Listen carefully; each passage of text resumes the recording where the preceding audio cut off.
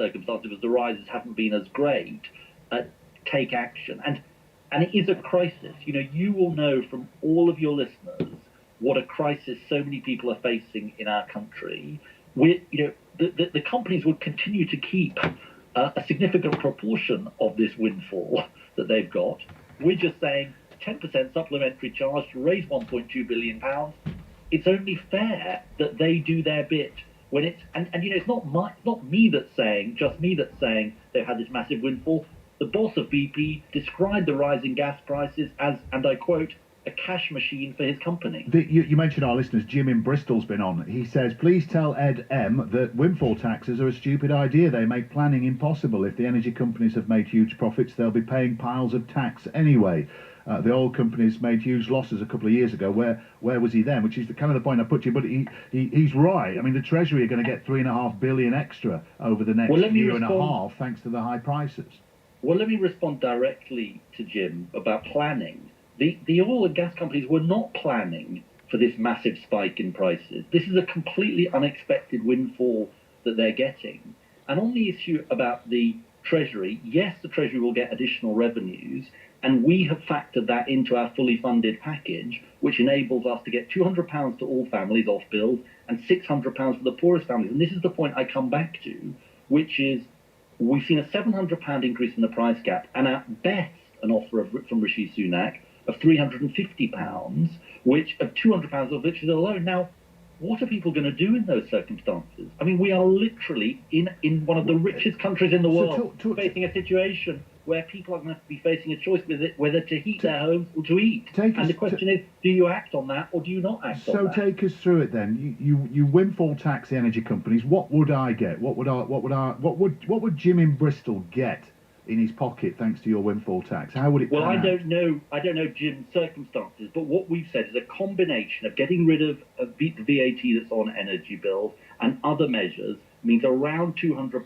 for all families. But crucially, on top of that, for a third of families, all of those on universal credit and pension credit, an increase in something called the Warm Homes Discount, which goes to a much smaller number of families at the moment, to £400.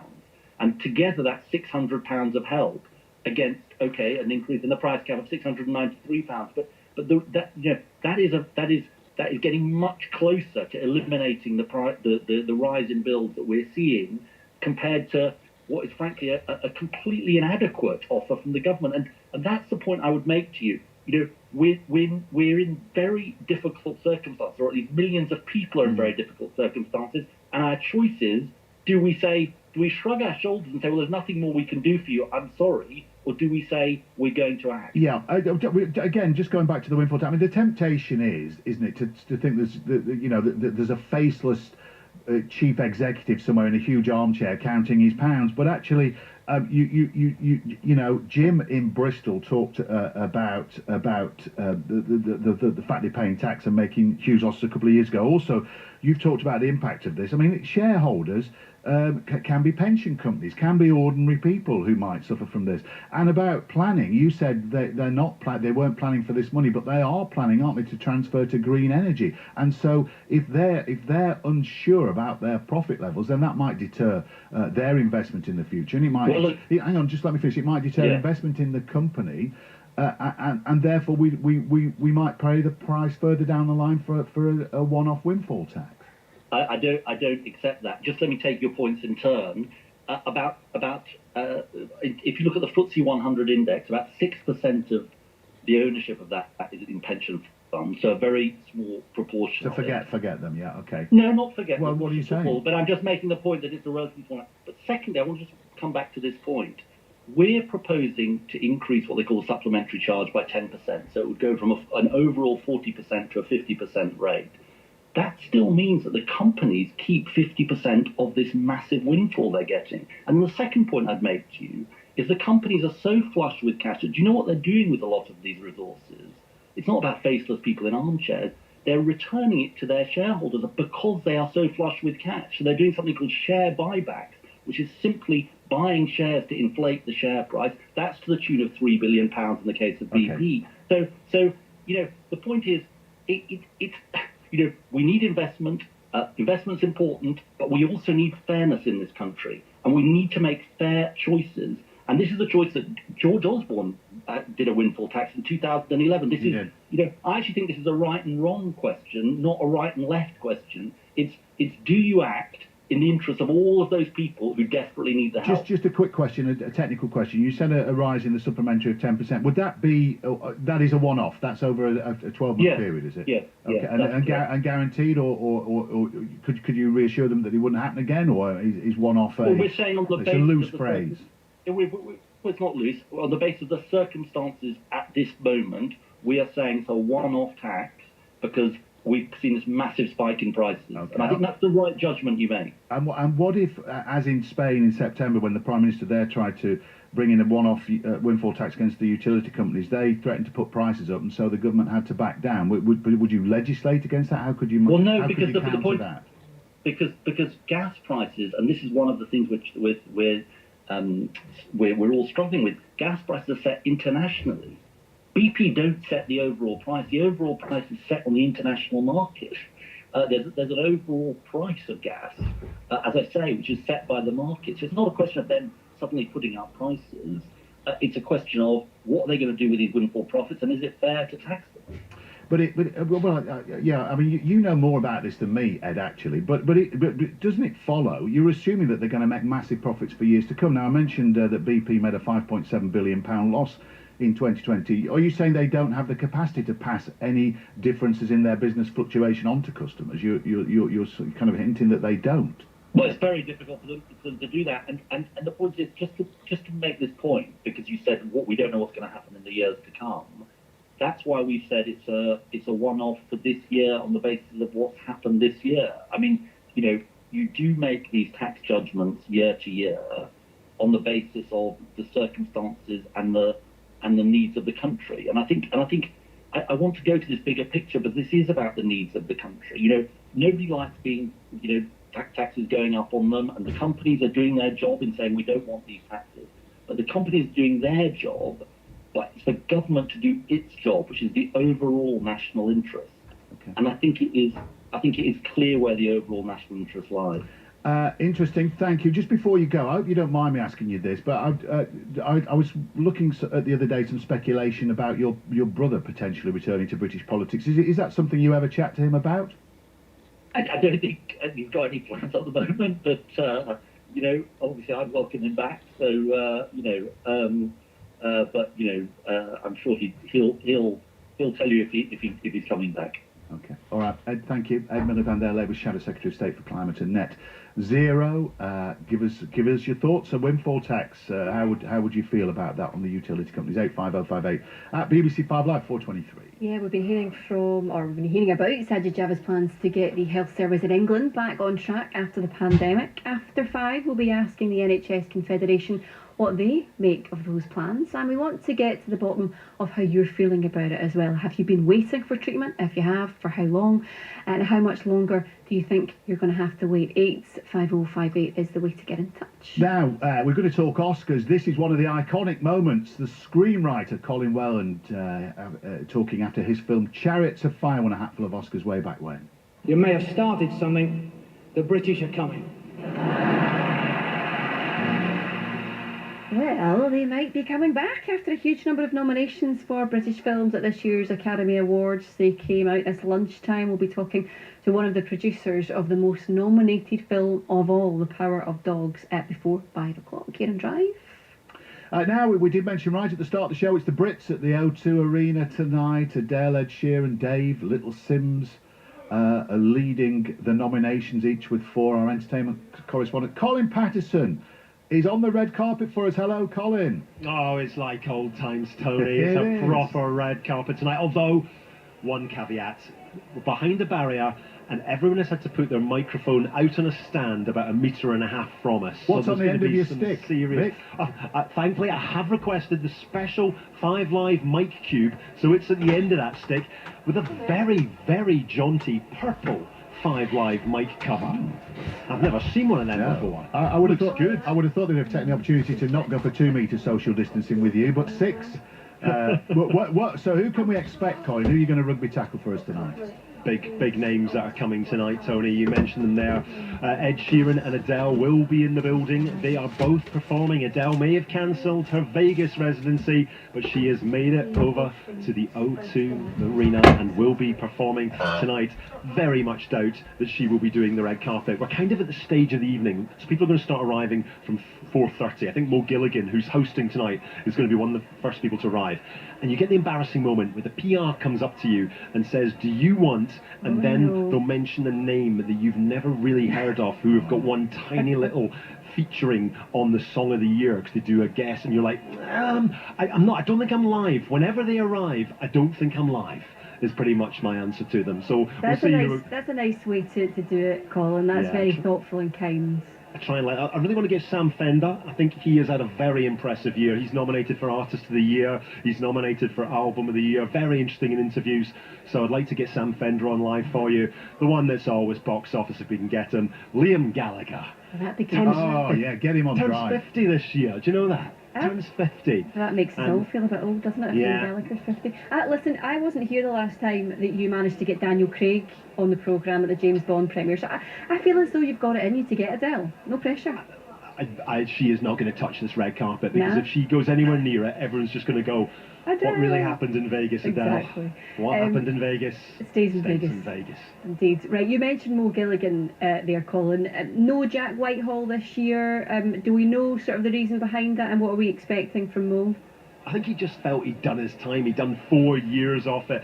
And these are not easy gigs, hosting the Brit Awards. You've got lots of industry people there who are just wanting to have a drink and chat to their mates and not listen to the host. And I think Jack Whitehall did a really tremendous job over the years, actually. His bits were always worth listening to, especially when he was offending some pop star, and people did get offended by him, which was kind of entertaining. I remember Liam Payne being furious when he made a joke about Naomi Campbell, who he was dating at the time. Maybe he decided it was time to get out before he got done for some joke that people decided was not appropriate, as we see happening quite a lot nowadays. Mo Gilligan's been speaking about how he's going to be hosting it, and he says he's going to be more of the party starter, trying to bring the vibe, make people feel at home and ease them into the evening. So don't expect him to go out and be rude about Adele and Ed Sheeran from the off. Colin, you kind of hinted at this right at the start. Is this your first red carpet since the pandemic? Is there kind of an air of finally we're back at it tonight kind of thing? They were banned, weren't they? The first really big one is the one that Connie mentioned, I think, the Bond premiere. That was when it felt like, oh gosh, things are getting back to normal,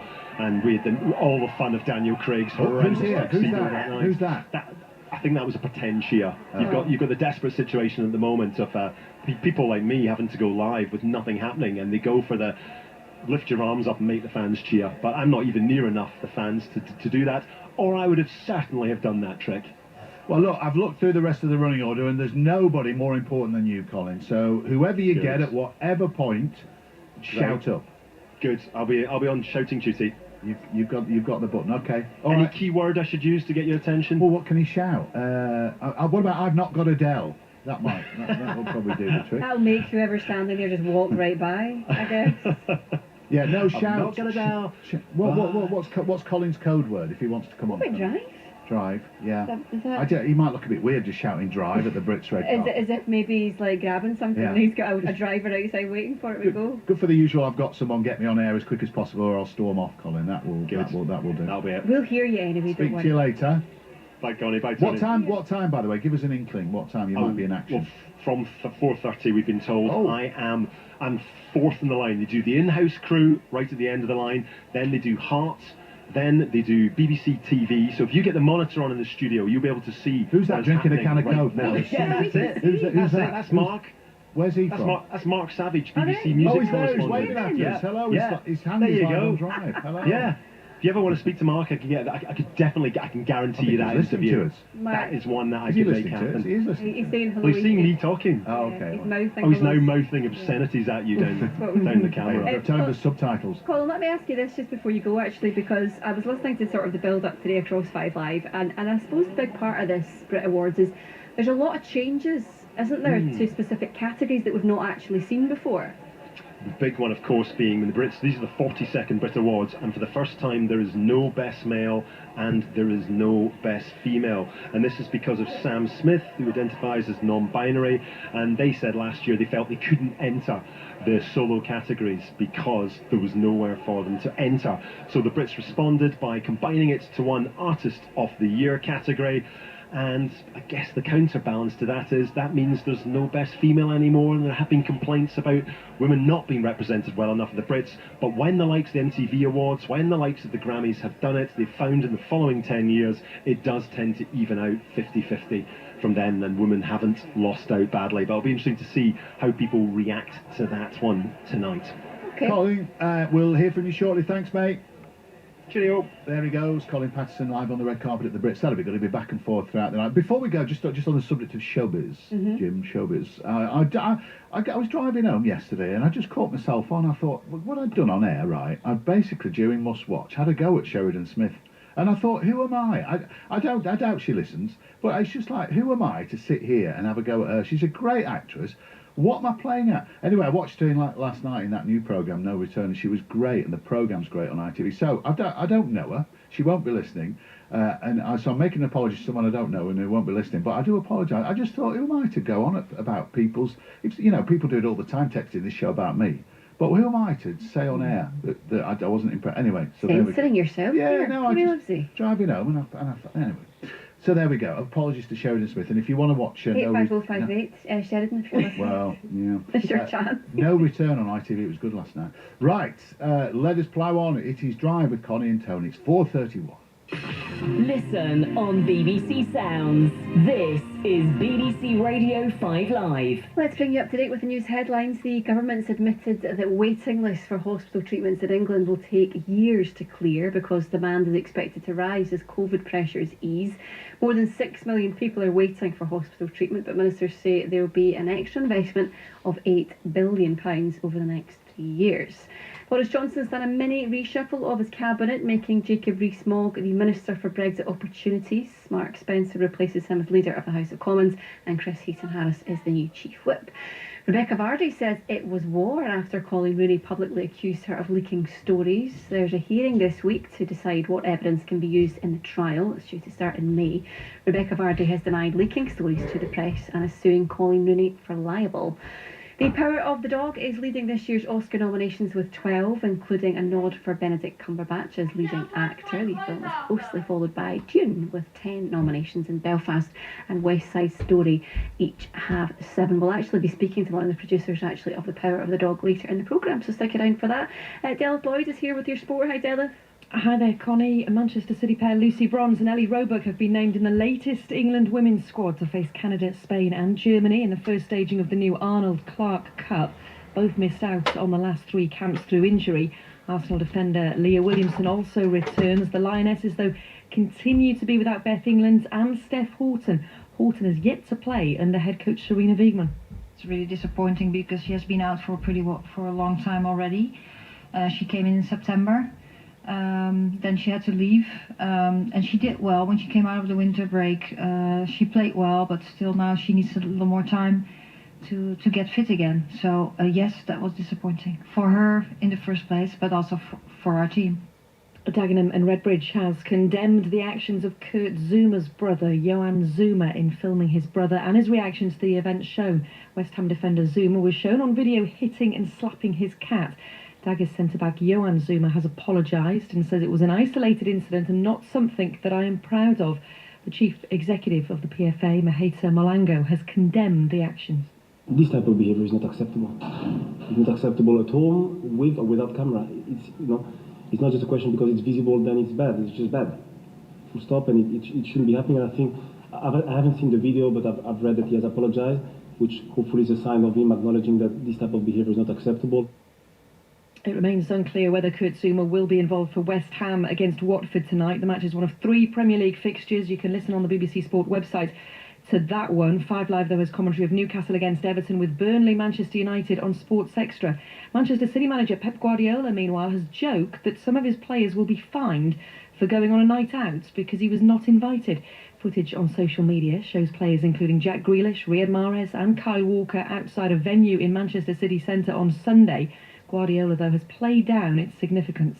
I'm so upset because they didn't invite me, and I don't like it. Next time, hopefully, they can invite me and do the dinner correctly at 8 o'clock that they have done. And the video didn't show exactly what happened. Dinner together, sober, all of them, Riyad, Kyle, Ali, Jack, they were perfect. So, but they will be fine because they didn't invite me. Yeah, sure he'll get over it, though. England head coach Eddie Jones is confident flanker Lewis Ludlam will be fit for Wales's visit to Twickenham in the Six Nations at the end of the month. He's been ruled out of Sunday's trip to Italy, though, with a rib injury. It means lock Joe Launchbury has been called up as a replacement, having missed most of last year because of injury. Here's Jones. Yeah, he's had a difficult time, you know, he's a good experienced player. He brings a lot of expertise around that line-out maul to the team, and he's a great addition for us. And despite some doubts over his Formula One future, Lewis Hamilton has been at the Mercedes factory this week as the team builds towards the new season. Hamilton, of course, is waiting on the outcome of the inquiry into last season's final race before making a final decision on his commitment to F1 this year. That's the latest from BBC Sport.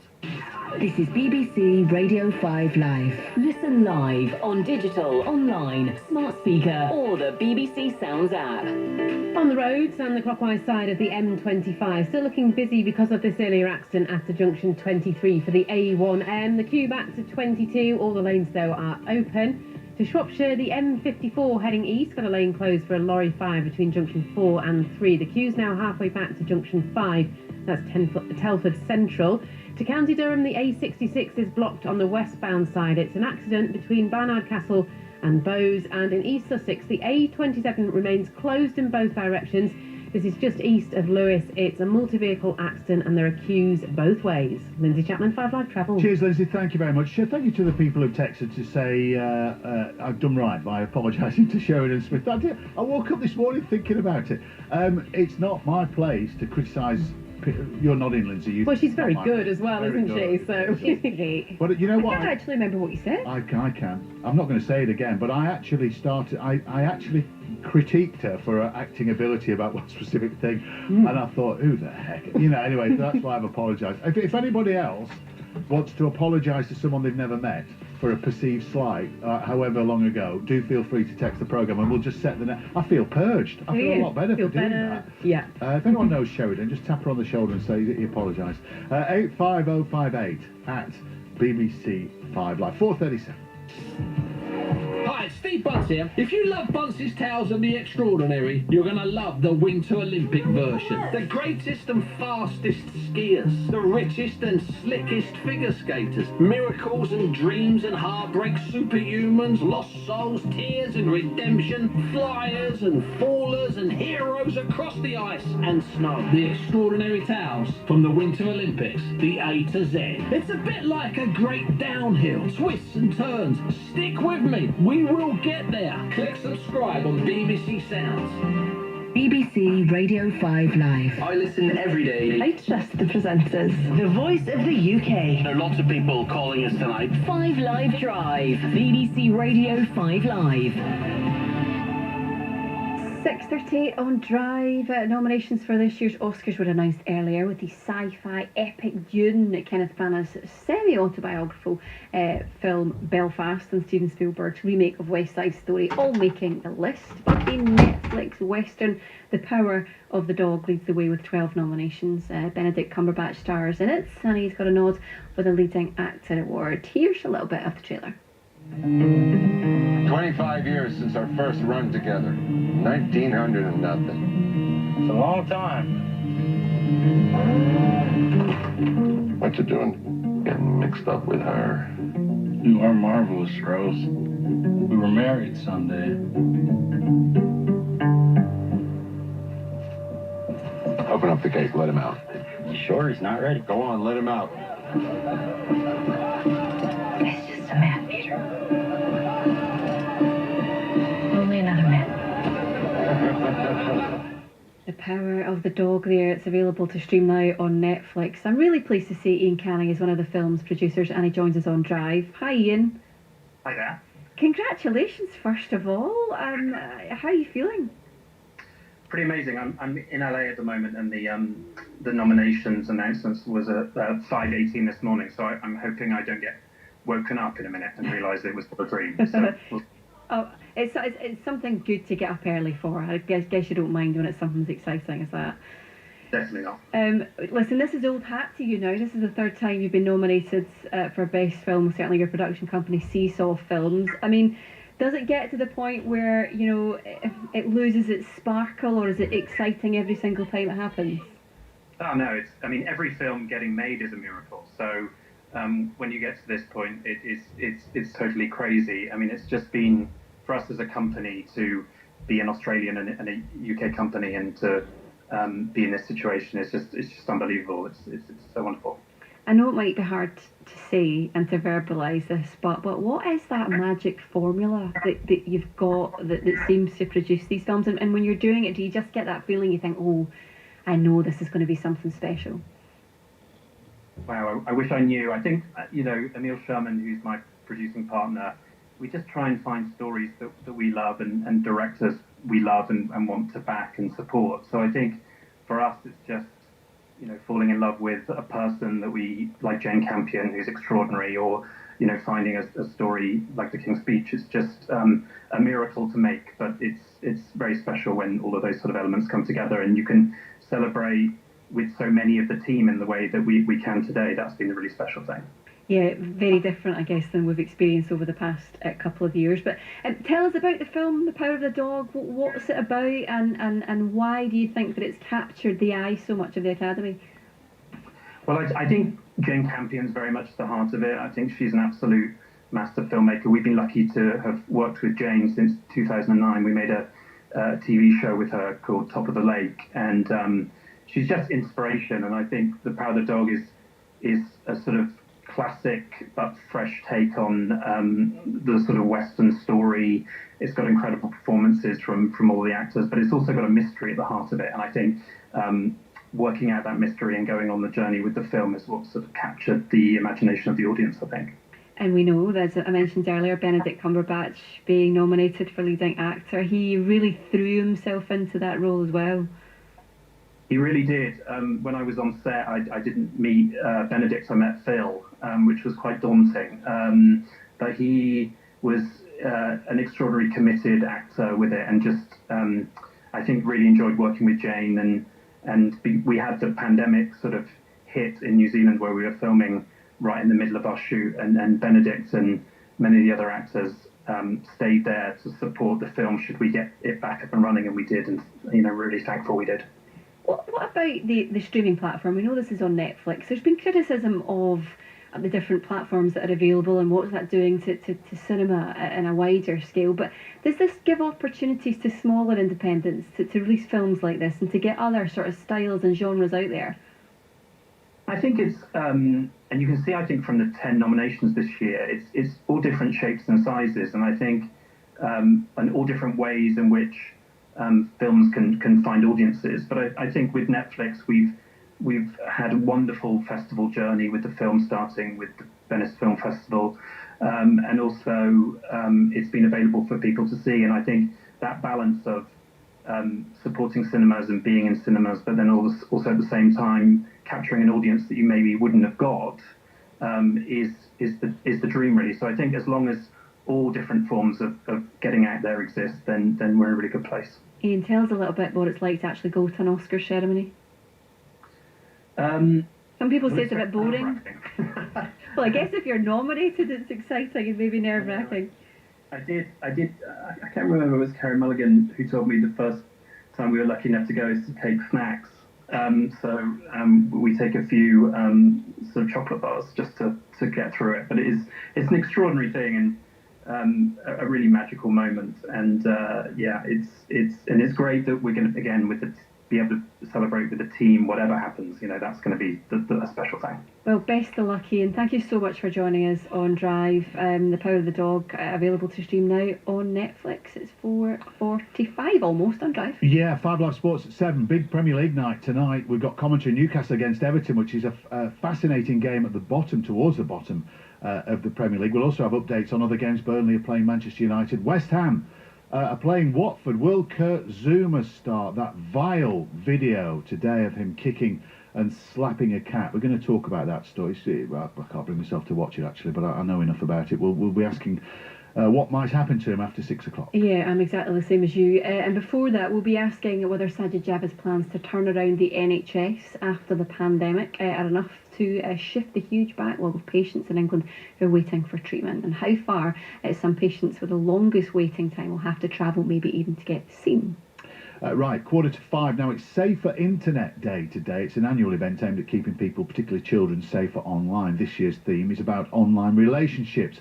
After 5, we'll talk to someone who's involved in running it and getting some practical tips from him on how to make sure you know what your kids are up to when they're on their phones, their consoles, their computer, and perhaps how to help when things go wrong. Now, this is a salutary tale for all parents listening. We are going to hear from Anna. That's not her real name, but what you're about to hear will make you understand why. Everything occurred during the first immediate lockdown, I suppose we could say, 2020. My daughter was 10 at the time. And of course, because, the whole country was having to adjust to the new restrictions happening because of COVID-19, we were all spending a lot of time indoors. So my son was being homeschooled. I was helping him to do that, as was my daughter as well. So all 4 of us in the house. So spending a lot more time on screens, doing homeschooling, and also communicating with friends. Over that period, at some point, just to sort of preface all of this with the fact that I had no knowledge of it while it was happening. I heard about all this in retrospect once I found out it was happening. Okay, but just take us. So she was playing a lot on screen. Nothing wrong with that during lockdown, as you say. But her behaviour changed. What suddenly did you notice to happen? She became more withdrawn, a bit more kind of secretive, like talking on her phone. And every time we'd come over to her and say, "Oh, who are you talking to?" she'll say friends. And if we tried to look at her phone, she'd sort of keep her phone to her chest. So this was happening a bit more and more as well, just in the months over lockdown. So red flags then at that point. Did you automatically connect that to her activity online, or did you just think, well, that her personality was being affected by lockdown, perhaps? I thought it was a number of factors, to be honest with you, Tony. It's the fact that you've got young people at that age are changing anyway, mentally, emotionally, physically. There's a lot of hormonal changes going on. So that was happening anyway with her, as well as lockdown, as well as the fact that she couldn't see her friends at all. That was having an effect. So it was hard to decipher what was the cause of her change in mood. But I personally put it down mainly to her just growing up and the changes that happen in a female and male body around that age anyway. So this is a common issue for parents, trying to identify what's happening and also trying to assess if it's normal or if it's harmful. Now, coincidentally, Anna, I know that you went to an online safety briefing at your daughter's school, and that was a sweet coincidence, actually, because it began to alert you to what might be happening. So talk us through that. The school brilliantly put on a Safer Internet sort of Zoom call, courtesy of a charity called the Brecht Foundation. Sadly, the Brecht Foundation was set up because a mother lost her son because her son was lured away from his house and sadly murdered by someone who was grooming him. She spends her life now campaigning to make parents aware of the dangers of gaming online and that sometimes people aren't who they say they are. Right, so you thought, hang on, I can see some similarities here. What did it prompt you to do? Did you go and have a conversation with your daughter? What did you do next? What happened was there was in school, it was from year, I said all years before, but actually it was year 3 up to year 6. They gave chats in the school classrooms that were age appropriate to the years. Then after school, they gave every single parent a link for us all to watch. And the head of the charity, the mum, gave us all the chat and they took us through everything. It was about an hour and a bit. We made the table, all sat around the table and had dinner. So it was myself, my husband and my children all listened to this Zoom chat. And we were absolutely just mortified by the lengths people go. And I was shocked. I turned to my daughter and I said, does this ring any bells to you? Does this actually feel kind of like you understand what's happening? Does this relate to you in any way? and she said no. The next day she was off school, and basically it was her teacher that ended up calling me and saying that she felt that after the Zoom chat and after everything that happened, a couple of people had come forward to say that they believe that she may have been the victim or subject to grooming. So that for you at that point must have been absolutely horrifying. So her friends had seen the change and perhaps thought they knew the reason. Again, I presume you tried to talk to your daughter about it. Well, it was an awkward situation, actually. So I sort of put the phone down. My daughter was actually off school at the day. She'd actually overheard that the teacher was actually calling me. I put the phone down, and then she turned to me and said she knows what the call is about, burst into tears, and then everything came out. And I was almost had an out-of-body experience because I was listening to her, but I was thinking, is this happening to me? You kind of question, even while it's happening, is like, what is actually going on? Have I been told what I've been told? I didn't want to believe it, to be honest with you, Tony. I didn't want to believe that was happening to me and to her, and I felt like an absolute failure as a parent. I just felt like I'd failed in my basic duty to keep her safe. Well, look, we'll move on to that in a minute, Anna, because that'll resonate with every parent listening to this about your feelings. What had happened to her then on this game? She had been emotionally manipulated into a situation where she felt she had no control. Unfortunately, somebody who, I mean, I don't know who they were. They could have been male, female. I don't think they were a child. Had befriended her over a period of months. And it was a time where, remember I said to you before, there were some changes going on emotionally, hormonally. And I think when she was telling me what had happened, she said that this person got her and we didn't at that time. So we weren't getting her, and this person jumped in and said, well, I get you, I'll understand you, I'll be your friend, and ended up almost not quite pulling her away, but becoming someone she thought she could relate to against us. Yeah, we assume pretending to be someone of the same sex and the same age, and then having a bond. But then they began to behave inappropriately within the game, didn't they? Yes. Basically, they're in a situation where it's a role-play game on Roblox called Brookhaven, where people simulate sort of normal life characters. So they were friends in a house, and then there's a scenario where my daughter ended up going into the shower and having a shower, and this person came in, and my daughter turned around and said, "What are you doing?" And this person said, "Oh, I'm just having a bit of fun. Aren't you my friend?" And then my daughter said, "No, I'm not comfortable." And then the person said, "Don't you want to be my friend?" And then made out that she was they were upset about that, and then left, and then made my daughter sort of feel compromised, I suppose, emotionally, because after all these months, she'd built a friendship with this person who apparently got her, and now she was upsetting her. So there was a bit of manipulation where I think she felt that she didn't know what to do at that point. So but she knew that it didn't feel right. And which will feed into your paranoia because you think she should have turned to you at that point. But of course, a lot of times, teenagers just internalise everything, don't they? So over those conversations that you subsequently had with your daughter, what did you say to each other about what had happened? Well, the first thing I absolutely told her is that, first of all, she had done absolutely nothing wrong. And there was somebody out there that had been extremely, extremely naughty and manipulative, and they weren't who they said they were. They had an agenda which was nothing to do with making my daughter happy. It was about serving themselves. And I had a conversation about borders and boundaries, and that if you don't want to do something and it doesn't feel right, don't ever ignore those feelings. Always know that your feelings are valid and act on them, and don't ever think you can't come to me to tell me anything. So we had those kind of conversations, and then ended up going back to school. Having the safeguarding team at the school were absolutely amazing.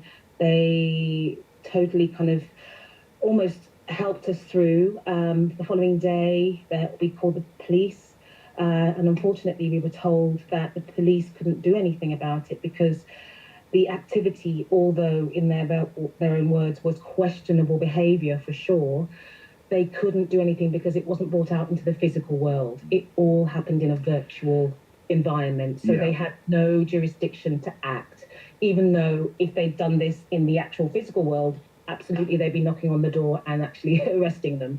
So in that sense, I wish the law could change, because the feelings that people kind of get online are similar to real life. Sometimes you still get hurt, you still get offended, you still get bullied. So why can the same laws apply to virtual gaming?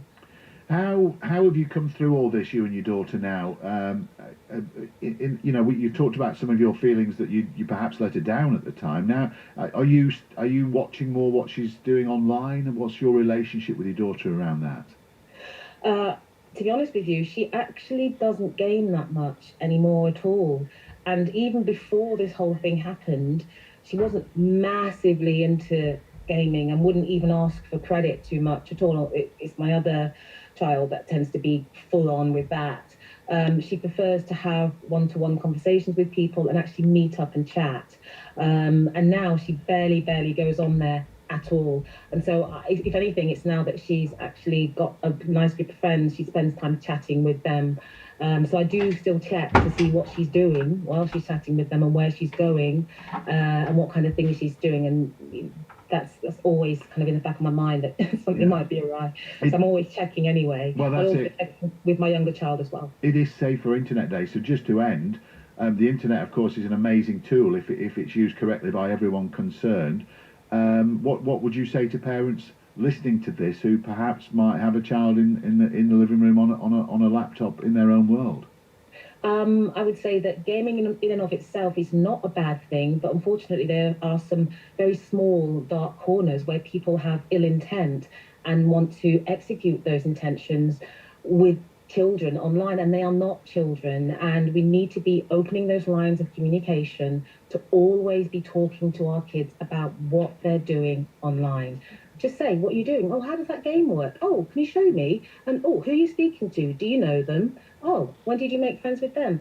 These are all very open questions, but if you keep that line of communication open and the trust open between you and your child, then at least they'll feel that if they do feel a bit stuck, they can come and talk to you. So there we are. That's Anna talking about what her daughter went through. I mean, I'm not naive, but that notion of virtual assault, that she was having a shower in a game and some stranger wanted to get in the shower with her avatar or character, it's pretty shocking stuff, isn't it? If you've got an experience down that way, or you've had an interaction with your child about what happened to them, do let us know, by the way, 85058. The game concerned, Anna mentioned it, is Roblox. So they say we have a safety-first culture. We work tirelessly to maintain a platform that's safe and civil and welcoming, zero tolerance for behaviour that doesn't meet our standards, and a robust set of safety features aimed at protecting younger members of our community. They go on to say we've rigorous industry-leading chat filters that block inappropriate words or phrases, and even restricted filters that apply to children under the age of 13. We ensure certain features, such as voice chat, they're only available to verified users above a certain age. We also empower and encourage parents to determine what is appropriate for their children by providing parental control settings as well, what experiences they can access and how much time they spend on it. And it says they say they have a page for parents as well, called For Parents, with tips as well.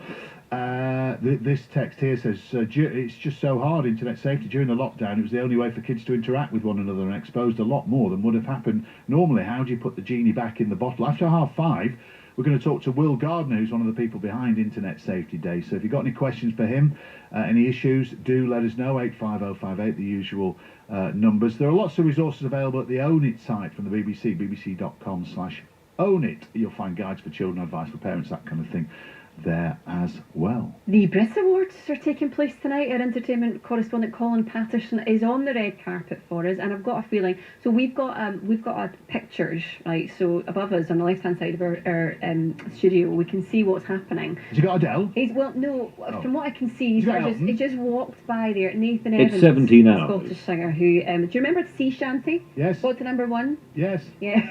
I do. Well, I think I've suspect right now he's having a chat to him, so we might hear from him after 5 o'clock here on Drive. Thank you very much. And thank you as well. We'll get through some of these after my apology to Sheridan Smith. Apologies to people you've never met for slights that may have occurred over the years. We'll get through some of those very shortly. It's Drive with Connie and Tony.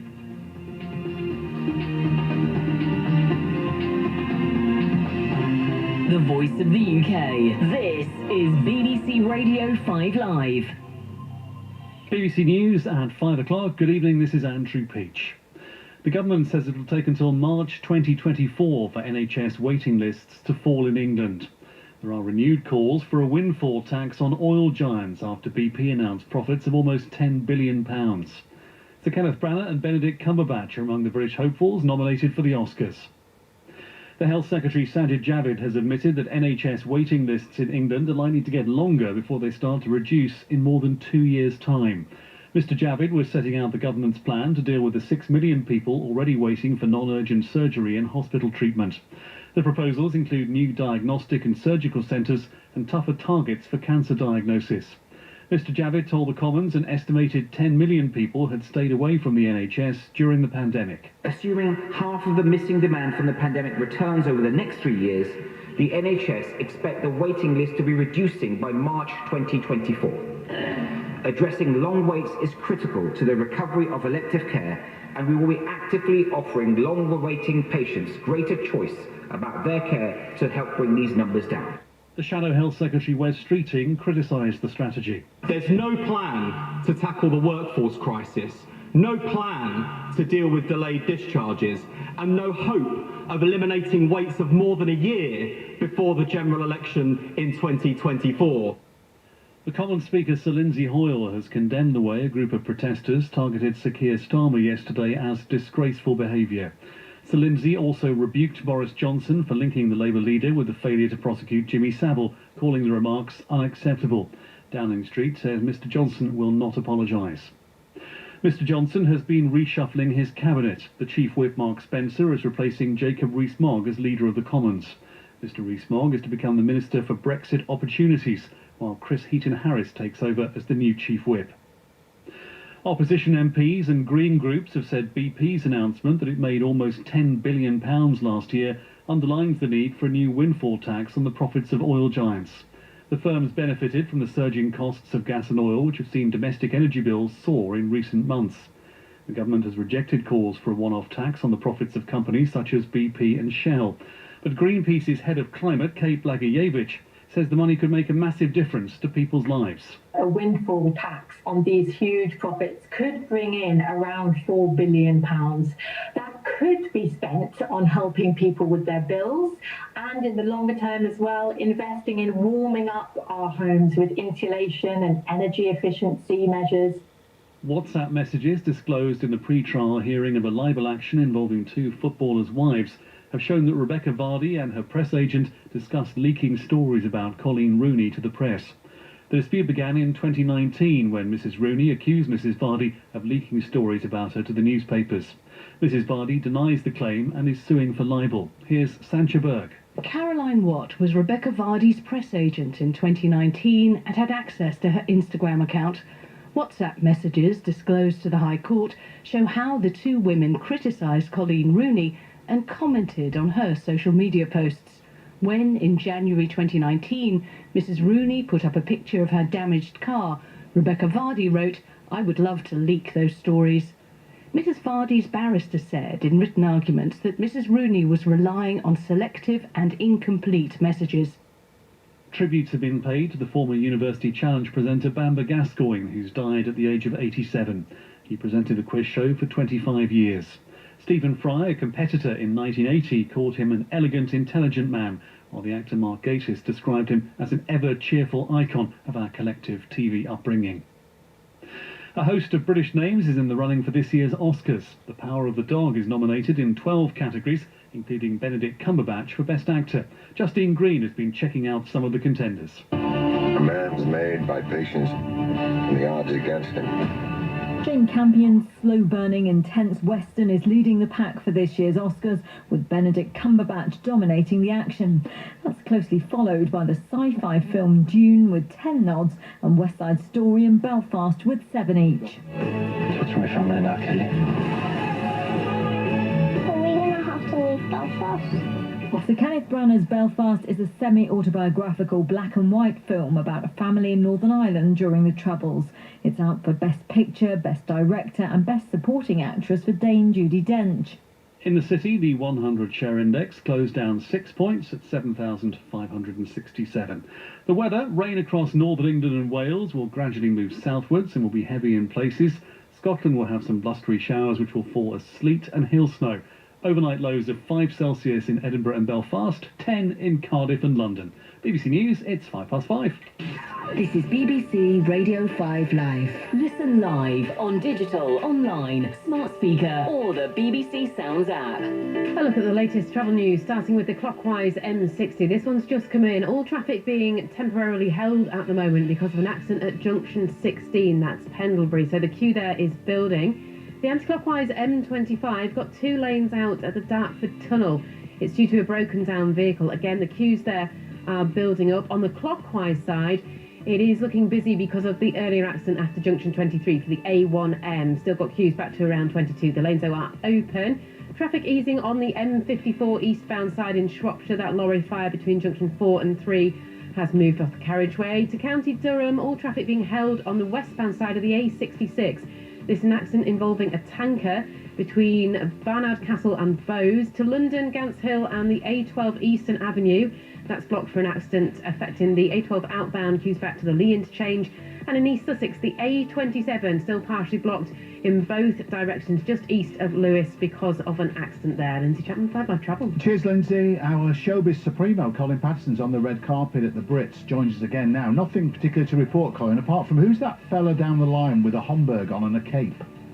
Can we get him Interesting, on? doesn't he? Who is he? I think he's from Capital, yeah. Oh, he's a presenter, Yeah. is he? Oh. Yeah. You Well, need to up your game, mate. Hart's microphone is empty because Ashley Roberts from the Pussycat Dolls, who's the presenter tonight, has got stuck in traffic. Oh! So It's it's not good. the night to get stuck in traffic, No, is it?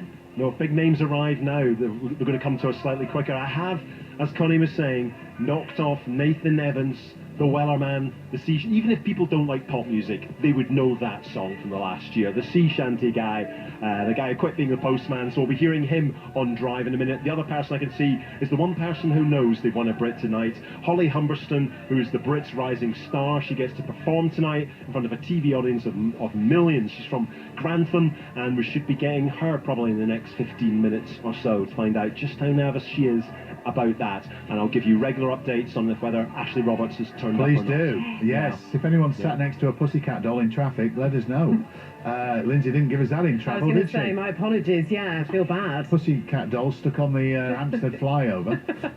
What if you're Ashley and you're listening, 85058, where are you? Well, it could be the Are you Dartford back? Tunnel. I did mention that. You know, you never know. I have a feeling, a bit like Sheridan Smith, she won't be listening. But you never know. You never Could know. be. We're apologising to people we've never met after what I said about Sheridan. Suzanne in North Tyneside says, I want to apologise to Mel and Sue. I used to deem them irritating for no valid reason. I now find both of them funny, genuine and interesting. I think she might have arrived. I think Ashley might have actually just arrived in a nice sort of large blue fur, maybe faux fur jacket. We'll keep you up to date on that on Ashley's arrival. And Andrew in Poland's been on as well. I'd like to apologise to Glenn Hoddle, who I yesterday texted in to say was a clown. Although I didn't read that, I saw that yesterday, didn't read it out, but I have now, so I've called him. He's a clown, but he's not a clown. So, okay. 85058 at BBC5 Live. It's Drive with Connie and Tony. Hello and welcome to the Question of Sport podcast. I'm Sam Quirk and I'm joined by some of the biggest sporting geeks I know from the backroom team at Question of Sport. That's Stats Whiz Michael Bryan Jones, Question of Sport Uber boss Gareth Edwards, and we have our regular panellists from BBC Sport Miriam Walker-Khan. These three are the wheels behind Question of Sport, stopping it from all going flat. The Question of Sport podcast, the podcast that teaches you all the things you never knew you didn't know about sport. Listen now on BBC Sounds. BBC Radio 5 Live. I listen every day. I trust the presenters. The voice of the UK. There are lots of people calling us tonight. 5 Live Drive. BBC Radio 5 Live. Now, there are currently 6 million people on a hospital waiting list in England. That's around a ninth of the population. And today, the Health Secretary's announced a plan to get that number down. But he's warned that for the next 2 years, things are going to get worse rather than better because demand is expected to rise as COVID pressures ease off. Here is Sajid Javid then speaking in the House of Commons this lunchtime. The plan sets the ambition of eliminating waits of longer than a year, waits in elective care, by March 2025. Within this, no one will wait longer than 2 years by July this year, and the NHS aims to eliminate the waits of over 18 months by April 2023 and over 65 weeks by March 2024, which equates to 99% of patients waiting less than 1 year. But Labour's Shadow Health Secretary Wes Streeting was less than impressed. The waiting list crisis is the chickens coming home to roost after more than a decade of Tory failure. The Treasury blocked a plan for staffing, and now they're blocking the plan to cut waiting time. So isn't it now clear, amidst the chaos, confusion and spectacular incompetence on display, that the longer we give the Conservatives in government, the longer patients will wait? Well, Matthew Taylor is the Chief Executive of the NHS Confederation, which represents healthcare organisations. Hello, welcome to the show. Hi. What do you make of what Sajid Javid proposed today? Yeah, I think NHS leaders will welcome the plan. We've been waiting a while for it, and there was a kind of last-minute delay yesterday. But you know, it's a plan which is deliverable as long as things go our way. So I'd kind of see it as a best-case scenario. If we can get the staff that we need, if COVID really has gone away, then we will be hoped that we can deliver this. There is still, however, that big imponderable, which is how many patients are there out there who have not come forward during COVID and are going to come forward now. In reality, aren't there too many ifs to have a concrete plan? I was reminded, listening to Sajid Javid there and looking at some of the proposals and the statistics today of general budgets, when they say here's the GDP forecast for the next 6 years, and the next budget they say, well, actually we want to reassess the targets. It's easy, isn't it, to say that, you know, the new target is 28 days for a cancer diagnosis, but there's no guarantee that that will be kept. No, I get that, and I don't think there's anyone in NHS leadership who craves more targets. We have a lot of targets already, and NHS leaders have a tough job balancing all the different priorities they've got. But having said that, there is more money going to health. There is a national insurance increase, part of which is going to go to health and some to social care. We have to be accountable, and targets can help direct people's focus. But it is important to recognise, as I say, that this is a kind of best case scenario. This is if things go in the way that we want them to go, and this is what the public care about.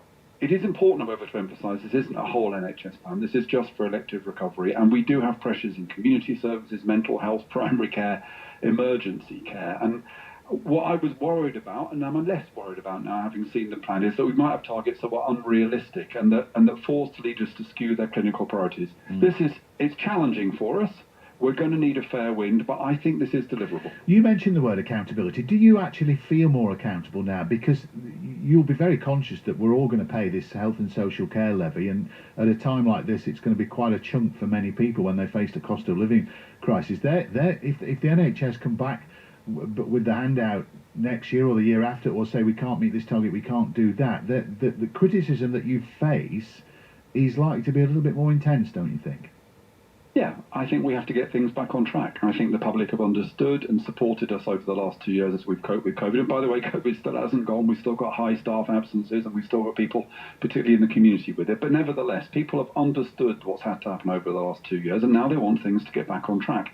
And every NHS leader I speak to talks about their accountability to the public, whether it's nationally or locally, and we don't have a problem with targets or public accountability. What we would have been very unhappy with is targets that are unrealistic, because they raise public expectations and then lead to public disillusionment when they're not delivered. So, as long as people understand that this is a plan that relies on things going our way and it relies on us recruiting staff, because of course, the NHS has got 100,000 or so vacancies. There's money here to recruit more staff, but we've got labour shortages across the economy, and that's the kind of thing that can interfere with the best made plans.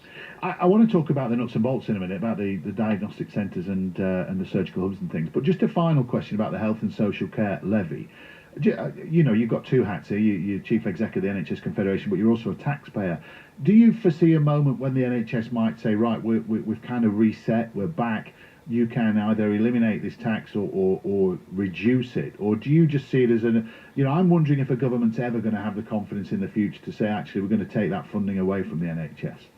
I think it's important to see that the underlying driver here is the ageing of the population. And if you look at the way in which that national insurance money is spent, it comes to health initially, but over the next 3 or 4 years, more and more of it goes towards social care. And in fact, it goes towards that cap, which is really about protecting the assets of, slightly better off people. And I'm afraid we still don't really have enough social care money. That's one of the challenges with this plan today, by the way, which is that one of the biggest issues we've currently got is far too many people in hospital who could be out of hospital, but we don't have the social care staff to care for them in the community. So we need to address that issue as well. But, if you look all around the world, health costs, social care costs are rising everywhere. We have a pretty efficient NHS, but it's that change in the demographics, the aging of the population, that's the real thing that drives costs. Just a final word then, just the community diagnostic centres, we're told there's going to be 100 of those, and surgical hubs, that in part being funded by billions of pounds from this health and social care levy. What are they going to do that's not being done now? Well, the diagnostic hubs, I think, this is interesting. It's part of a kind of revolution that's really happening in thinking about diagnostics. I think when we tend to think of diagnostics, we think about, getting an appointment with the GP, going to the GP, waiting some time for a response. I think that's all going to change over the next few years, and this plan will accelerate that. We'll have particular hubs you can go to, maybe in town centres, on the edge of hospitals, which are dedicated to diagnosis. We'll do more of it at home. I mean, one of the things that's happened in COVID is we've all been testing ourselves regularly. There'll be more of that. We will take more charge, I think, of diagnostics for ourselves. So this will accelerate that. And then the elective hubs is a kind of, this is a bit simplistic, but it's a kind of quick fit solution. It's about making sure that you can focus on a particular set of procedures. You've got the staff who know how to do that. They can do it repeatedly. You can get people in and out of hospital very quickly because you avoid too many kind of complications. So, we know that works, and so we're going to invest more in that. All right. Well, look, we'll have this conversation in a year's time, maybe, see how things are panning out. For now, Matthew Taylor, thank you, Chief Executive of the NHS. Thank you, NHS Confederation, 5:15. Okay, let's actually break away and just bring you some breaking news in the world of cricket. Our correspondent Jonathan Agnew is with us.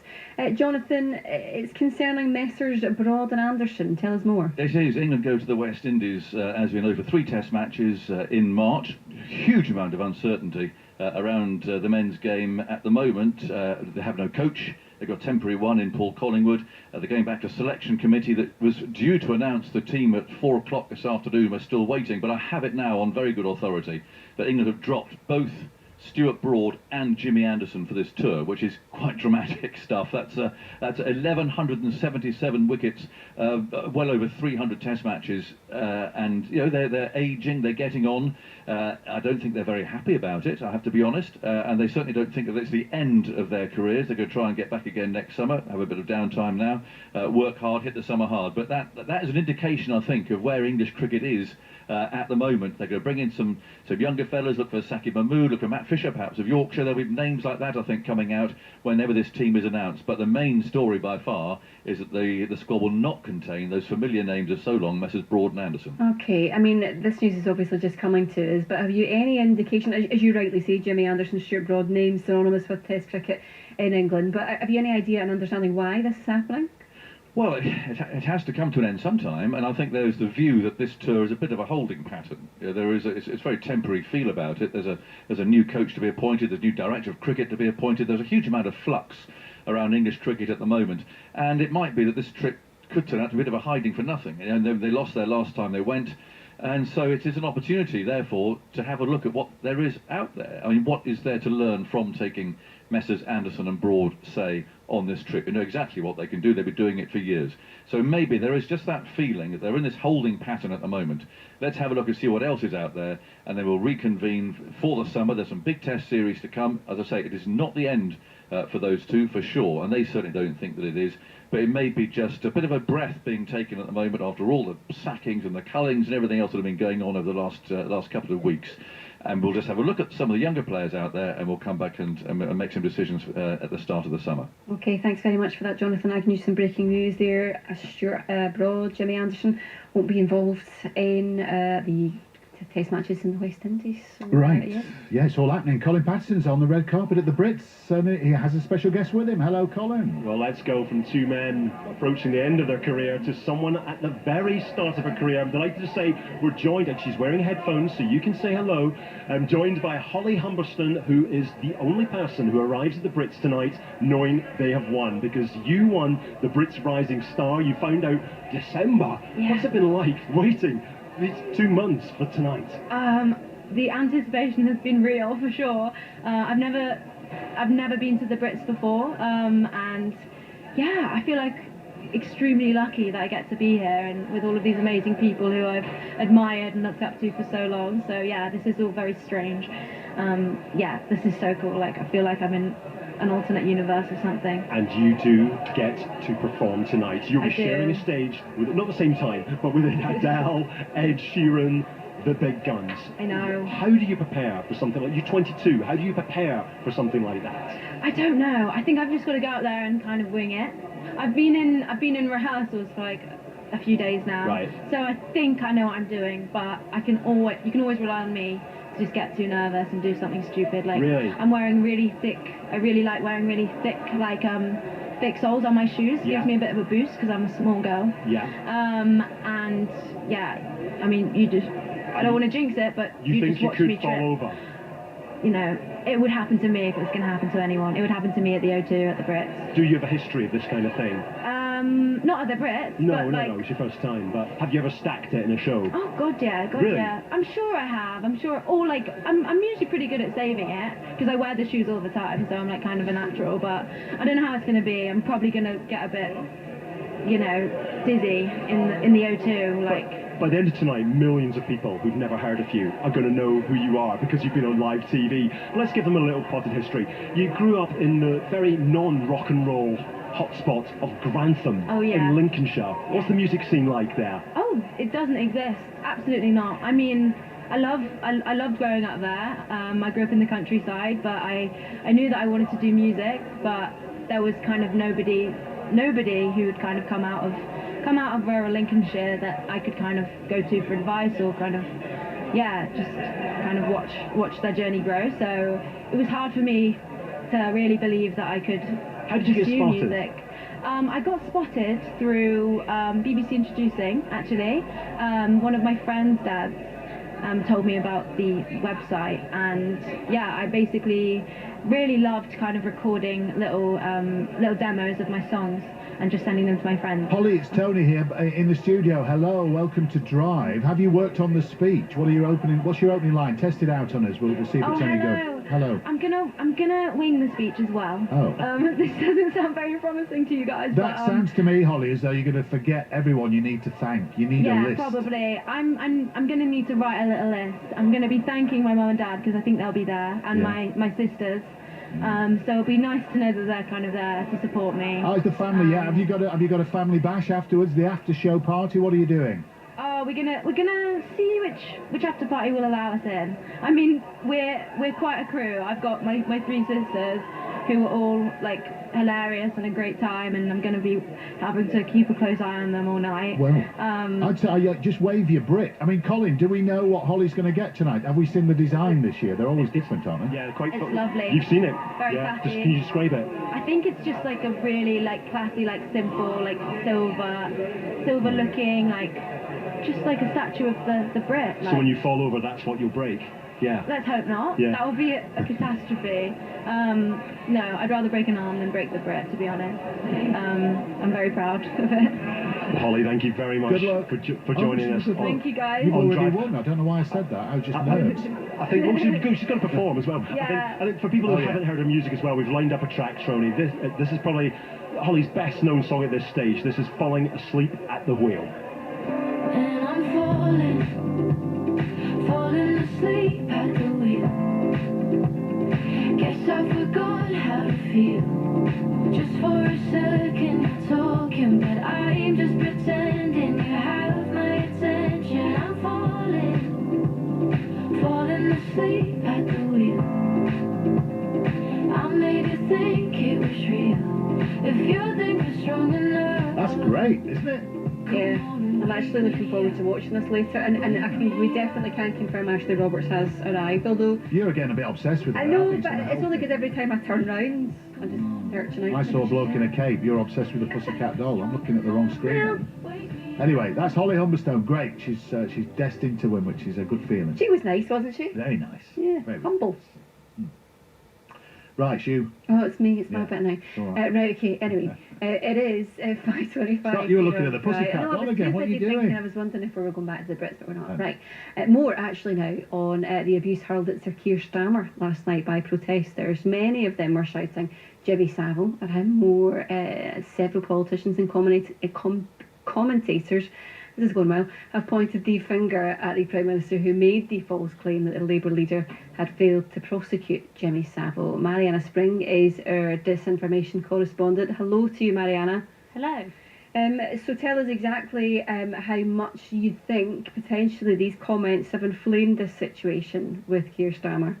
I think it's first important to understand that these claims about Starmer accusing him of personally being responsible for protecting Savile, which are false, have been spreading on the fringes of the internet for the past couple of years now. They've been very popular in conspiracy circles and often in groups linked to the QAnon movement, which people may or may not have heard of. It's this unfounded conspiracy that Donald Trump over in the US is waging a secret war against satanic paedophiles.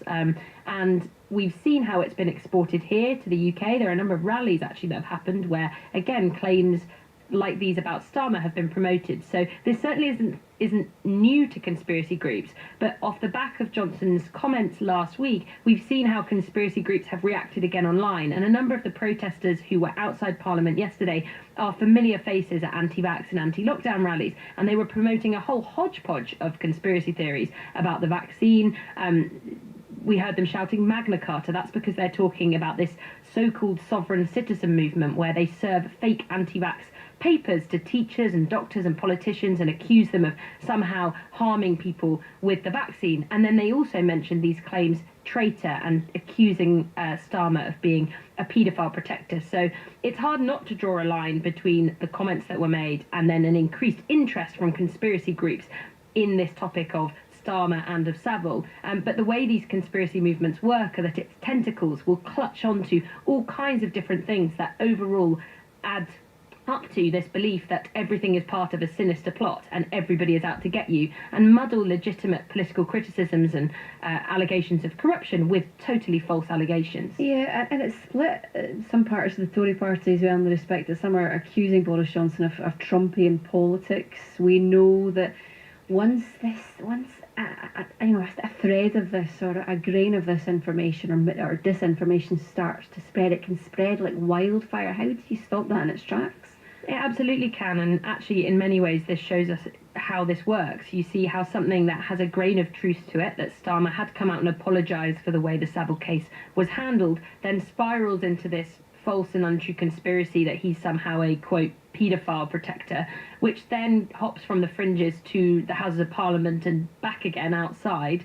And the biggest worry, I think, is that the committed minority of conspiracy activists here in the UK, who've mainly been focused on the pandemic and on opposing vaccines, are becoming very aggressive and very violent, both online and offline. And they will seize on to any kinds of comments or claims and use them to further fuel that aggression. As you will have seen if you've watched those clips, it's really quite frightening. There are people shouting at Starmer and other MPs, and this isn't the first time that's happened. We've seen these conspiracy activists harangue politicians, doctors, journalists like me, and also send threatening messages saying people need to be tried for war crimes. When you go along to rallies like this, there are often imagery of nooses or people saying that, you know, politicians need to be hanged. It's definitely not just a kind of quirky, fringe, weird thing. It has real-world consequences.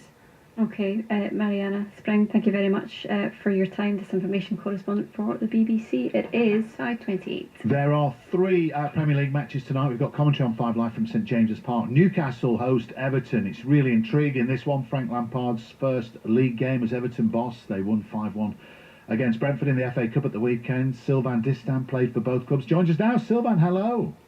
Hello. How do you see this one tonight? Newcastle have all the money in the world. Can they save themselves, do you think? Yeah, it's going to be difficult, and they've got a lot of money, but they're in a position in the league where it's going to be difficult to attract players, if not just for the money. So no matter how much money they've got, they are in a position at the moment where they need to think more like short term, which is staying in the Premier League, and then build from that. And that's what I suppose they'd argue they've done. They bought 5 players, which, you know, if you imagine they are the richest club in the world. They bought 5 players they wouldn't normally buy. Do you think they've done the right thing that they've bought players who maybe just might get them till the end of the season? Well, time will tell. I guess they've done the best they could do at the time. I'm pretty sure they tried to sign some big names and big signing, but as I said, it's difficult to attract big players with experience and with, for example, a striker who's going to score 20 goals a season. If you're in a position that you might lose your place in the Premier League, so I think they've done well with considering the position they are in, and I'm pretty sure that if they manage to stay up, they will reconsider and try and change a couple of things season after season. Yeah. Everton have lost 4 out of their last 5, but I don't see them as relegation candidates. Do you? I would love to say no, but if you look at the table, they are. So I think you have to be realistic and not believe that Everton are too good to go down, because they are in a position where if they don't start to be careful, they could be in that relegation fight. So they're not too far from at the moment, and you know, things don't look bright for them. Again, a club who have a lot of money, who spends a lot of money as well, but with a lot of change and with no stability at all. I think that's what, from the Everton I know, that's what shocked me the most, you know, is the lack of stability, which is the opposite of the Everton I know. Well, that exactly, and they've tried some big name managers as well. They've gone through Carlo Ancelotti, Rafael Benitez. What about Lampard? Is he the right choice, do you think? And that sure they have to have patience with him. I think patience is the word. You said it. You said it first, and it's right. It's the right things to do. I mean, new manager, so new personality, new game plan, and most of the time that means new staff, new players, new philosophy for the club, and this take time. So if you don't give him the time, there's no point to have changed the manager. We're gonna have to be patient, I think, for Everton. Lampard's gonna, I think, put his print in the game, but it's not going to be instant. It's not going to be instant. What is the score tonight in that one? Newcastle against Everton, do you think, Sylvain? It's a tough one. I don't want anyone to lose, you see. Exactly. So it's a really tough one. And to be honest with you, no matter Everton and Newcastle, you don't know what to expect with those clubs at the moment. They're capable of really good performance, or they're capable of the worst as well. So it's going to be a tough one. Okay, all right. Let's see if you get off the fence with the next one then. West Ham against Watford. Watford struggling towards the bottom, and West Ham trying to secure a 4th place. How do you see that one going tonight? Really impressed with West Ham, and I'm really happy with David Moyes getting the recognition that he deserves. You know, so West Ham. And Burnley, Sylvain, playing Manchester United. Little just to feed. I'm a Burnley fan, but how do you see that game going tonight? Again, United is very inconsistent. They've got some amazing individualities, but it seems like as a team, they struggle to perform. I think that they're still doing okay. If you look at the table, they are not where United should be, but considering where they were a couple of months ago, I think they are doing okay. So I'll go for United. Cheers. Sylvain, thank you. Enjoy the night. You're welcome. You too. Thank you. Sylvain Distin there reviewing tonight's game. So 3 Premier League commentaries will update you on them all, but we've got commentary of Newcastle United against Everton. Big Championship fixture list tonight as well. They'll update you on those. I was at my gym today, and Manchester United turned up in their coaches. Yeah, they go to the hotel at my gym and rest up for the day. So I argued. See them in the gym? No, I don't think Ronaldo dare come in when I'm in my Speedo. Can you imagine the conversation with the backroom staff? Cristiano, I wouldn't bother Cristiano. I wouldn't hang over there. No, I didn't see them in the gym. But I was only what 200 yards from Ronaldo eating his muesli, which is probably the closest I've been. I'll take that. Is this a fancy gym that you go to? It's not bad, but it's not mine, so don't judge me by it. It just happens to be the only one in Burnley. Well, no, not the only one. Anyway, right.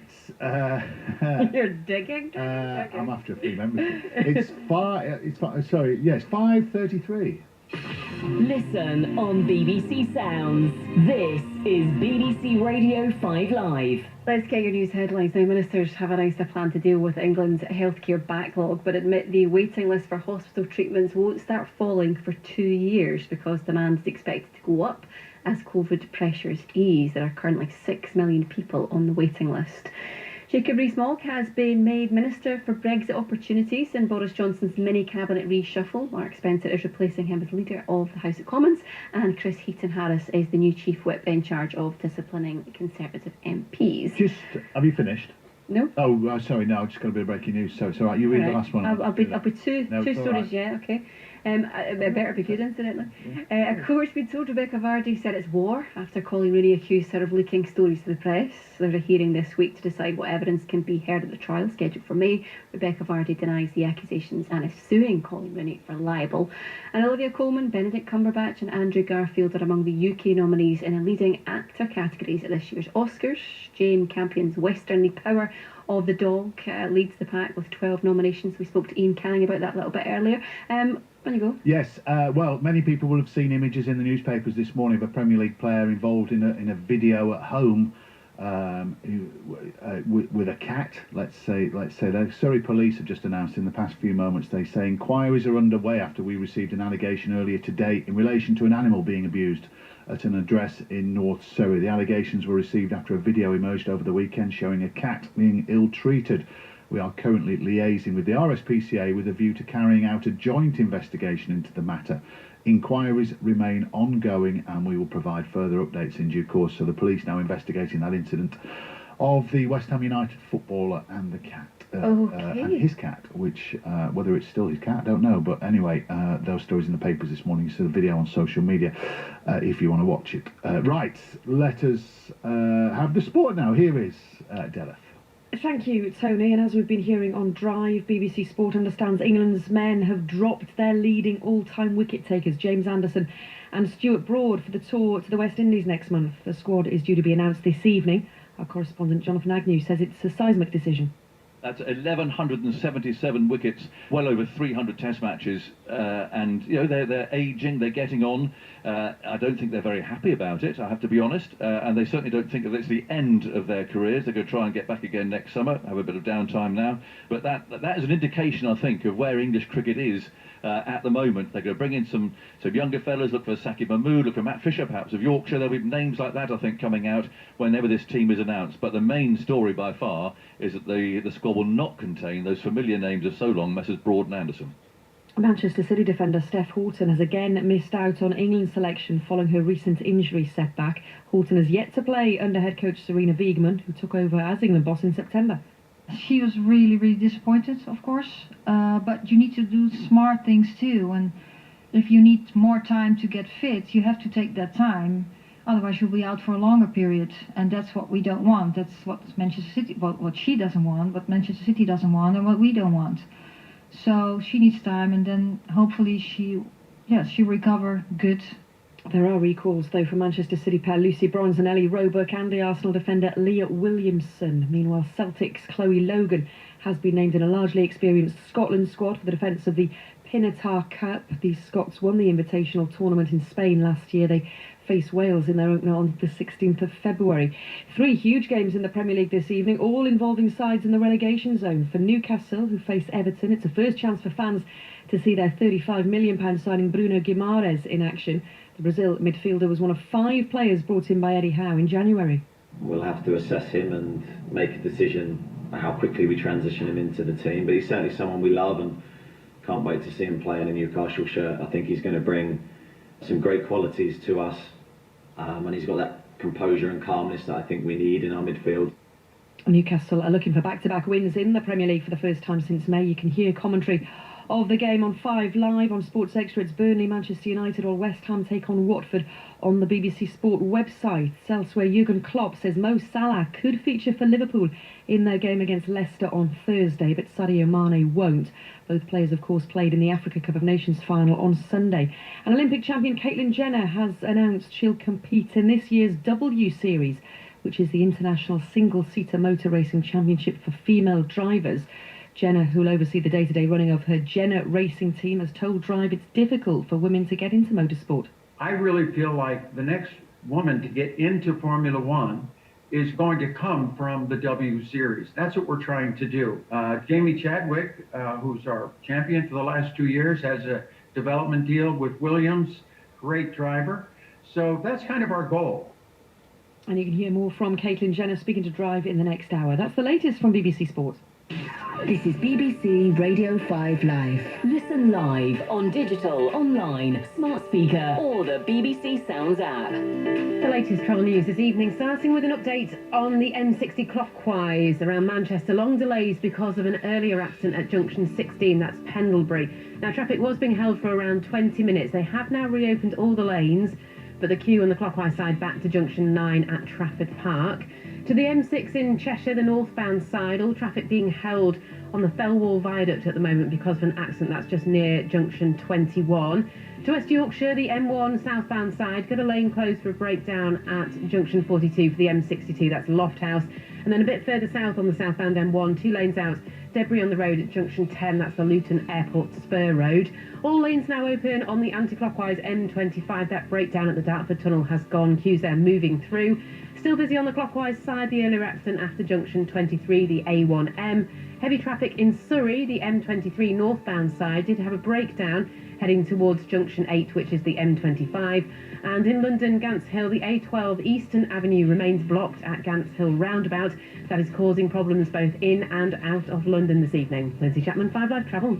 Box it your evening with BBC iPlayer. Are you anti-fascist or are you not? An anti-fascist fights. We've got to get ahead of them, Vivian. We have to act now. I know what you are. You don't know anything about me. Ridley Road. Watch all episodes now on BBC iPlayer. BBC Radio 5 Live. I listen every day. I trust the presenters. The voice of the UK. There are lots of people calling us tonight. 5 Live Drive. BBC Radio 5 Live. Now, Colin Patterson's on the red carpet, if you're just joining us here on Drive. He has been trying to grab whoever he can because, it's a huge night in music in the UK. He's been talking to the footballer, YouTuber, turned celebrity boxer, turned drinks brand and restaurant chain owner, and massive recording star, KSI, who did this. Looking for sun rays, needing them good days. Fly me away, away, you're my holiday.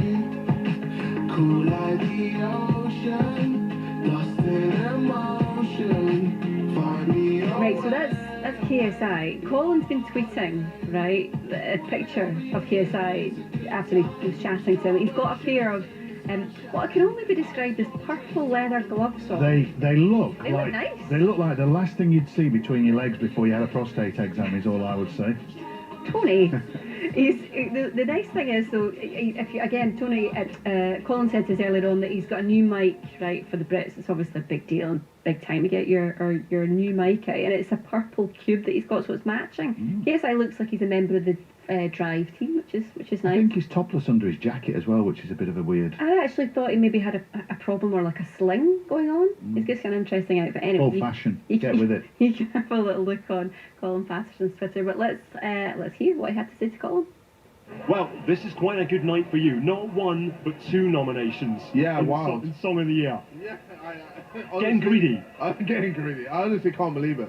From starting in my bedroom to what? Performing at the Brits and then getting nominated twice. Yeah, it's pretty surreal. So, yeah. When you get 2 songs there, how do you choose between them? Which one would you like to win for the most? Honestly, winning would be cool. I don't expect to win, but I'd be very surprised if I do win. Have you seen the category? It's strong. It's pretty stacked. I don't want to put you Big old down, Wellerman. but I think it would be a surprise if you beat, Adele and Ed Sheeran. I would be very surprised as well. If I do win, best believe I won't be ready. I'll literally be sitting down like, nah, no. No. This is radio, but we've got to discuss the outfit. Can you explain what is going on in your hands? So I have Prada gloves, and I've got a little pocket. It's a built-in purse. Yeah, kind of on the knuckles. Just Well, yeah, Just above. Just above. It's kind of Yeah, extraordinary. No. Thank you, man. Purple to go with the shoes as well. The house keys in there. That would have been smart, you know. That would have been actually a very smart idea. Actually, can I just lift this up? Oh, there we go. That's nice. Oh, no. You're causing consternation with the sound lady now. Oh, no, guys. Oh. Am I too loud? Sorry. You happen to be toned out. And the one other bit of the outfit I have to mention, what's going on behind? What's the strapping on the jacket? Yeah, so this is Elliot Emil, just out here looking suave, and it's just fashion. It's just fashion. My stylist tells me it's great, so I like the look of it, and then I wear it. It's a little bit like a straight jacket, isn't it? I feel good in it, innit? You do look smart. No, thank you. There's me saying you're not going to win Best Single. No, you're yeah, a bro. straight jacket. Why you put me down, bro? No, honestly, I don't care. Well, listen, you have had a heck of a year all over the place. Thank you, man. #1 album. Yeah, wow. What was that moment like for you? Oh, incredible. Like, to be able to get a #1 album for the first time in my life, crazy. And yeah, you know, shout out to my fans, shout out to all the people who believed in me. Yeah, I believed in myself, and I knew one day I was going to do it, and now I'm here. You know, being able to get a #1 album and being able to perform at all these festivals, perform at the Brits, get nominated. I've just realised the glove matches the top of the microphone. Oh my God. A random purple. Yes. I'm going to have to take a picture. Oh my God.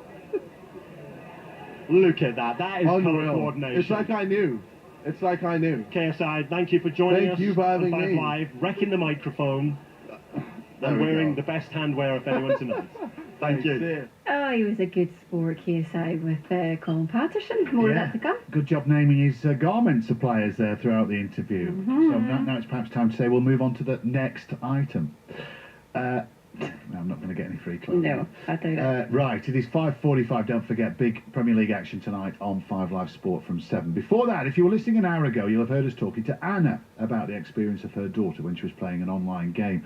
She thought she was playing with another girl about the same age, but it soon became apparent the person was grooming her.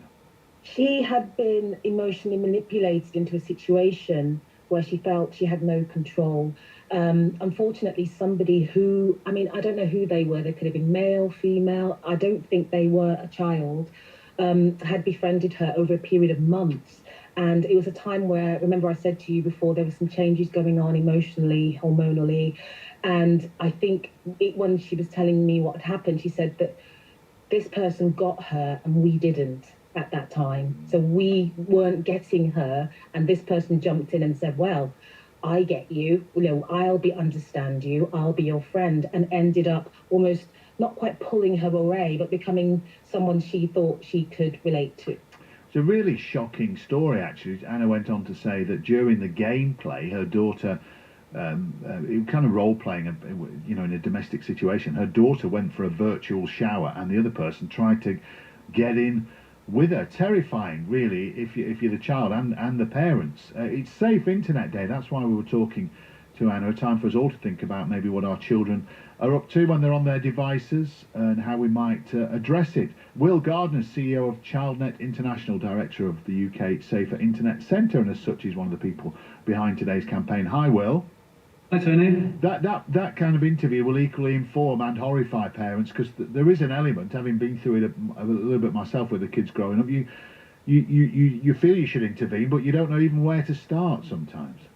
That's right, and I guess that's part of what Safer Internet Day is all about today. So there's loads of stuff happening right across the country in schools. We've got big organisations like the BBC who are putting out some brilliant content to help support parents. We've got lesson plans, education materials, you've got films there to try and help support parents with this. It is important for parents to get engaged, and the message that we're putting out is not let's panic. It's about, kids are using online games and they're thriving in online games. They're connecting with peers. The pandemic has enabled young people with restricted social possibilities to use the online space and to use games, boys and girls, to connect with their friends and more.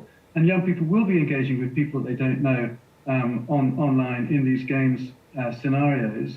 And that can happen with safety and with respect and so on. But there will be cases where things go wrong and there are risks. And we've put out some research today which shows data about the amount of percentage of young people who've received invitations to meet offline by people that they've only met online, but as well as young people seeing mean and offensive things happening within the online game environment. Yeah, I mean, you know, just looking at it from the outside, the idea that you know, a child can play Call of Duty, let's say, for example, with another child in Tokyo is brilliant and a great example of modern day communications. But so how on earth do you begin to vet, if you're a parent, any right? Because the temptation will be to limit interaction with your child's friends, and that is it. But so how do you begin to vet any strangers who may be taking part in the game? I think there's different approaches to take. So with different games, there are different controls that you can bring in. And certainly for younger children in certain gaming environments, you might want to have restrictions around chat and who you can talk to and whether you allow voice chat and so on. And some games enable that.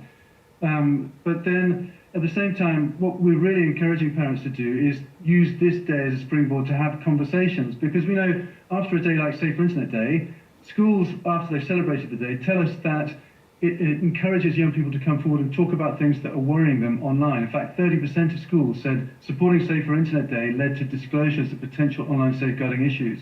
And the message we want to give out to parents is just be ready to open up that conversation channel so your child knows that they can come to you if something does go wrong. So if you are in a situation where you are, you know, you're trusting your child, you know they know how to look after themselves online, they know the basics, but they also know that if they run into difficulty, they know what they can do if something does go wrong. Yeah, sometimes though, they don't want to, you know, the child doesn't know it's in difficulty. It could have found itself in a situation where it's, you know, it hasn't got the wisdom of age and doesn't quite know what's happening to it. So what should a parent look for, Will? You know, changes in behaviour, that kind of thing? Because just saying a child's been on that computer for a long time, well, most of them are. So what are we looking for?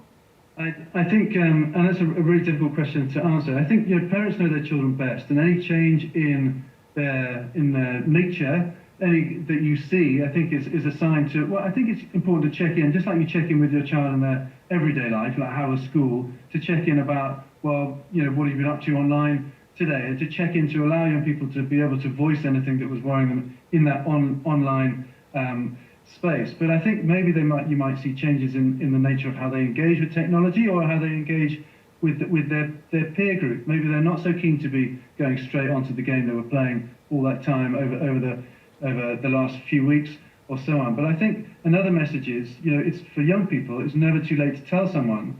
We have heard stories where young people feel too ashamed to come forward and talk to some of the situations they've got into. And I think that's important, that, you know, we're ready to be listening to children and young people, and they know that they're not going to be judged, they're going to be supported. Well, that was the case with Anna, our case study earlier on. She said her daughter was reluctant to say anything at first, and then it was a combination of school and actually her mates in the end said to the school teacher, look, we're not sure things are right here. So there can be all sorts of eyes on people as they go down these wormholes. Where can parents go, and perhaps children, for advice as well, Will? Where can they look? So the saferinternetday.org.uk is where we have quizzes and films and resources for parents, activities that children can do with parents, which is all available. It's there, it's free. I really encourage people to go and have a look at it. But, you know, the BBC have done a brilliant job too. BBC Own It put out some great film content with Giovanna Fletcher talking to parents, talking about these issues. And no one's pretending these are simple. And, you know, parents are grappling with these. They're doing their best to try and look after children and young people online. But there are things that, you know, we can all learn from and things that we can do. And I really encourage, you know, I hope Safer Internet Day stimulates the beginning of a conversation or the continuation of a conversation that parents need to be having with their children. Just to end, there's kind of almost an inevitability then that for some parents that this will happen, and it's addressing it when it does, because you could go on and gameplay as an adult and think, well, that game's safe, and then you've no idea who's going to be lurking around trying to befriend your child. So that's a dreadful scenario, isn't it, really? I'm not saying it happens to every single child or the majority of them, but the fact it's inevitable for some is just, you know, it's usually disappointing.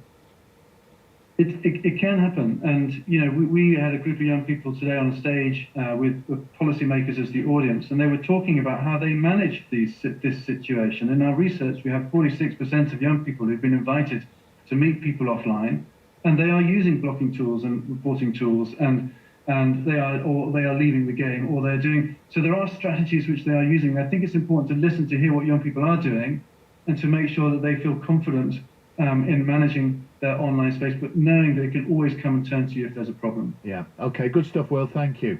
There we are. That's Will Gardner, CEO of ChildNet International, Director of the UK Safer Internet Centre. It's Safer Internet Day. If you've had an experience along those lines, if you've got any advice that you can offer to other parents, we'd be really grateful for that. You know, the number's 85058 at BBC 5 Live. Will mentioned some of the sites you can go for help there. Mentioned particularly Own It.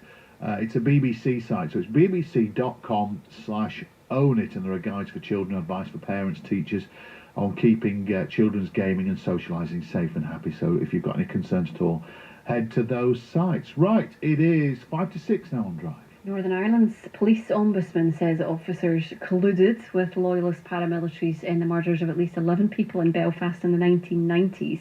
The watchdog concluded it's totally unacceptable that officers used informants from the Ulster Defence Association and that evidence and some files had been deliberately destroyed. Mark Thompson is from the Relatives for Justice. Today is an emotional day. It's been a difficult couple of days for the families and the survivors in terms of getting to grips with the report and reading the damning report and the egregious nature of it. Families hold their loved ones close. This report lays bare some of the most unimaginable and egregious actions that effectively constitutes the wholesale running of a terror death squad in this small part of our city by our UC Special Branch. Yeah, Chris Page is our Ireland correspondent. Chris, just remind us, if you can, what this is all about. Yes, Connie, this is the latest, really in a series of reports over a couple of decades now about allegations that the security forces were involved to some degree in killings which were carried out by paramilitaries during the conflict in Northern Ireland. So this particular report looked at 11 murders in Belfast in the 1990s carried out by the loyalist paramilitary group, the Ulster Defence Association, and also looking at the role of the police force at the time, the RUC, the Royal Ulster Constabulary, and the intelligence branch of that police force known as Special Branch. So the murders were all sectarian murders. Catholics were targeted in a series of shootings, the worst single event being the shooting of 5 people at a bookmaker shop on the Ormeau Road in 1992. And the police watchdog, the ombudsman, Marie Anderson, well, she found significant investigative failings. She said security forces did in effect collude with the loyalist paramilitaries, and there's a number of different aspects to that, perhaps the most scathing one being that the police ran a number of informers, 8 informers in the paramilitary group in the area who were involved in serious crimes including murder, and she said the fact that those informers were continued to be used by the police in spite of that was unforgivable. Have you had any reaction yet from the police in Northern Ireland or from Sinn Féin? Yes, the Police Service of Northern Ireland, which replaced the RUC during the peace process just over 20 years ago, apologised sincerely to the families who had lost loved ones. It said that policing procedures, policies, the whole way of doing policing had changed a lot over the 3 decades that have passed since, and they pointed to particularly a different way of handling intelligence sources, informers.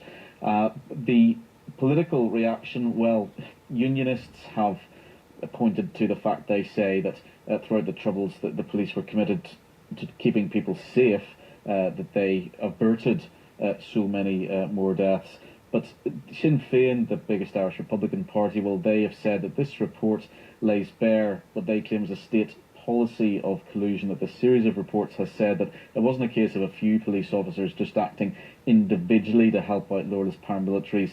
Sinn Féin say it went much higher than that and was more widespread than that. Okay, we've had the understanding from today, but what happens next? What happens going forward? Well, the families of those who were killed in these murders have said there now needs to be prosecutions. Both the people who were involved in pulling the trigger during the murders themselves, no one's ever been convicted in relation to any of the 11 killings which were being examined by the police ombudsman. But the families also say that prosecutors need to be looking at who was involved from the police point of view. For example, the people working within that intelligence branch who were directly handling and hearing information from their informers. However, the government, the Westminster government, is planning legislation to draw a line under all investigations, criminal investigations, civil court cases, to reports like the police ombudsman. They say that they're going to instead focus on a process of providing information to families about what happened to their relatives. But that plan is opposed by all the main political parties in Northern Ireland, by the vast majority of victims' It's 18 campaign hours. groups, and certainly the families today who were speaking about the events in Belfast 30 years ago, adding their voice to that, saying that prosecutions must, or the option for prosecutions must still be there. All right, thank you very much for that. Our Ireland correspondent Chris Page. Yes. It's Drive on 5 Live. We're going back to the Brits very shortly. Colin Patterson. Colin Murray's double jumping. Anyway, he's got Sam Fender. He'll be very nervous. Big Newcastle fan ahead of that big game against Everton tonight. That's our 5 Live commentary from 7. The voice of the UK. This is BBC Radio 5 Live. BBC News at 6 o'clock. This is Andrew Peach. The government has set out how it plans to tackle the backlog in NHS care in England and said it expects it'll be 2 years before waiting lists start to reduce. Around 6 million people are waiting for non-urgent operations such as hip and knee replacements. The Health Secretary, Sajid Javid, told the Commons that officials would address the issue by increasing capacity, recruitment and the use of the private sector. Labour said the plans fell short. The Chief Executive of NHS Providers, Chris Hobson, says this is a big challenge for the health service, but staff are determined. I think everybody in the NHS realises we've got a really important job to get through these backlogs as quickly as we can. Today's plan, I think, is really helpful because it sets out clearly how we're going to grow our capacity, how we're going to support patients who are on the waiting list, and how we're going to get through these waiting lists as quickly as we possibly can. The Prime Minister has been carrying out a limited cabinet reshuffle this afternoon. Jacob Rees-Mogg becomes the Minister for Brexit Opportunities. He's been replaced as the Leader of the Commons by Mark Spencer, who was the Chief Whip. A man who climbed over a fence into the royal family's stables at Buckingham Palace has been spared jail by a judge who told him he was lucky not to have been killed by police. 44-year-old Cameron Kalani was arrested with a kitchen knife and cocaine in his bag in May last year. He was given a 24-week suspended sentence at Westminster Magistrates Court. Scientists have solved the mystery of how giant sponges flourish in the cold, deep waters of the Arctic. They say these unusual life forms survive by feeding on the leftovers of extinct animals, as our science correspondent Helen Briggs explains. Sponges are very simple ancient animals found across the world's oceans, but scientists were surprised to find them living in large numbers and to impressive size at the bottom of the Arctic Ocean, a little explored place that's dark, cold and inhospitable to life. By dangling a camera beneath the ice, they were able to investigate the giant collections of sponges that form a garden on the sea floor. The researchers say the deep-sea sponges are hundreds of years old and feed on the remains of long-dead worms and other extinct animals, something that's never been seen before. The Western The Power of the Dog leads this year's Oscar nominations with 12, including Best Picture. Benedict Cumberbatch is up for Best Actor for his role in the movie. Ian Canning is one of the film's producers. He says he's looking forward to celebrating. It's an extraordinary thing and a really magical moment, and it's great that we're going to again be able to celebrate with the team, whatever happens. You know, that's going to be the special thing. On to the weather. Showers across Scotland this evening, some spells of rain across Wales and the north of England. It'll stay drier elsewhere. BBC News, it's 3 minutes past 6. This is BBC Radio 5 Live. Listen live on digital, online, smart speaker or the BBC Sounds app. On the roads on the M60 clockwise side, all lanes now open following that earlier accident at junction 16 at Pendlebury. The queue though back to junction 9 at Trafford Park is adding around half an hour to your journey. Looking better in Cheshire, the M6 Thelwall Viaduct on the northbound side, all lanes now open following the earlier accident there. To Merseyside, the M57 northbound side got a car fire causing queues after junction 6 at Kirby. West Yorkshire, the M1 southbound got a lane out for breakdown at the junction with the M62, so junction 42. The M42 northbound side in the West Midlands, an earlier breakdown after junction 5 has left queues back to 4 at Shirney. Queues remain on the clockwise side of the M25. It's looking way better than it was earlier after that accident at junction 23. Still a little bit slow though, and in London, Gants Hill, the A12 Eastern Avenue remains blocked at Gants Hill roundabout. That is causing problems both in and out of London. Lindsay Chapman, 5 Live Travel. Thank you, Lindsay. We're back to the Brits very shortly. We've got Sam Fender for you. It's great watching this parade of stars walk down the red carpet. Some of them do need a coat, though. I mean, the outfits are gorgeous, but it must be fair. It's still February, isn't it, Tony? February. That's what you're saying, yeah. Yeah, Some of the wear a outfits cardigan, for goodness sake. we're looking at right now, someone's walking down, it looks as though they've got a really nice sort of silky dressing gown on. I quite like that. Lovely. That's just Colin Patterson. So we've got that to come. We will talk about the incident with Kurt Zouma, the West Ham player, and his cat that's in all the papers today and all over social media. If you missed it earlier on, Surrey Police said they're now investigating that incident, so we'll get the latest on that.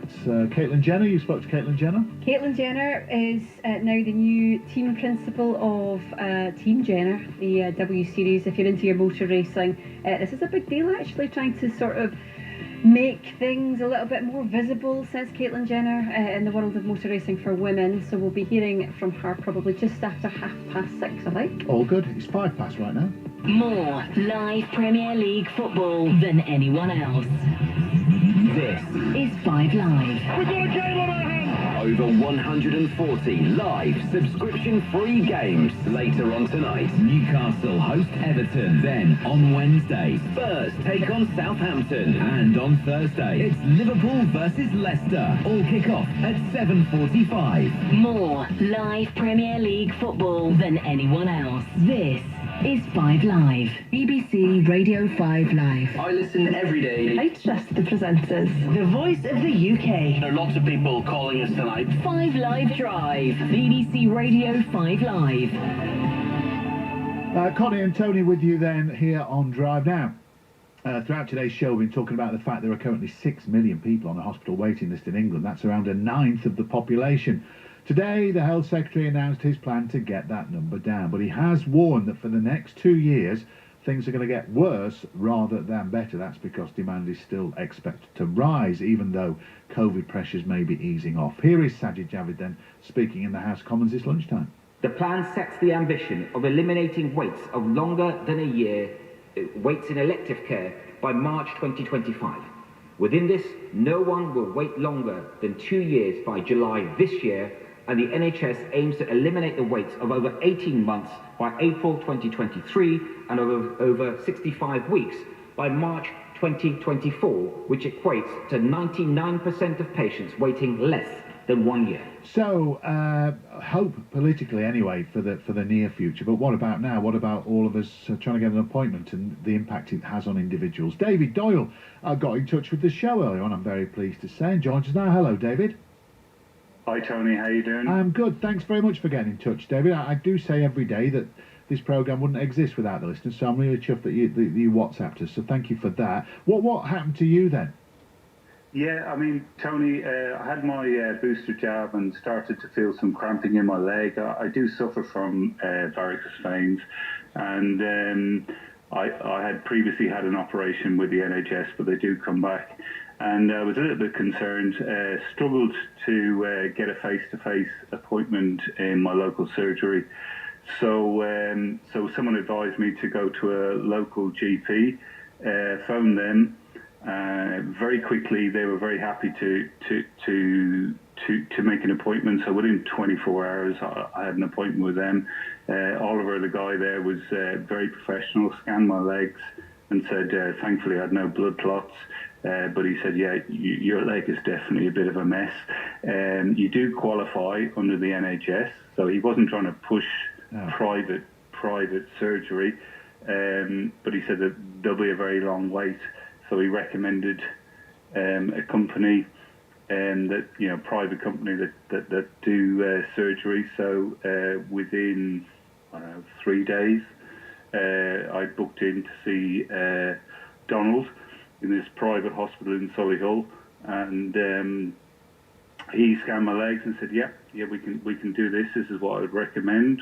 His secretary phoned me 2 days later, said, had the report from Donald, when would you like to come in? And I'm booked in for the 22nd of March. Right. So you kind of cut out the queue. How much are you going to pay for that? £1,000 for GP and the surgery, and that's just for one leg. He identified, and I would agree with him, that my other leg needs doing, and that's a bit more. Yes. A grander leg. I just wondered a grander leg then, David. But how long did they say the queue would be if you waited for NHS treatment? He said it could be years. Right. So So it's not a priority because you can wear stockings and.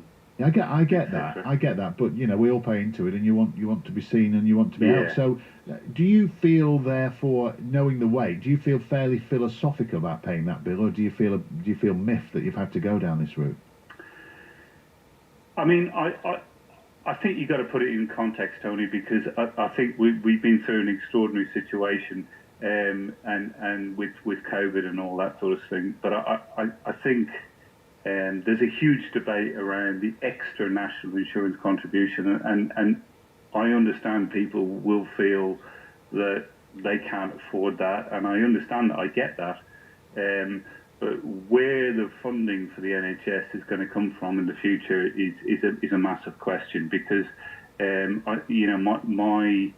my daughter had her tonsils out. She had to wait sort of practically 18 months to get this operation. But the NHS staff are fantastic. You cannot knock what they do. But just on that then, David, just to end, we spoke to the boss of the NHS Confederation earlier. He said he said with the following wind and the amount of investment that's going in now, they could reset the NHS. So maybe the fact we're all paying this new tax. Just on that new tax, I was in Leicester last week for Drive. I had 12 people in a room. Talking about the cost of living. I said, put your hands up if you're happy to pay this new tax, and only one person did. Because one lady there, that's right. They felt it was an imposition at this time. Are you happy to pay the extra right now? I am. I mean, to be honest with you, Tony, my daughter is on the autism spectrum, and she's Asperger's, and she is, we've had to take her out of like mainstream school and etc.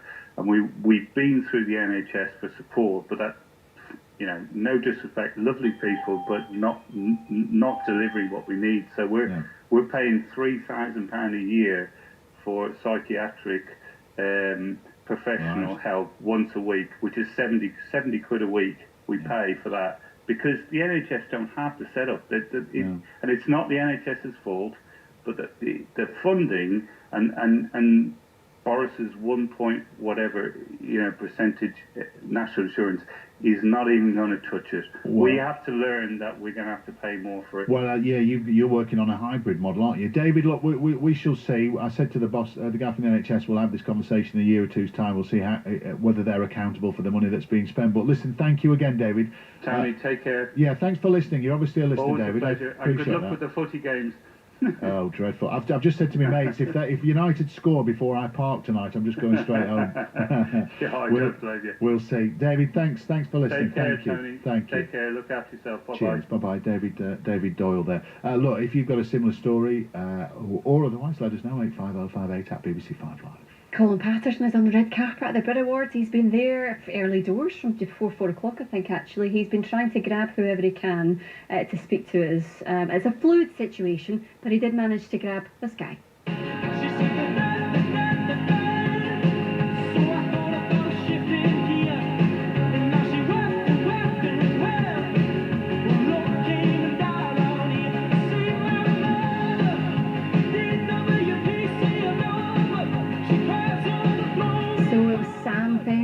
Colin, you get a chance to speak to Sam. How was he? In good form? Of course he did, didn't he? But what a year he is having. He's nominated for Artist of the Year, where he's up against Adele, Dave, Ed Sheeran, Little Sims. He's nominated for the Album of the Year as well, for 17 Going Under, his second album, his second #1 album, and he's also nominated in the Best Rock category, because this year they have brought back the genre categories. So it's always good to sort of speak to someone when they are absolutely on a crest of a wave. And here's the moment I got to chat to Sam Fender. Hello, 5 Live. Radio 5 Live. I imagine you are a listener. I'd like to believe you do the football commentaries. Anyway, Sam Fender. Hello. You won the Critics' Choice 2 years ago, and now you're back here. 3 nominees. Yes. How does it all feel? Feels insane. It's better this time round because I've got my band with us. I know you cannot see him, but I'm sat with my guitarist, Dean, who's been my best mate since we were 12. Oh. So it's a real special night for me and for the lads because we're getting to do it together, you know. So when you were 12 in the band with Dean, what was the band Actually, called? I kicked him out of the band. Really? When we were like 13, 14. Some high-profile gossip going on. I kicked him out of the band that I was in at the time. What was that for? Because he invited someone else into the band who I didn't want in the band. Yeah. So then I didn't actually kick him out of the band. I left the band and reformed the band without him. It didn't hurt. It didn't hurt at all. But I'm making up. This is me. This is my penance. I'm making up for all it these now. years later. What was the band called? Nah. Come on, Dean. I can't. It's not worth my job. Dean's too frightened to say it again in case he gets kicked out. There was a couple. There was Elmo and the Cosmic Fridge. There was Terrible. one that I cannot say on radio. Right, thank you. And there was one called The Purple Turtle. And there was Elmo and the Cosmic Fridge was my favourite. Yeah. And then the other one was the F Word and then PIG. It sounds like the type of band where you spend more time thinking about the name than actually writing the songs, which often happens when you're 12, I think. It was a punk band. Every song was about 40 seconds long. You've had a fantastic year. 17 Going Under has now been in the top 40 for what's months and months since October. What is it about that song that's connected? TikTok.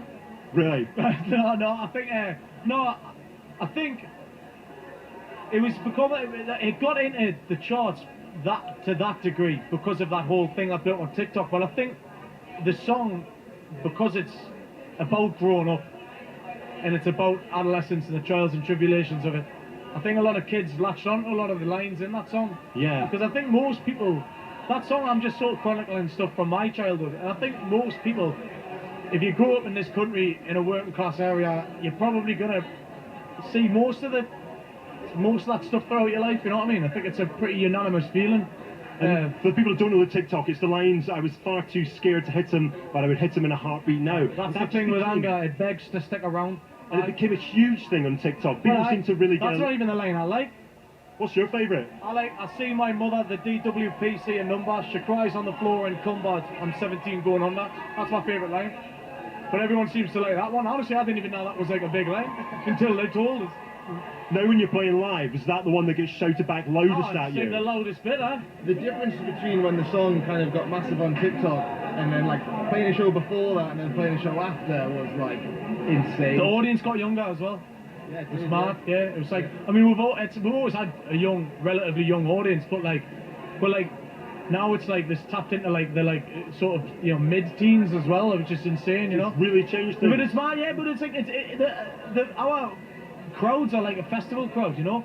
The very front, you've got people from 13, 14, and then all the way to the back, it's like you've got me gran, and it's kind of like a real mix. We've been talking TikTok. We'll do the one serious one. Spotify. What have you made of the last week? I'm not touching that with a barge pole. Really? I'm not touching it with a barge pole because I haven't really thought enough about it to come up with a decent answer. But I'm not going to touch that with a barge pole because I don't want to become a soundbite, you know. You probably own Neil Young's records on vinyl anyway, I adore Neil Young, do you know what I mean? I absolutely love him to bits, but also we've got a job to do, so Now, last couple, you are from North Shields. I believe your local has your last Brit Victory trophy in the pub. Is that true? Yes, it is. We're turning it into a beer pump, and if we get another one tonight, we're going to get another beer pump made. You're serious about that? Yes, we are. The Brits are heading for the pub. Yeah, we're going to turn it so that every time we go for a pint, we're going to have like a victory pint, and they can pull the Brit down and turn it into beer, you know? And finally, 7:45 tonight, Newcastle v Everton. How will you be following it? Well, I'm not going to be following it because I'm at the Brits. You're not going to do it on your phone? No, I haven't got my phone on us right now, but I'm going to get regular updates. I think we're on stage. I'm hoping that we're on at half time at some point. But I might just have a little sneaky under the table, you never know. You've got to do that. We could just do it on the table, couldn't we? Earpiece, listen to 5 Live. People imagine if we just start screaming though, if we score. Yeah. Everyone will be like, you haven't won. I'll be like, I know, but we've scored, man. If only every interviewee was as good as Sam Fender, Colin. Really charming guy, and he is someone who the momentum is building and building on. People are just still discovering him. One of my mates phoned up and said, "You've got to listen to this guy more than you've been listening to him. He is the Geordie call centre Bruce Springsteen," was his description of him, which I think is actually a pretty good description. Tony, have you listened to his album, Tony? I think you would really like Sam Fender. No, I've heard bits. I get the stuff in the charts, but I've not heard his other stuff. I will. Colin, I want to just remind us of the two bands that he was in, because I want to just ask the listeners about them. So it was what? It was Elmo and the Electric. What? Oh, Cosmos. Cosmo. Was it? And the the Purple Turtle. I certainly remember that. Yeah. Poor names. Yeah, poor names. Maybe if you get further guests, ask them what bands didn't make it. But I'm going to ask our listeners. We're going to, hopefully, for the last 40 minutes of the show, have Glastonbury that never was. The bands that people were in that went nowhere. But let's celebrate the name. So we've got Purple Turtle and Cosmo and the Electric something, we can't remember. Tony, to my right is an act I did not recognise. I had to ask who they were, yes. and I've been told that they are a duo called A1 and J1, which really does sound like the sort of thing that would feature in Lindsay's Travel. Exactly that. I think they're on telly now. Are they like... Yes. One's quite short, really, and one's quite tall. Headband. Yes. Yeah, okay, good. I don't know if it's like Ant and Dec, and A1 always stands on the left and J1 always stands on the right. I know there's always a bit of social difficulty in these circumstances, so if you want to turn away and pretend you're not there when they walk past, if you don't want to interview them, feel free to do so. Yeah, shoelace is being tied at this very moment. Colin, I've got to ask you, during that Sam Fender interview, there was a big rush and noise and applause. Who was walking by at that point? A1 and J1. That's who got that one. I don't actually know. You were too busy focusing on the job at hand. Whenever you hear a big cheer, you always think, oh, that's it, it's Ed Sheeran or Adele. But then, they haven't appeared yet. No. So, no, I don't... Sounds like the crowd's desperate for me. Not for me, to me. Bigger cheers than I thought they were going to get. Glass Animals are to my left as well. Heatwave's been a huge... Is that a real band, yeah? For the last year. Oh, yeah. Of course they are. You'd know that one, even if you don't know the group, Tony. There we go. A song that's not been off radio for a year. They're wearing sort of 1970s suits and crazy jumpers. Tom in Selby. I saw them, yeah. Tom in Selby says, I was briefly in a band called Inner City Sumo, heavy rock.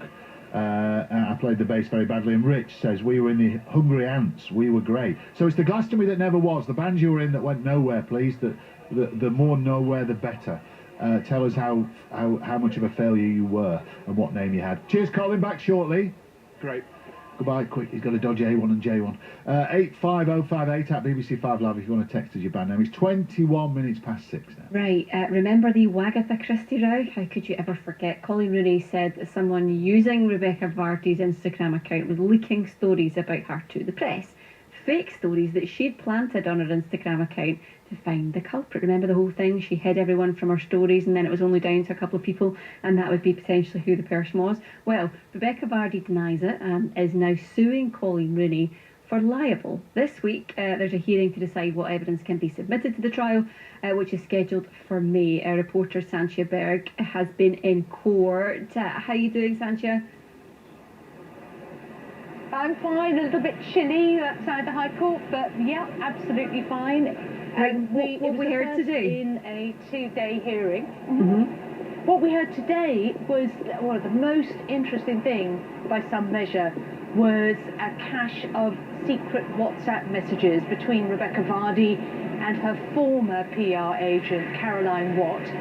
They were talking about Colin Rooney's Instagram posts. They were making some very unflattering comments about Colin Rooney as well. And they were discussing leaking material to newspapers, particularly The Sun.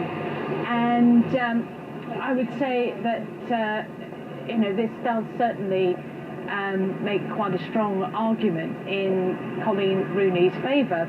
But on the other side, Hugh Tomlinson QC, who was the barrister for Rebecca Vardy, said that those WhatsApp messages had been very selectively edited and produced, and that there was no evidence that would link his client to the specific leaking of stories about particular posts. So this is an ongoing process. It's a 2-day hearing. There will be a full trial, which is currently scheduled for May, but we don't know whether that might be delayed because these processes seem to take quite a long time. This case has already been drawn out for quite a long time so far.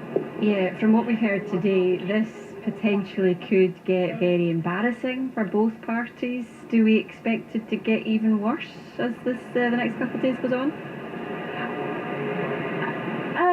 have to wait and see, I think. Certainly, I mean, it's hard to predict these cases, to kind of prejudge what's said and given up an evidence to court. So I think we just have to wait and see what happens in the run-up to the trial, if that goes ahead, of course. Okay, it's due, as Sanchez says, to start in May. Two-day hearing this week is due to decide, as Sanchez was saying, what evidence can be used and what is taken out.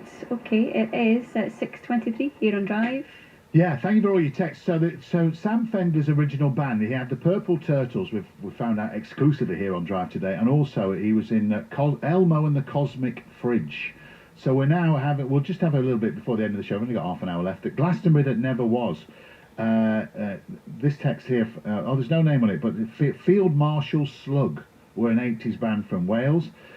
This is good from Julian. Hi Tony, I was in a dreadful band in the late 60s called Pythagoras and the Theorems. Yes, we were posh boys. We were well dressed though. That sounds like something out of Friends. Remember when Chandler and Ross had a band? I can't remember what they were called. I once lived in a short-lived band called Dr. Bob's Bongos. That's from John and Warrington. Yeah. Tony, I was in a band called Thin Orange when I was at school. We played our first gig. Oh, that's a bit ambitious. You played a gig. We played our first gig at the same pub that Elbow played theirs. Our careers slightly differed. James in Ramsbottom. Oh, you've got to start somewhere. James in Ramsbottom would be a good band name. Nick says the Monte Carlo Carpetbaggers. We never actually had a gig, but we did have groupies. The lead singer was tone deaf. The bass player had no rhythm, and the drummer had a drum kit that kept banging across the rehearsal room. But we had T-shirts. Happy days. Good memories, Nick. Thank you very much for that. 85058 is the way to get in touch if you can tell us what your band name was back in the day. Listen, before 7 o'clock tonight, we've got Caitlin Jenner on the programme later. I chatted to her about her approach to racing. She is starting her new team called Team Jenner. She's best known these days for appearing in Keeping Up with Kardashians, but the transgender sports star did actually have a short career as a racing driver back in the 80s, and she's been telling me why she got involved in the W Series. One thing women don't have is opportunities. It's very difficult to kind of move up in the ranks of racing. And women are definitely at a disadvantage. Giving these young women the opportunity to know that, hey, I'm going to go into sports, and all of a sudden now there's an opportunity, wait a second, I can get into motor racing, get into karting, start to move up the ranks. And the W Series gives them that great opportunity to shine. And you can hear my full interview with Caitlin Jenner just after 6:30. This one just in. Back in the heady days of 1977, I was in a punk band called Dandruff. We had one song. It was called Dandruff. We wore black T-shirts with talcum powder sprinkled on the shoulders. We played one gig with just one song, Dandruff, which lasted 1 minute. That's from John, currently sitting in his tent carp fishing. Very good. You'd be better off near the river, I think, but good luck, John, and thank you for that. This one's from Dominic. Our band in sixth form was called the Chocolate Cheese Fruit Salad Band. Catchy. We wore fake beards and real togas. I don't recall if it was cheese or it was salad. My brother Martin was in the punk band Terry Tronk and the Tinkerbells. This is great lineup for Glastonbury that never was and nobody would ever want to go to. Do keep them coming in. 85058 at BBC 5 Live. Now, West Ham United have unreservedly condemned Kurt Zouma for hitting his cat after a video emerged of the French defender kicking and slapping his pet. So you can imagine a lot of attention on the match tonight against Watford at the London Stadium. The players apologised. The club say they're going to deal with the incident internally. Zouma's been criticised by the PFA. In fact, their chief, Maheta Malongo, was giving evidence to a Digital Culture, Media and Sports Select Committee when he was asked for his thoughts earlier today.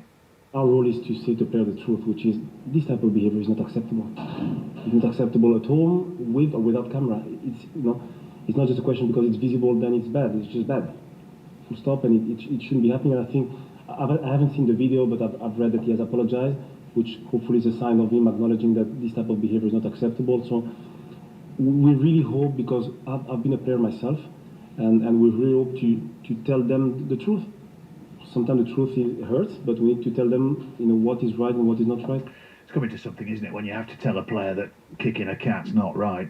Essex Police have said in the last few minutes we're aware of videos circulating on social media relating to an incident involving a cat, which members of our communities may find distressing.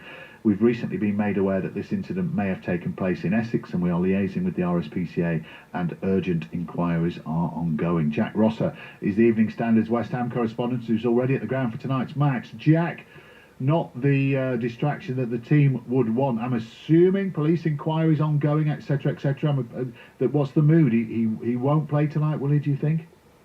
I can't see how it's possible, Tony. The sort of mood we were getting this morning that he was expecting to be left out, we've not got long to find out whether that's the case or not now, just 15 minutes. But I can't see, even from a purely football side, of his head being in the right position to play before you go on to the moral side of whether he should even be involved or not, especially while that police inquiry is going on. So I'd be really quite surprised if we saw him taking part tonight. We need to have this conversation, Jack, because normal people wouldn't be kicking their pets, but presumably the fact that this went out on social media and he's doing it in front of his children and his brother, you know, the enormity of what he's done may only just be sinking in, because presumably at the time he felt it was acceptable behaviour.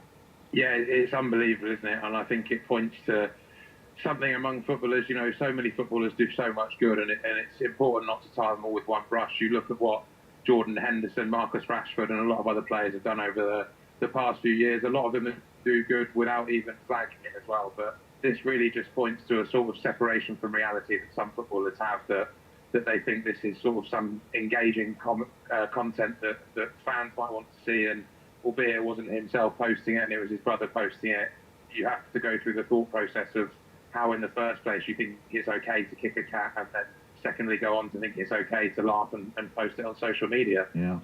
You've covered the club for a while, Jack, you know it well. What's word of mouth around the ground tonight about it? Because some fans, you know, unbelievably would forgive anything if their player does well for them, but what are people saying?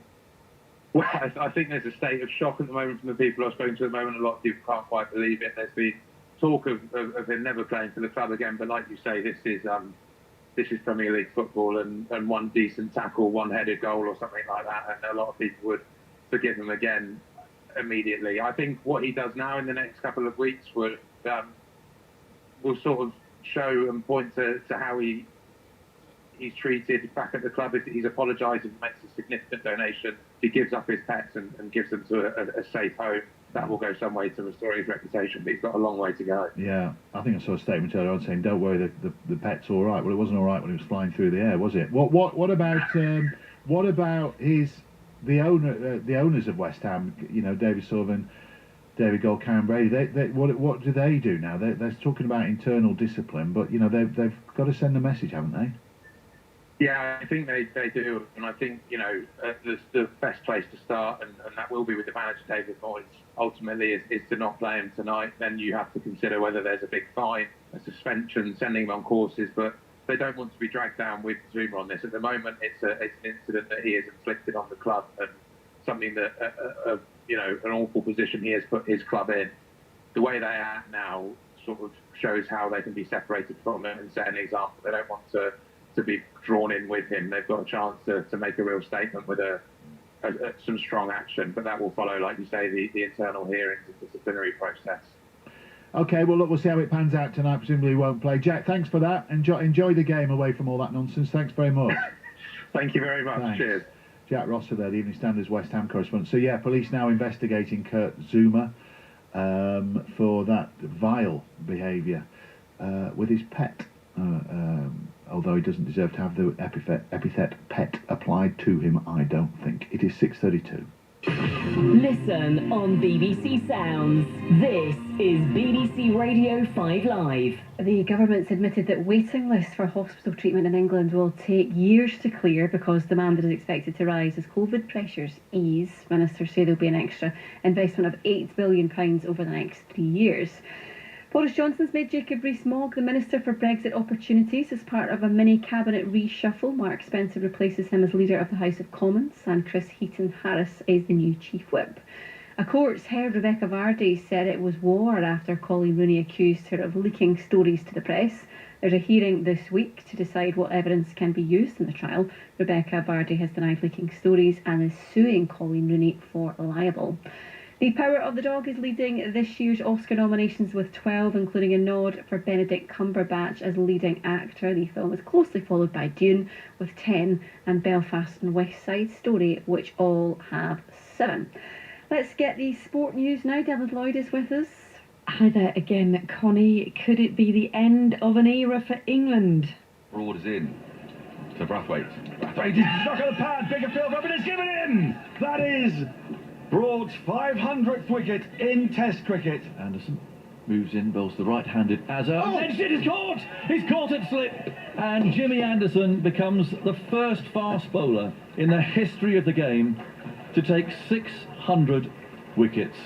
England's 2 leading wicket takers, James Anderson and Stuart Broad, have both been left out of the squad to play West Indies in next month's Test series. The pair share 1,177 wickets between them. With more, here's our cricket correspondent, Jonathan Agnew.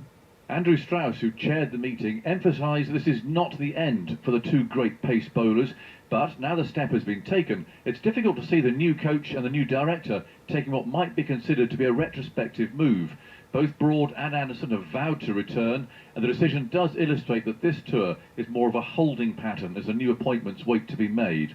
In all, 8 players who featured in the disastrous Ashes have been dropped, including Buttler, who was fit for selection. The new guard includes 24-year-old seaman Matt Fisher, and Alex Lees will be the latest to accept the poison chalice of opening the batting. Folkes is set to return behind the stumps, although Bairstow is also included. Huge night in the Premier League, particularly at the bottom of the table. There are 3 games taking place with all 3 teams in the relegation zone in action. 5 Live will bring you live commentary from St James's Park as Frank Lampard takes charge of his first top-flight game as Everton manager away at Newcastle. Vicky Sparks is there.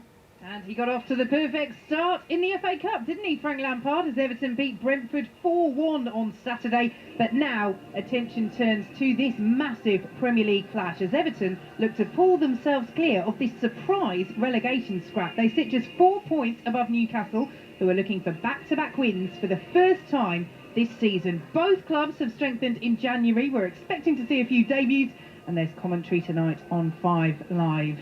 Burnley versus Manchester United is over on 5 Sports Extra with commentary of West Ham against Watford on the BBC Sport app. And John Southall is at the London Stadium. Yes, very good evening from East London for a game that has implications at both ends of the table, but the build-up has been dominated by one person. From the outside, it does seem inconceivable that Kurt Zouma will play for West Ham tonight after that video emerged of him kicking and slapping his pet cat. The club have condemned the action and have said that they will deal with it internally. David Moyes yesterday, before the video came out, said he expected him to play, and there are reports here that he will start tonight. The team news is out at 6:45, so we shall see, and we will confirm that when we have it. On the field, a West Ham win could take them back into the top 4, while Watford under Roy Hodgson start the night in the final relegation place, but could end just 1 point behind Everton in 16th. That depends on their result. We kick off here at 7:45. It's an 8 o'clock kick-off at Turf Moor for Burnley against Manchester United, and Lee Blakeman will be watching this one for us. Yeah, hello John, welcome to a wet, cold and windy Turf Moor. When's it ever any different here? Big game at both ends of the table, this one. Burnley rock bottom with 1 league win all season against a United side looking to respond to Friday's very disappointing defeat to Middlesbrough in the FA Cup on penalties. In the league though, United haven't been too bad. They've taken 21 points from the 30 on offer since Ole Gunnar Solskjaer left, while Burnley haven't actually lost a Premier League game here in the 5 they've played since mid-September. Interesting one this, plenty to play for, and it's an 8 o'clock start tonight, Della. There certainly is. Thank you, Lee. Yes, Burnley United, as Vicky was saying, is on Sports Extra. West Ham Watford on the BBC Sport website. Newcastle against Everton is where it's at on 5 Live. Finally, Manchester City pair Lucy Bronze and Ellie Roebuck have been named in the latest England women's squad, but there's still no place for Steph Houghton following an injury setback. That's the latest from BBC Sport. This is BBC Radio 5 Live. Listen live on digital, online, smart speaker, or the BBC Sounds app. The last look at the travel news from me and Manchester, the M60 clockwise side, queuing traffic because of the earlier accident at junction 16 at Pendlebury. The queue back to 9 Trafford Park. It is moving through, but it's adding around 30 minutes to your journey. To Merseyside and the M57 northbound, still busy because of that car fire after junction 6 at Kirby. Looks like there's a lane out there.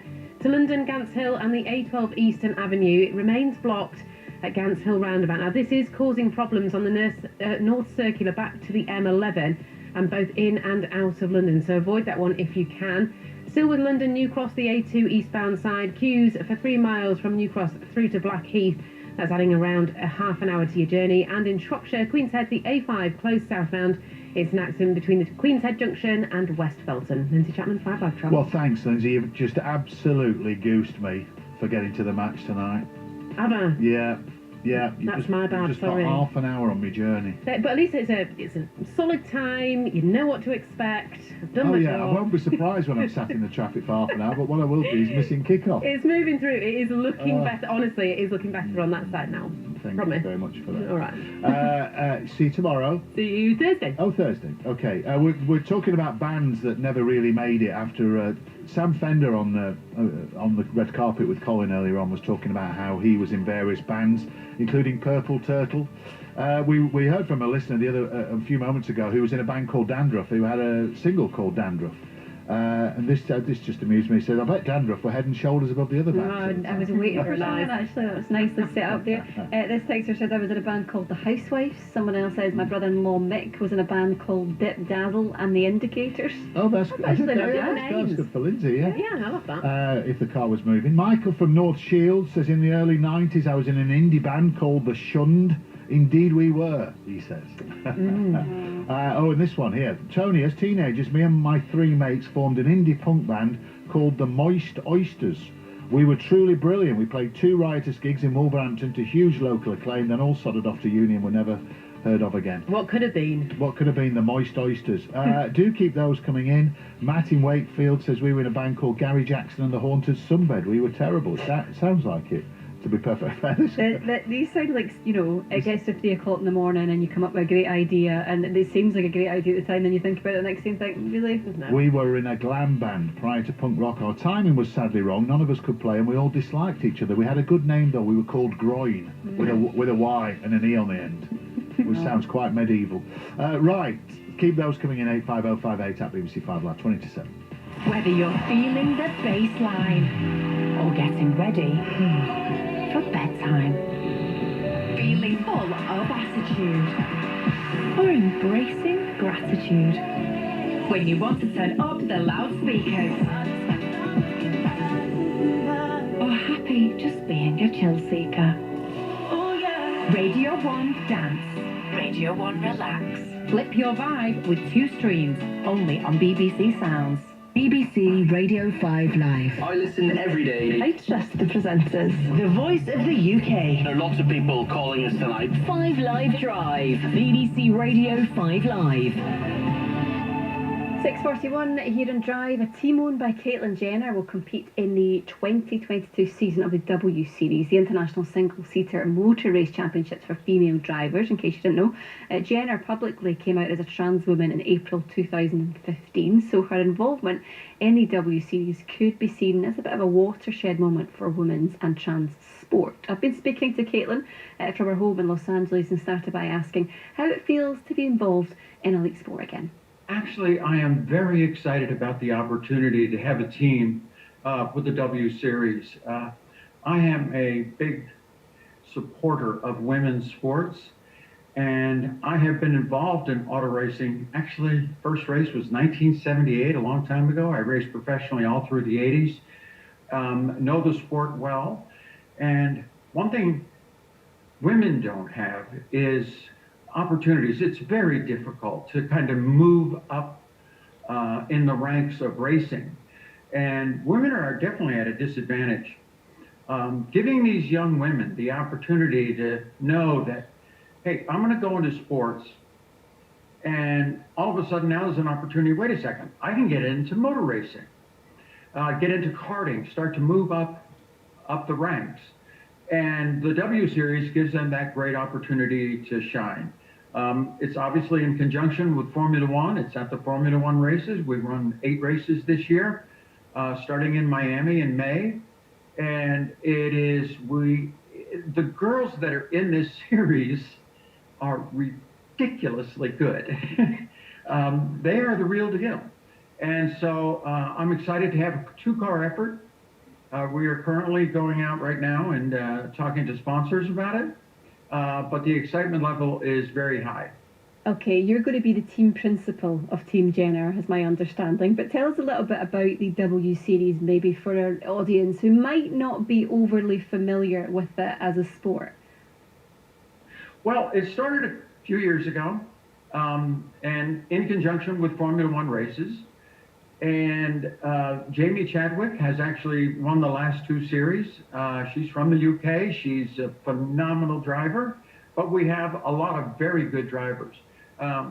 Jenner Racing, I want to try to get, we have a 2-car effort. The first is kind of my A car, which is going to be one of the top drivers. And then also I want a development driver. We just had out in Arizona, 16 people show up, 16 women show up for a test drive. And let me tell you, there were some very young, but extraordinarily competent young women. And I want that in the other car. I want kind of that to develop. But the W Series runs, and this year we run 8 races. It's an all-women series. We not only have women drivers, we have women engineers, women mechanics, and it's an opportunity for women to get involved in auto racing. Our main goal is, we haven't had a woman in Formula One since, honestly, over 40 years. I really feel like the next woman to get into Formula One is going to be going to come from the W Series. That's what we're trying to do. Okay. Jamie Chadwick, who's our champion for the last 2 years, has a development deal with Williams. Spends a lot of time over there. She's an extraordinarily competent and great driver. So that's kind of our goal, to work up through Formula 3 cars and then up into Formula One. Because women, as far as open cockpit, open wheel cars, very hard to get time in the car and races in the car. You know, there's a lot of sedans and stuff that they have driven, but open cockpit, open wheel cars are very different, and the W Series gives the opportunity. You've spoken widely and openly about your thoughts on protecting women's sport in particular. How do you think that translates into motor racing? Well, these women are in shape. They work out, they train. To drive a Formula 3 car is almost like what I might consider driving a shifter car. It's extraordinarily physical inside the car. These girls have proved, and especially the top drivers, that fitness is extremely important in the car. And the top girls really can handle this. So, yeah, we have a diversity of people on the W Series, which I think is very good. And just finally, from your perspective, you bring the knowledge of motor racing, you bring the attention, I guess, as part of that as well. What is your aim, and what do you want to happen with not only Team Jenner, but also just in terms of the visibility of the overall for the sport? You know, I think it's very good. I think it's great that we are running, the W Series is running on the Formula One circuit. We really appreciate the opportunity to run in front of the crowds. Last year we had like half a billion eyeballs on the W Series because of Formula One. But I also think it's very good for Formula One to have the W Series. They're about empowerment of women, and we appreciate the opportunity to be able to race with them. And we put on it's a great show. It's a great race. And for women to get involved in racing, so many women go to races, they really don't they really don't follow it that closely, but all of a sudden the W Series comes up, and all of a sudden we get their attention. Wait a second, this is all women. It's just a great opportunity to promote young drivers, give them an opportunity to move up the ranks and eventually test and get into the W Series. So it's great for sports. It's great for women's sports. It's great for empowering women. Okay, good stuff. Thank you, Caitlin. Good to chat to you. All right, we'll see you on the circuit. You will do. Thanks for that. Enjoy your day. Thank you. Yes, Caitlin Jenner chatting to me earlier from her home in Los Angeles. The first race, if you're interested in the W Series, is in May. It is 6:48. We were talking about the West Ham United player Kurt Zouma, who's on all the front, well, many of the front pages today, kicking his cat round the kitchen. We were wondering if he'd play for West Ham tonight against Everton. John Southall's there and has news for us. Well, Tony, I think this will surprise you, and I think it may well surprise the majority of people who thought that Kurt Zouma would not play tonight. We've just received the team sheet, and he will start at centre-back for West Ham. David Moyes yesterday, before the video came out, said he expected him to start the game. He picked up a slight injury at Kidderminster. But obviously the landscape has changed dramatically since then. The club say they condone what he did and will take internal action, but that clearly doesn't include dropping him from the side tonight. So it will be very interesting to see what reaction he gets this evening, not just from the away supporters, but probably the home fans as well inside the London Stadium. Yeah, I mean, it's going to make your night a fun. You know, it was interesting to start with, John. It's going to make it even more interesting now, because you're right. We spoke to Jack Rosser from the Evening Standard earlier on, and he said he'd spoken to West Ham fans around the ground tonight, and they were all pretty much universally disgusted by what they'd seen. So it will be interesting to see how they react to their own player, and it's going to make it interesting for David Moyes afterwards, because he's going to have to answer the question, why have you picked him? Yeah, he will. He will actually do an interview probably in the next 5 or 10 minutes. He always does a pre-match interview, so it'll be very interesting to hear what he has to say before the game kicks off. But you're absolutely right. It will be really interesting to see the reaction around. There'll be 60,000 people in here tonight when his name is read out on the team sheet. It's very rare you get a hostile reception from your own supporters, but we will wait and see. It could well happen tonight. Right, okay. John, if anything significant happens before 7, do shout up again and we'll get you back on. It'll be interesting. Thanks, John. Cheers, thank you. Thank you, John Southall there with the news that, rather surprising, you could say, Kurt Zouma playing for West Ham United tonight, despite the fact that the police have said they're inquiring into his, apparent abuse of his own animal. And John said West Ham condone it. He obviously meant to say, he either meant to say condemn or do not condone, but you got the gist of that anyway. Right, it is 10-7. Right, let's head back to the O2 Arena, shall we? Colin Patterson is on the red carpet ahead of tonight's Brit Awards. Colin, who have you got with you now? Connie, I've just one of the more surreal moments of my career. I've got the Eurovision winners Måneskin in front of me, and I was telling them, would they mind holding on for a minute, because we have some breaking football cat-kicking news. And it turns out that Damiano, the lead singer of Måneskin, is a cat owner and is not too happy at Zouma playing tonight. What's your reaction to footballers kicking cats? I think that anybody shouldn't do anything like that to any animal. It's not about cats or dogs, it's just respecting other living beings. I think every single listener listening will agree. Listen, what a year you guys have had. Eurovision winners that people actually like. How have you managed to pull this off? We don't know. we just have been ourselves, and everything got very well.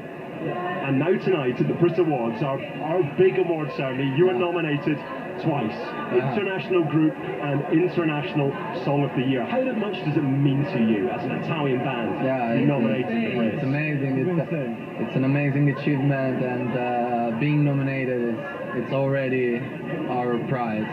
Yeah. And Vic, in the International Group, there is another Eurovision winner in there. You are head-to-head with ABBA. What's your reaction to that? That's not fair. Here I go again. It's not fair. Yeah, I agree. Were they an inspiration to you at all? They're amazing. They're an inspiration for everybody. Everybody. Listen, last couple, what has been the real highlight of the last year after you won Eurovision? That's so many. Too many. That's too many. The Stones, Iggy Pop.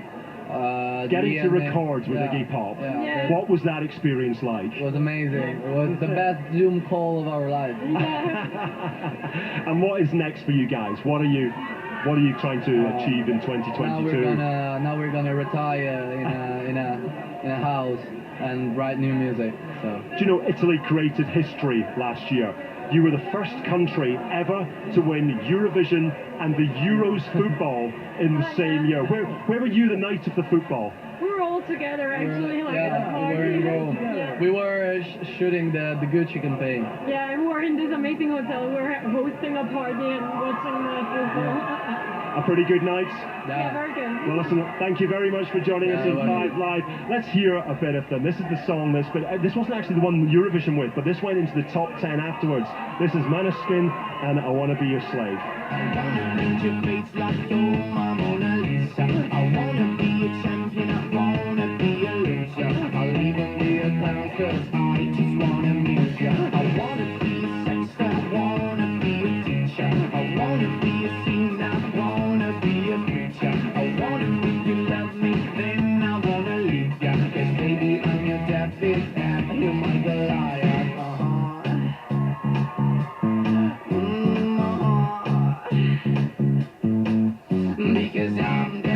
Alright, Colin, it certainly sounds a lot busier than it did at 4:30. Who else are you looking out for? Who's that coming in?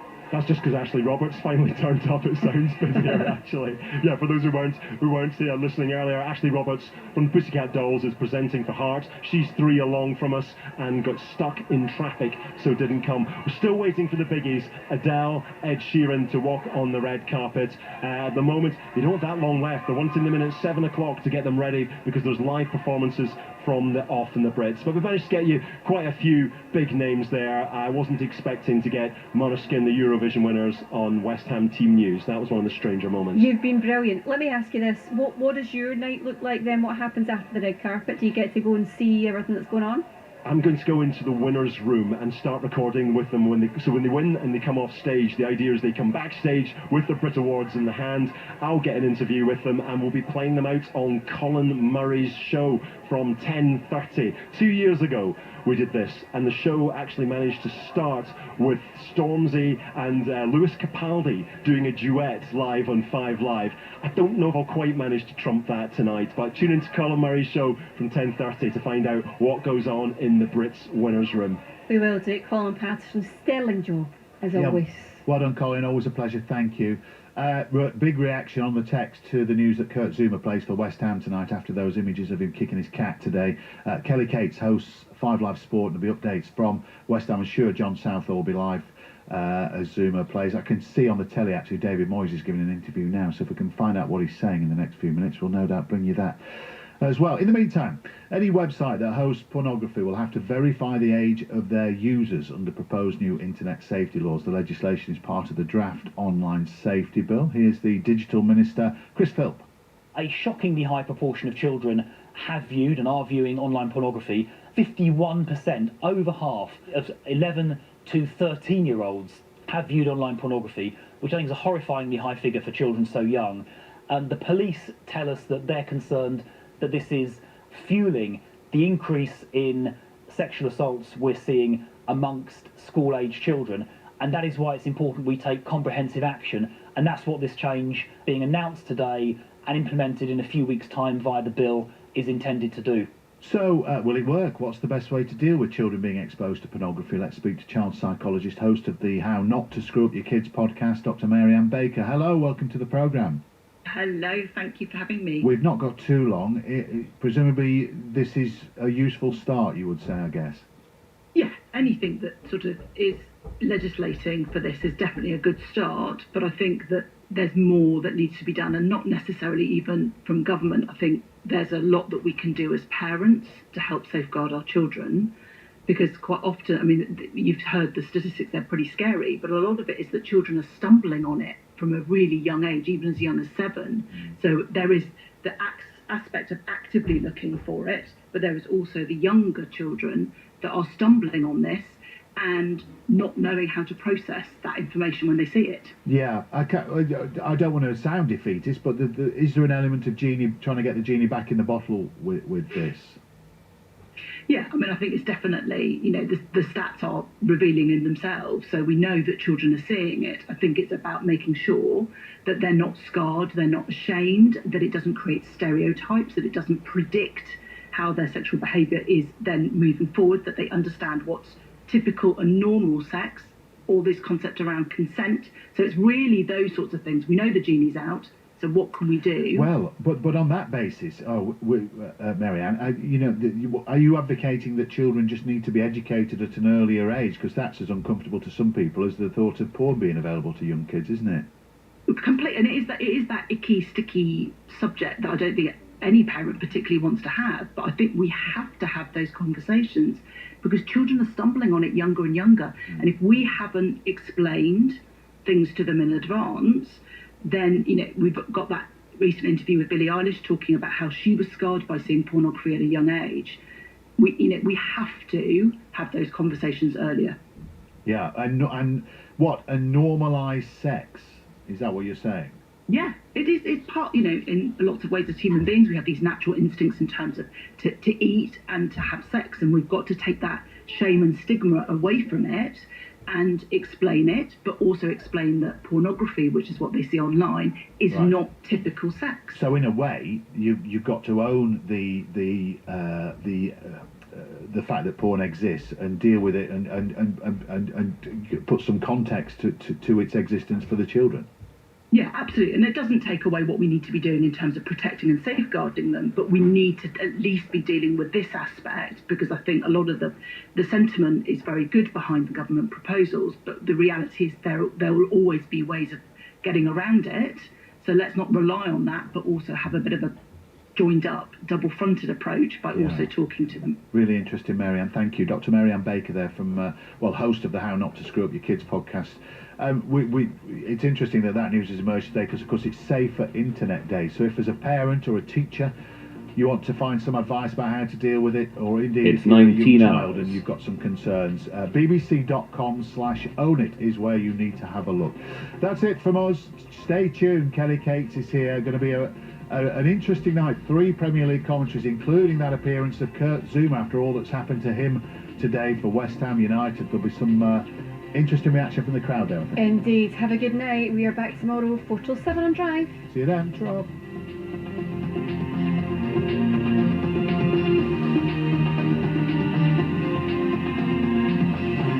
The voice of the UK. This is BBC Radio 5 Live. BBC News at 7 o'clock. This is Andrew Peach. The Health Secretary Sajid Javid has set out the government's delayed plan to reduce the NHS backlog in England. He said the number of patients waiting for non-urgent hospital treatment wouldn't begin to fall for 2 years and was likely to increase from its current 6 million figure in the meantime. Labour's accused the government of lacking ambition. Professor Dame Helen Stokes-Lampard is a working GP and chairs the Academy of Medical Royal Colleges. She says she's relieved the government's being realistic about the challenges ahead. I think there's a lot of really good things within the plan. There's lots of laudable aims, and I think there was a lot of anxiety that the NHS was going to be set up to fail with completely unrealistic aspirations, and this isn't as bad as we feared in that sense. I think people on the front line are still going to be fearful. These are huge asks to start turning things around. Workforce has got to be the biggest worry about all this. The Commons Speaker has rebuked Boris Johnson over his false claim that Sir Keir Starmer failed to prosecute Jimmy Savile after the Labour leader was targeted by protesters. Sir Lindsay Hoyle called the Prime Minister's claim unacceptable, reminding MPs that words had consequences. The Prime Minister's carried out a mini-cabinet reshuffle. The Leader of the Commons, Jacob Rees-Mogg, takes up a new role as Minister for Brexit Opportunities. His replacement is Mark Spencer, whose management of the Parliamentary Party as Chief Whip upset some MPs. It's been revealed that the Foreign, Commonwealth and Development Office was the target of a serious cyber-security incident. Details emerged in a document on a government website. Here's our security correspondent, Gordon Carrera. The revelation that Foreign Office computer systems were breached did not come in a statement, but thanks to journalists at a technology publication who spotted a document explaining why a contract was awarded without competition. The contract to BAE Systems Applied Intelligence was for urgent support in investigating the security breach and was for more than £450,000. The BBC understands that hackers, whose identity is not yet clear, got inside the FCDO systems but were then detected. Classified and highly sensitive material is kept on a separate system, which is not understood to have been breached. This year's Brit Awards are getting underway at London's O2 Arena. The most nominated stars are Adele, Ed Sheeran, Little Sims and Dave, each up for 4 gongs. Sam Fender, who's nominated for Best Album and Artist of the Year, said it felt great to be on the red carpet. Yeah, with Dean, the lead guitarist, and our band. This time we've got the band this time, so it's a lot more special for me and for the boys. Yeah. Me and Dean have known each other since we're 12. We've been best mates since then. Dean's from Percy Main, I'm from North Shields. Mass respect to all people from North Shields and Percy Main who are watching. Big up the NE29. Big up NE29. On to the weather. Scotland will have blustery showers and there'll be rain across northern England and Wales, gradually moving south during the night. BBC News, it's 3 minutes past 7. BBC 5 Live. Laura Whitmore. Sunday mornings are made for settling in, kicking back and reflecting on the week that was. Join me, Laura Whitmore, from 10 as we do just that. Plus we chat to some of the biggest names from the world of music, showbiz and politics. I went, who's directing it? And they said, a guy called Peter Jackson. I went, oh, totally. But I was being advised not to do it, because why would you want to play an elf? This week we speak to guitar legend Slash as he goes under the spotlight. Laura Whitmore. Join me Sunday morning from 10 or anytime you like on the BBC Sounds app. This is 5 Live Sport with Kelly Cates. Hello and welcome to 5 Live Sport, where the Premier League is back. Our base for tonight, St James's Park, where Newcastle take on Everton in a relegation 6-pointer. John Joe Shelby with the free kick.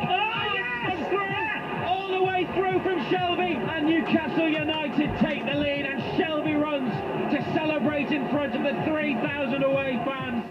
Everton manager Frank Lampard said he isn't frightened of a relegation battle. I think we have to stay calm because there's a long way to go. Come here with 18 games left, so to put everything on these 2 games I think would be the wrong attitude, and we've got a long season to go to get to where we want to be, and at this point it's about focusing on ourselves. Burnley take on Manchester United, who are looking to bounce back from this. And he balloons this one over the top. Manchester United are out of the FA Cup on a night when they twice missed from the penalty spot. West Ham are a point behind as they welcome Watford, and David Moyes is glad to be in the mix for the top 4. Well, I'm glad that people are talking about West Ham being in a challenge for the top 4, because that says something of where we've come to. Even last year, we probably were never talked in those terms. We need to keep playing really well. We need to now look at, I think we've got 15 league games to go. We have to play really well. This is 5 Live Sport with Kelly Cates. Hello, yes, the Premier League is back. All 9 matches over the next 3 nights will be live here on 5 Live. They'll be on Sports Extra or they'll be on the BBC Sports website. We're going to get going tonight with 4 of the bottom 5 in action. Our 5 Live commentary comes from St James's Park as Newcastle take on Everton. Vicky Sparks can bring us the team news. And what a huge match this is, Kelly. Just 4 points separate Everton in 16th and Newcastle in 19th. Matt Targett makes his Newcastle debut in for the injured Paul Dummett in their only change from the Premier League win at Leeds. Only their 2nd Premier League victory of the season, and it was all the way back on January the 22nd. They haven't played since then. Fellow new arrivals Bruno Guimaraes and Dan Burn are on the bench for Newcastle. Dominic Calvert-Lewin returns to Everton's bench after a knock. Also amongst their substitutes are their new duo of Donny van der Beek and Dele Alli, along with Anwar El Ghazi, who's still waiting to make his debut. There are 2 enforced Everton changes to the side that beat Brentford in the FA Cup. The former Newcastle loanee Andros Townsend replaces Vitaly Mikolenko, with Yerry Mina in for Ben Godfrey. So we will take you through the lineups. Kelly for Newcastle in goal, Dubravka. Back 4 of Trippier, Lascelles, Cher and Targett. Ahead of them it's Willock, Shelvey and Joelinton, with Fraser and St Maximan supporting Chris Wood up front. Everton with Pickford in goal. It looks as though Frank Lampard's going to stick with his back 3 that he used to such effect against Brentford. So that will be Holgate, Keane and Mina coming in. Ahead of them Coleman, Allan, Gomez and Townsend, with Gordon and Gray supporting Richarlison up top. Vicky, thank you very much. Alongside Vicky Sparks at St James's Park is Neil Lennon. Neil, it is a huge game, as Vicky was saying, in terms of what happens at the bottom of the table. But it's a really difficult one to predict because there have been big changes, certainly since we last saw Newcastle in Premier League action, and Everton with a new manager who we've only seen once his setup against Brentford in the FA Cup. Yeah, I think all those ingredients just add to the tension and the drama of the game. Although I am a bit disappointed, Kelly, that there's only Matt Targett really who they brought in recently who's going to start. You know, Guimaraes is on the bench. You know, Van der Beek and Ali both start on the bench. So I was hoping for a bit more freshness in both the teams, but because there's so much riding on this game psychologically for both teams, you know, I think both have taken a pragmatic view of it to start with. Yeah, but neither manager wanting to take too many risks for Newcastle against Everton. We'll look ahead to this one. It's a 7:45 kickoff, so plenty of time to do that. The other 7:45 kickoff tonight is from the London Stadium. West Ham are aiming to avoid 3 defeats in a row in the league. They're taking on Watford, who started life under Roy Hodgson with a draw. John Southall is there. John, the question was whether, after everything that has happened today and everything that we've seen on social media, Kurt Zouma, 1, would be available, and 2, if he were available, if he would start. And the news is? Well, the news is, Kelly, that I don't think anything should surprise you in football. Kurt Zouma starts for West Ham tonight.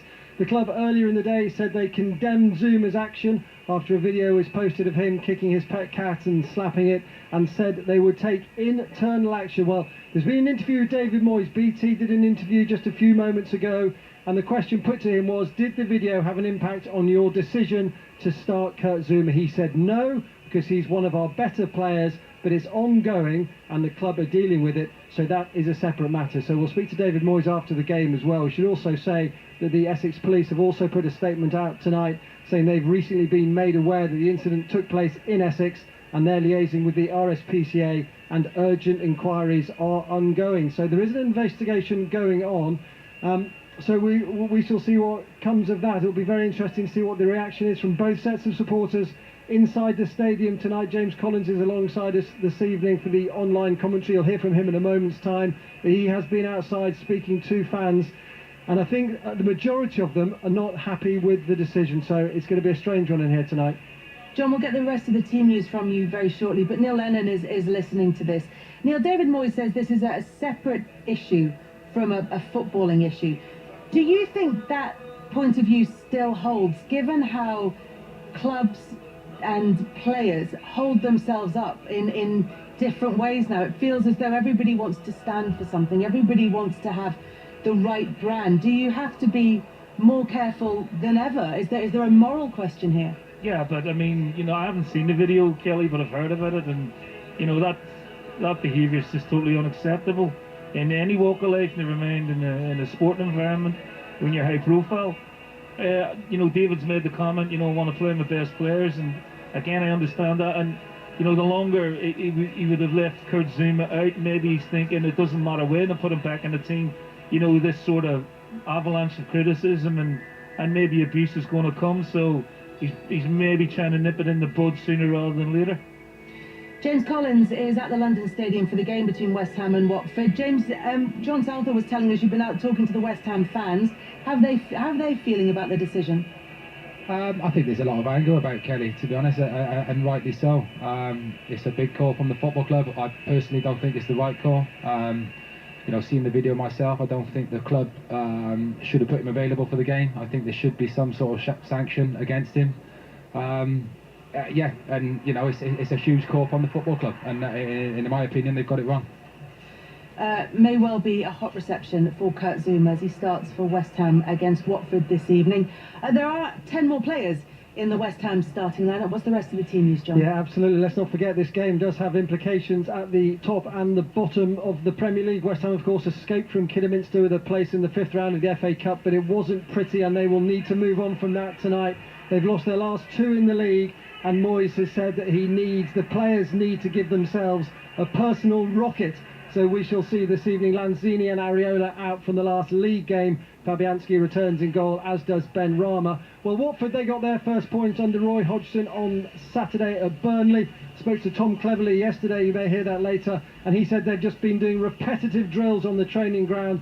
They need to stop leaking goals, and I think Roy Hodgson may well bring that to the club. Emmanuel Dennis is back, which is important for them, 8 goals and 5 assists, and Tom Cleverley also starts for Ken Sema. John Southall, thank you very much for now. John Southall and James Collins at the London Stadium for West Ham against Watford, and if you want to listen to that match, it is on the BBC Sport website. Burnley, bottom of the table, but they have played 2 fewer games than the others in the bottom 3, so can they make those games in hand count? Well, today they take on Manchester United, who are looking to make it 3 wins in a row in the league, and Lee Blakeman is at Turf Moor. What's the team news, Lee? Let's start with it, Kelly. The big team news here is that Cristiano Ronaldo is on the bench as one of 2 Manchester United changes from the FA Cup game against Middlesbrough. Edinson Cavani takes Ronaldo's place tonight. The other change comes in goal as David De Gea comes back in for Dean Henderson. Jesse Lingard is back on the bench for United tonight, by the way. Like Ralph Ranić, Sean Dyche also makes 2 changes following his team's 0-0 draw here with Watford on Saturday. Josh Brownhill and Jay Rodriguez replace Dale Stephens and Aaron Lennon. Burnley, rock bottom, looking for just their 2nd league win of the season. United starting the night 4th and hoping they're going to end it there too. Thank you very much, Lee. We'll be back to you for regular updates. It's an 8 o'clock kickoff, and you can listen to that one on 5 Sports Extra. So, Sports Extra for Burnley against Manchester United, the website for West Ham against Watford, and here on 5 Live you'll be able to listen to Newcastle against Everton. Newcastle-Everton is coming up from 7:45. Former Celtic manager Neil Lennon alongside our commentator Vicky Sparks for this one, and former Everton midfielder Leon Osman joins us, although he's at Turf Moor this evening for Burnley against Manchester United. Leon, we were just talking before about the significance of this game, but there's an added element in that although a lot of the new signings are mainly on the bench, there's an unpredictability to this, an unknown quantity.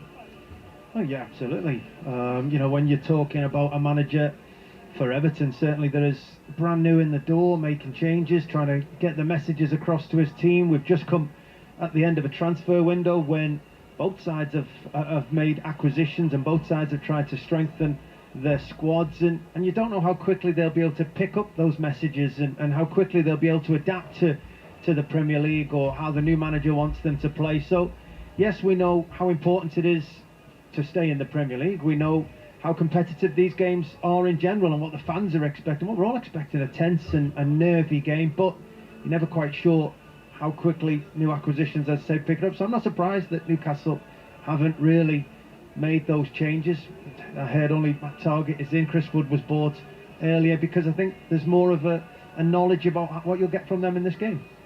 They're looking for the predictable, these managers, although it hasn't worked too well for them so far this season, with Everton in 16th place on 19 points. Newcastle second from bottom with 15 points. A win then would take them to within a point of Everton, but of course they would have played a game more than Everton. Neil, it's going to be a really interesting matchup, this one. It's going to be interesting to see whether or not, because certainly you were sort of implying earlier that they've been quite cautious in terms of their team selection. Do you think they'll be quite cautious in terms of their approach? Yeah, I mean, I would assume Newcastle being at home would like to try and take the game to Everton, and Everton will look to counter-attack. It looks like they're going 3-4-3 Everton, which again, as Leon touched on, it's probably a new system for them, you know, one that they probably weren't used to.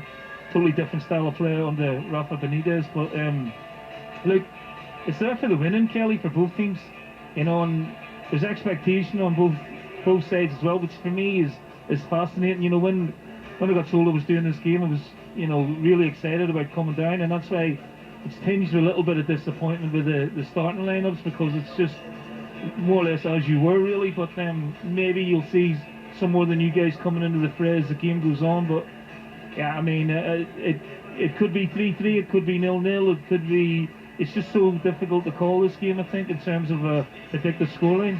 Yeah, we might well get. Go on. Sorry, Kelly. I think Neil's touched on it as well, though. You know, the new signings will integrate themselves during the course of the game, but Newcastle won their last game, and I expect them to start quickly. Everton have been dreadful at the start of games under Rafa Benitez.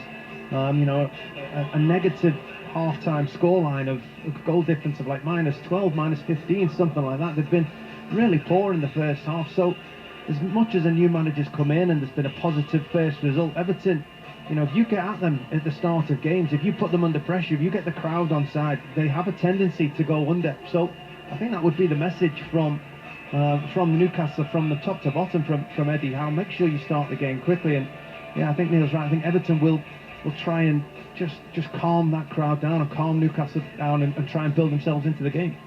Yeah, Newcastle will certainly be looking to take full advantage of that home crowd and, of course, the new signings that we might see as the game progresses.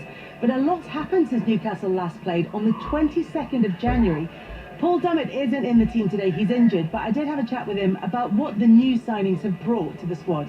New players at any team gives players a bit of an edge, because I think players that are already at the club might look and think, I need to up my game a bit because I've got someone coming into the club and going to push my position. So it can only be a benefit for the whole team, having new players come in, especially the ones that have got Premier League experience. We know they're ready to come and play as well. So it's going to push everyone that's already at the club for the 11 positions on the pitch every week. So it's definitely a positive thing. And like I say, we've got a lot of Premier League experience, a lot of good players, and hopefully we can do what we need to do to try and push up the league. How's it been under Eddie Howe? What's it been like since he came in? I've really enjoyed working with him. Obviously, I have been injured for quite a bit of the time when he first came. I think all the lads really respect him when he first came in. His training methods are good. He's always wanting to have meetings, tell us how he wants us to play, etc. So it's been so positive since he came in. I think in terms of the club as a whole, with the take-up happening, it's been a positive thing all around, and has really helped us. In terms of sort of looking forward and the new signings and how they adapt, does he have a sort of set system that he wants to play that's easy for players to slot into once they understand it? We had the same system for quite a while since he came in, so we work on that quite a bit on the training pitch, and in meetings he talks about what we're going to do in training. So the players that come in, it should be easy to know what their roles and responsibilities are going to be. Then we perform on the pitch as well. So hopefully all the lads coming in can understand that straight away and hit the ground running.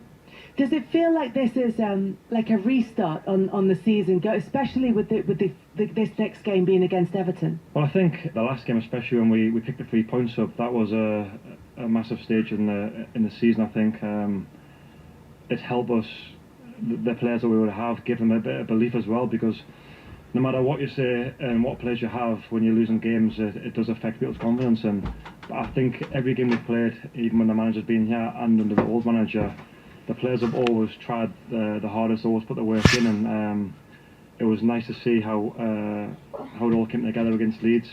We knew, like I say, it's a tough game. They're not far ahead of us in the league, and it came at a nice time with the break. We had a bit of time away, and then we come back to work hard. So this game against Everton, like I say, another massive game. They're not too far ahead of us, and they can take us up the league a bit and give us a bit more belief and keep on pushing up the league.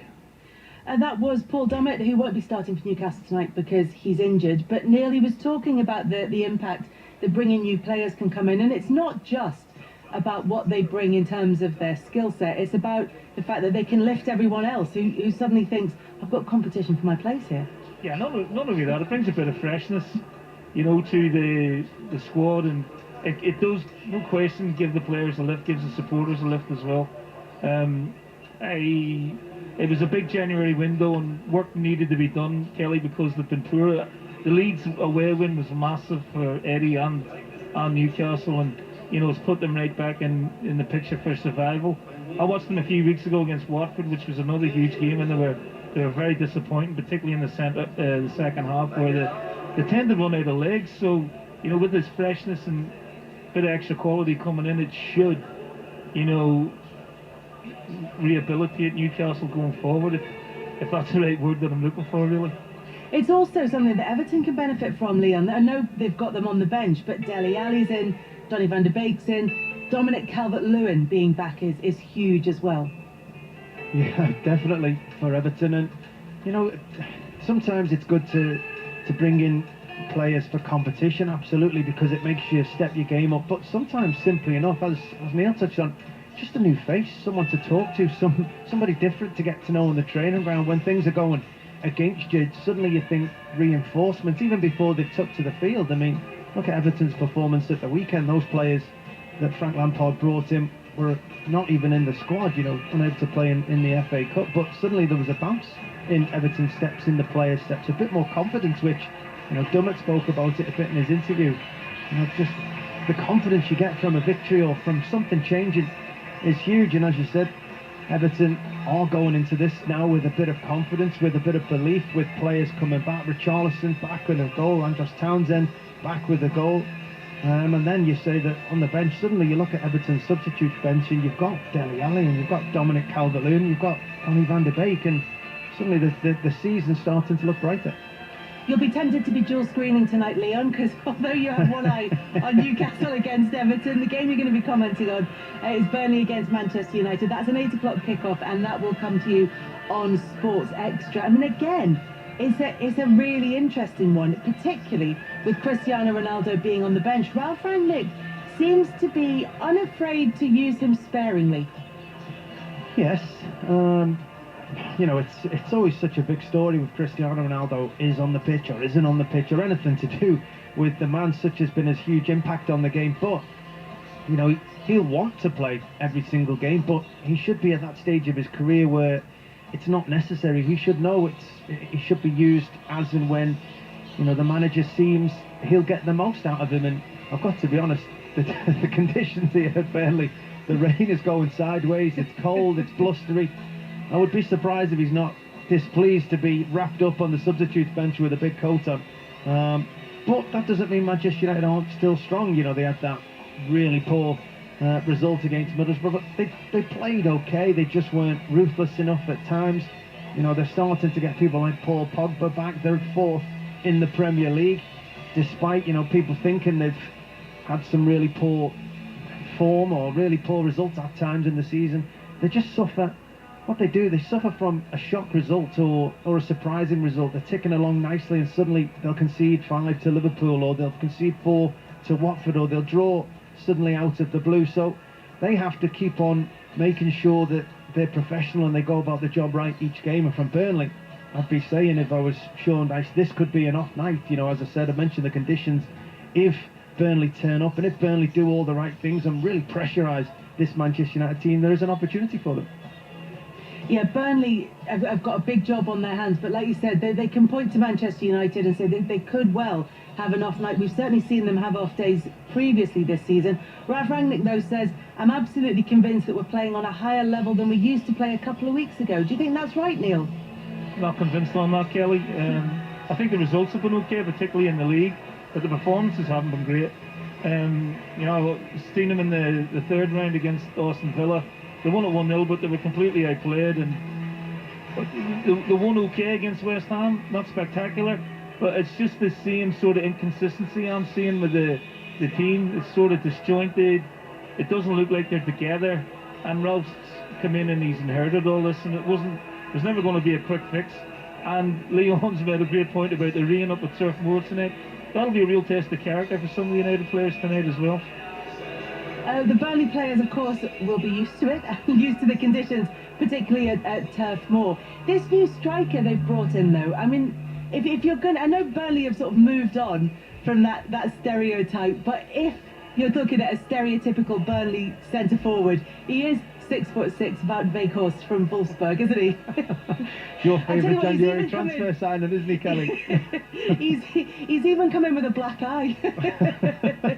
Well, do you know what? You know, if you are being along that ilk and you're saying a traditional Burnley striker, he does tick all the boxes. He's big, he's bulky, he's physical. I watched him against Watford at the weekend and he tried his best to put himself about, and he looks like he'll be a real threat. He did a good piece of skill that nearly created himself an opening at the start of the second half, so he's not too bad on the deck either. But what Burnley have to do, differently certainly than they did against Watford at the weekend, they have to cross to him or provide him service from better angles. Most of the balls that came up to him were from deep, or, you know, crosses from 30 yards out where he's trying his best to do something, but he's never really favourite. If you've got a guy who towers above most of the players and you can cross the ball from a really dangerous position, he's always going to be favourite. I thought in that first game, it happens at times, but I thought Burnley just fell foul of thinking, there he is, let's just get the ball up to him as soon as possible, and Cornet didn't play close enough to him, and I think that's probably one of the reasons Jade Rodriguez is in the side today. Somebody who can just play up alongside him, get around him, try and, you know, play as a real old-fashioned partnership, because I think that's what will get the best out of him. Yeah, Burnley do need goals, only 16 in their 19 games, and only twice in their last 7. Leon, thank you very much for joining us. Leon Osman, part of our commentary team for Burnley against Manchester United on 5 Sports Extra. That one kicks off at 8 o'clock. The other games are 7:45 kickoffs. We'll bring you the very latest ahead of West Ham against Watford very shortly. Newcastle against Everton is our commentary match here on 5 Live Sport.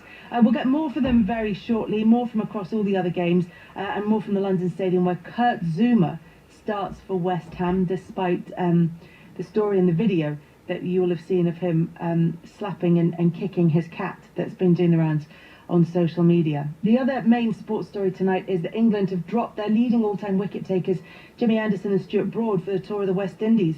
The squad for the tour has been named this evening. Sir Andrew Strauss made the decision in his new temporary role as Director of Cricket, along with interim coach Paul Collingwood. Our cricket correspondent is Jonathan Agnew.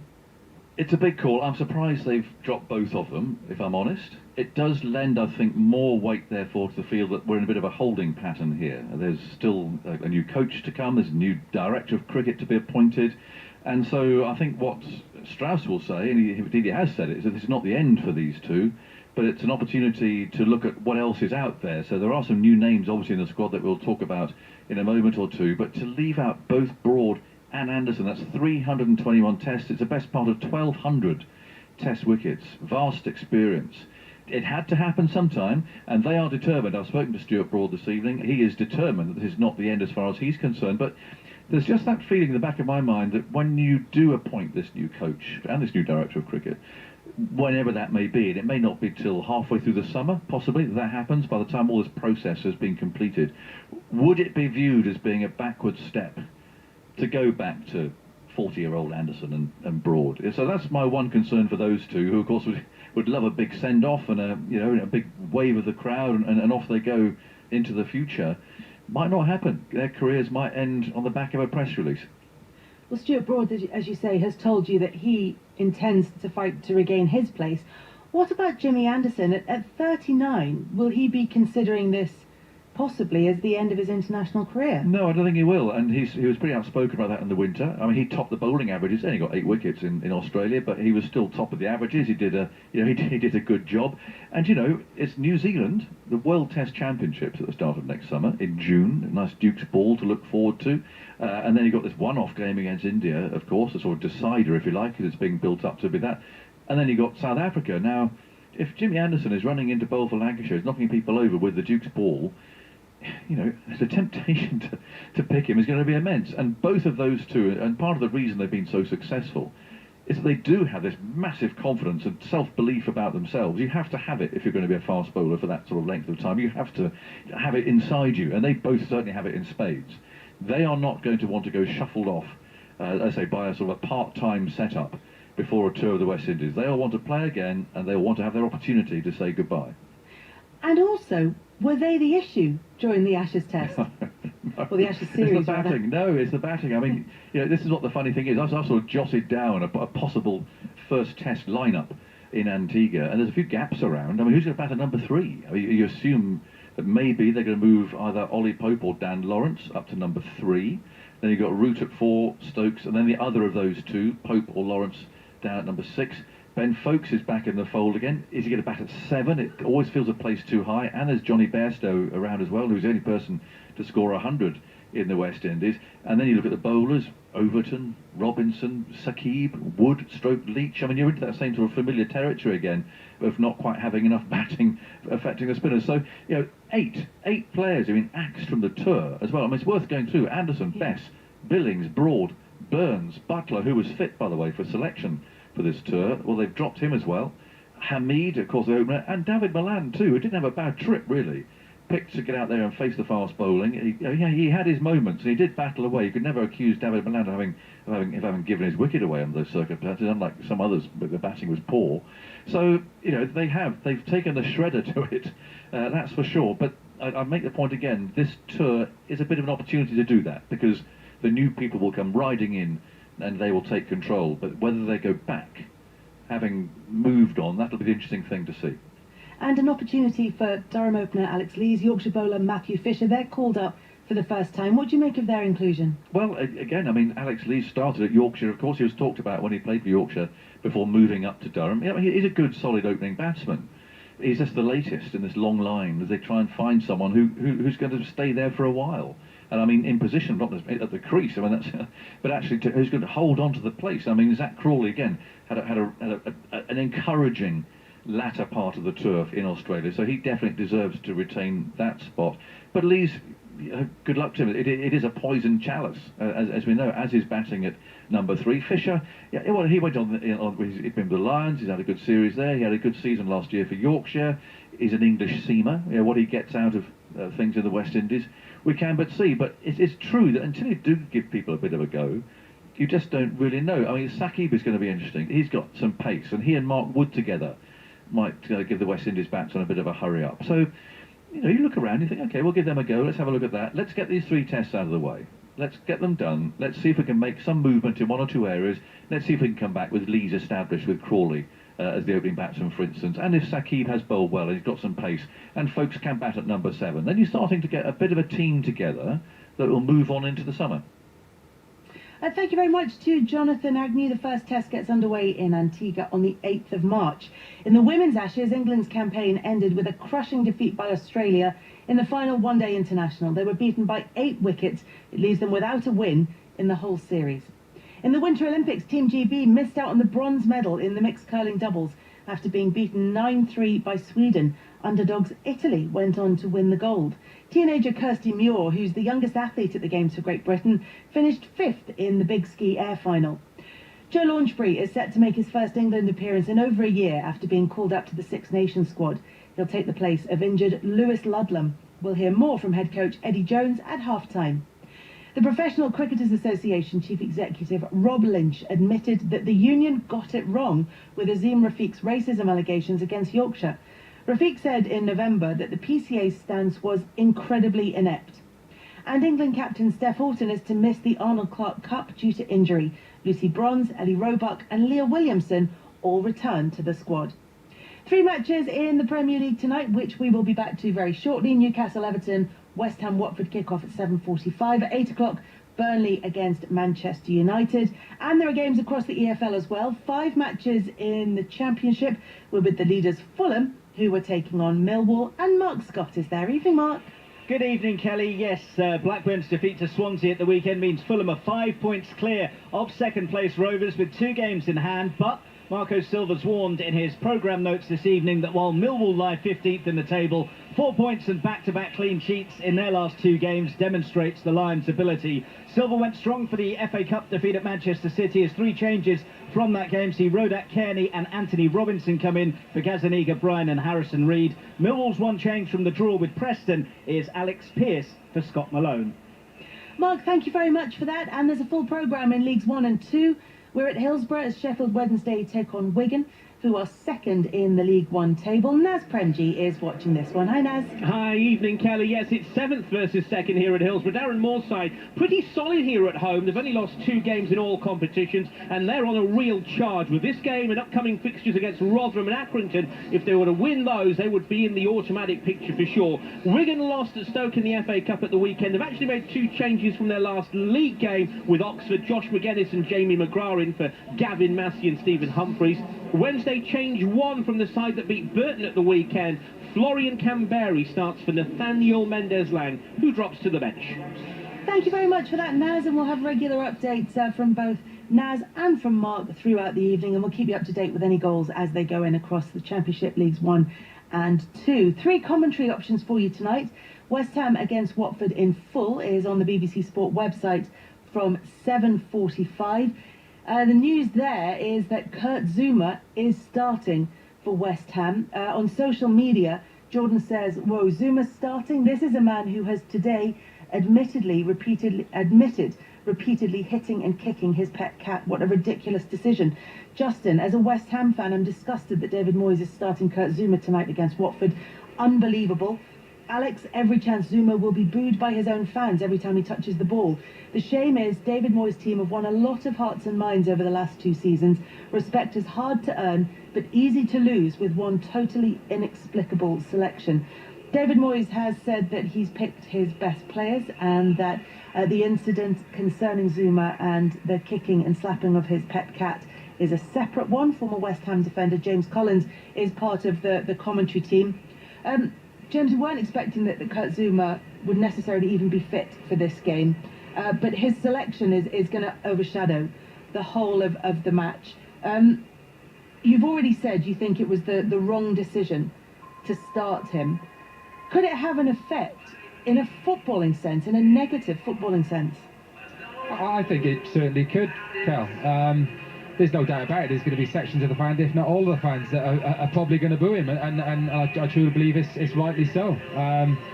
You know, if you've seen the video, if you haven't, obviously it's been headline news. Everyone knows what's gone on, and like I said, I'll say it again. For me, the football club have made totally the wrong decision. As one of the fans there has written in, you know, that this football club has come on leaps and bounds in the last 2 years. You know, I was seeing to other fans, I was seeing around football, and for me, the decision they've made tonight has certainly knocked that back. It's going to overshadow everything that happens tonight, but it's a really important game for West Ham, and particularly for Watford. Depending on what happens between Burnley and Man United, West Ham could go into 4th place in the table. For Watford, a real opportunity for them to try and get themselves some points on the board as they just try and stay in the Premier League. It's a really significant game, particularly with Newcastle, Burnley and Everton all being in action tonight as well. Yeah, it is. Like you said, we were just chatting off air there. We're not expecting Watford in any stretch of the imagination to come out and try and beat West Ham, you know, in possession football. We all know how Roy's played over the years. You know, the team are going to come here and sit back and defend and try and get a goal on the break. So yeah, it's a big game for Watford. If West Ham play their game, you know, they've certainly got enough quality to break this Watford team down.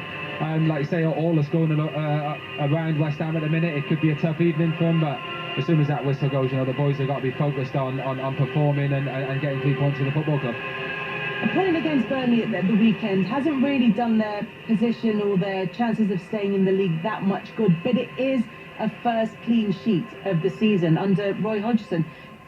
Is that something that they can build on? Am I asking the right person in you, James? I'm not sure. I didn't keep too many clean sheets myself, Kel, to be honest. No, certainly, you know, they minus 17 goal difference clearly is not good enough to stay in the Premier League. Like you say, one clean sheet in their last game in 21 is not enough, and over the years Roy has built his teams on defending well and being solid, so there's no doubt in my mind that's what he's been working on in you know, the week that he's been involved in the job. It's going to be a tough ask. You know, Mikel Antonio, you know, we know the firepower he brings to this West Ham team.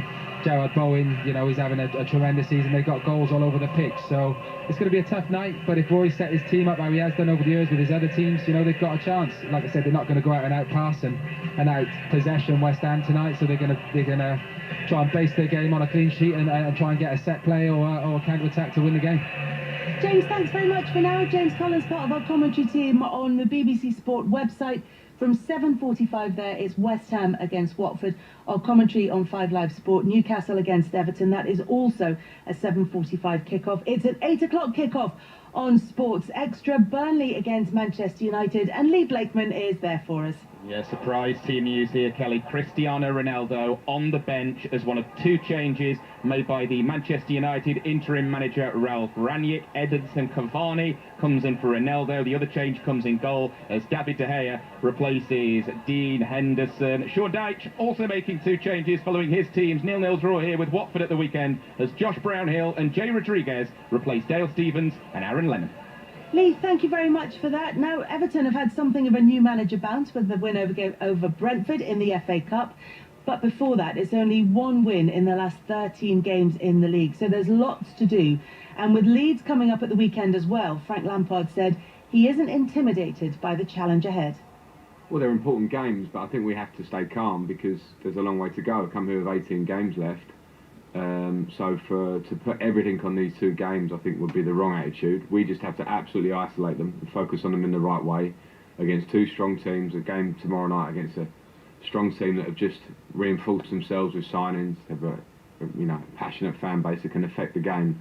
So it's important for us that we just approach that without fear, with confidence, but an understanding of the hard game that it is. But I don't want to put too much on these 2 games. We've got a long season to go to get to where we want to be, and at this point it's about focusing on ourselves. I think probably the good thing about being a new manager is you don't feel the strain and pressure of that as such. I'm very aware of it. You know, I'm not going to sit here and tell any lies, and even to the players, but at the same time I haven't been a part of what's been going on here before, so I look at the league table in a very straight manner, but when I actually speak with the players, I feel positive. I want to feel positive and have a positive outlook on it, and that's why I have to put perspective and say there's 18 games. That the severity or whatever the game is on, I understand it, but hopefully my fresh walking in the building, let's attack this in a positive way, is also something that I can bring to the table. So Frank Lampard planning to be positive as Everton go to St James's Park this evening to take on Newcastle. Neil Lennon, part of our commentary team alongside Vicky Sparks. Neil, a lot of our build-up on this has been about how unpredictable and how difficult to predict this game is. Having said that, did we learn anything from Everton's win against Brentford in the FA Cup? Well, yeah, I mean, they got a real bounce from Frank's introduction, and they seemingly played with a swagger. But this is a totally different game, Kelly. This is the league. You know, they're away from home in a sort of hostile environment. I have to say the atmosphere, Kelly, as you can imagine, is absolutely raw as anything. You know, there's banners everywhere and displays from the Newcastle fans. The BMX bike's still up for sale for 42 quid as well. So I have to tell you, Kelly, Neil spotted that straight away. He's interested. He's here. have you got some tricks up your sleeve? Oh, I've got a few here. But it's a fascinating game. I have a sneak. The two centre-halves, I think, is a problem area for Newcastle. I think midfield might be a problem area for Everton. And I think on the counter-attack, Everton could really hurt Newcastle. But I just think going forward, Sam Maximum, if he's in good form tonight, could cause their back three a lot of problems. So it's eachy-peachy for me at the minute. Newcastle then certainly trying to harness that atmosphere at St James's Park. It's sounding very good ahead of their match against Everton. Just to remind you, Burnley against Manchester United kicks off at 8 o'clock. You can listen to that on 5 Sports Extra. West Ham against Watford kicking off in the next minute or so. That one is on the BBC Sport website. Now though, we're going to head to St James's Park for the first half of Newcastle against Everton with Neil Lennon and Vicky Sparks. Thank you, Kelly. Good evening, everyone. Well, it didn't turn out to be the managerial fairy tale that Frank Lampard had hoped for at Chelsea, but a little over a year after they sacked him, he is back in the Premier League with Everton and certainly got off to a fairy tale start on Saturday, beating Brentford 4-1 in the FA Cup. But now attention turns to a huge encounter in the top flight for both of these sides, because just 4 points separate Everton in 16th and Newcastle in 19th, with Newcastle having played a game more. And Neil Lennon, former Celtic manager, alongside me. A win for either side tonight would put a very different complexion on this relegation battle. Yeah, for both teams, you know, for sure. Newcastle having won away at Leeds, to get back-to-back wins would be fantastic, and obviously, you know, Frank keeping a winning run going, you know, hopefully getting off to a great start. So, like, it's fascinating for me, Vicky. There's so much riding on this game psychologically for both teams. So we are underway at St James's Park. Everton in possession in their traditional home kit, the blue shirts, the white shorts and the white socks. Newcastle, of course, in the black and white stripes, the black shorts and the black socks, and they've stolen it through Alan St-Maximin, racing down the left-hand side midway through the Everton half. Well challenged by Alan, and the ball is with Seamus Coleman now for the visitors, as Alan plays it forward to Richarlison. Good put in by Fabian Schär, and will send the ball all the way back to Martin de Graafwood just outside his own penalty area. Both sides have strengthened in January, but just one debut in the starting lineups tonight, although there could be a few from the bench. That's for Newcastle. Matt Targett in for them, replacing the injured Paul Dummett. That's their only change. But fellow new arrivals Bruno Guimaraes and Dan Burn are amongst the substitutes. Dominic Calvert-Lewin is back on the bench for Everton after a knock. Also amongst their substitutes are Everton's new duo of Donny van der Beek and Dele Alli, along with Amr El Ghazi. He's still waiting to make his debut. 2 enforced changes to the side that beat Brentford. Former Newcastle loanee Andros Townsend replaces Vitaly Mykolenko, Yeremin for Ben Godfrey, and no surprise, the Blues offer Jordan Pickford, the former Sunderland man, and Neil Lennon. He relishes these sorts of games. Yeah, I mean, the atmosphere is red hot, and the pace of the game is already red hot. I was just thinking to myself, I wonder why Jordan Pickford's getting so much grief, but then I realised he's obviously an ex-Sunderland goalkeeper, and yeah, I mean, these are the atmospheres that I used to like it myself. I used to like getting loads of abuse and then rubbing it back in people's faces if they won. Everton give the ball away, straight to Shelby, midway through the Everton half. Will drive from distance, and it whistles just over the bar. Pickford had it covered. Yes, as you say, Neil, he relishes these sort of games. He's ex-Sunderland. He's very passionately ex-Sunderland, and there have been occasions where he's allowed these games against Newcastle to just let it run away with him. The emotions get out of control, and he's already enjoying winding up the Newcastle fans taking time over this goal kick. That's exactly right. There's a bit of gamesmanship going on for Jordan already. I mean, he's taken so long to take this goal kick, but what he's doing is he's trying to, take the tempo out. Yerry Mina give the ball away. It was really picked up well by Shelby, who drove and had a shot. And little things like that get the crowd going and get the team going. It's been a good start from Newcastle. 2.5 minutes played, 0-0, and Jordan Pickford takes so long over that goal kick as it's headed out by Matt Targett for Newcastle. Everton throw midway through the Newcastle half. We can take you through the teams for Newcastle. Dubravka in goal. The back four of Trippier, Lascelles, Schär and Targett making his debut as that will be closed down through the centre by Chris Wood. Again, huge cruise for Jordan Pickford. That'll be a theme all throughout the teaming at St James's Park, but he does clear away. So Newcastle's midfield, Willock, Shelvey and Joe Linton, with Fraser and St Maximin supporting Chris Wood, still looking for his first Newcastle goal after arriving for £25 million from Burnley in January up front. Newcastle in possession midway through their own half. Everton with Pickford in goal as the ball is played over the top. We were wondering whether they'd start with this back three, and it looks as though they have. Everton, so it's Holgate, Keane and Mina. Ahead of them, Coleman, Allen, Gomez and Townsend, with Gordon and Gray supporting Richarlison at front as Everton clear away. Chester down by John Joe Shelby, will be picked up by Seamus Coleman now for Everton. Demarai Gray dispossessed, but will be picked up by Gomez for Everton, but he's given the ball away. Frenetic start in the opening 4 minutes here at St James's Park, and now Ryan Fraser has it for Newcastle. Ball into the penalty area, looking for Wood, cleared away by Michael Keane for Everton, and Gomez will bring it clear. So we can head for an update from the London Stadium. West Ham against Watford. John Southall. Yes, West Ham 0, Watford 0. We played 3-4 minutes of the game. Kurt Zouma's had his first touch of the ball. There was booing around the stadium, mainly from the away end, but also some of the home supporters as well made their views fairly clear. Having said that, there were a few people sitting in front of me clapping.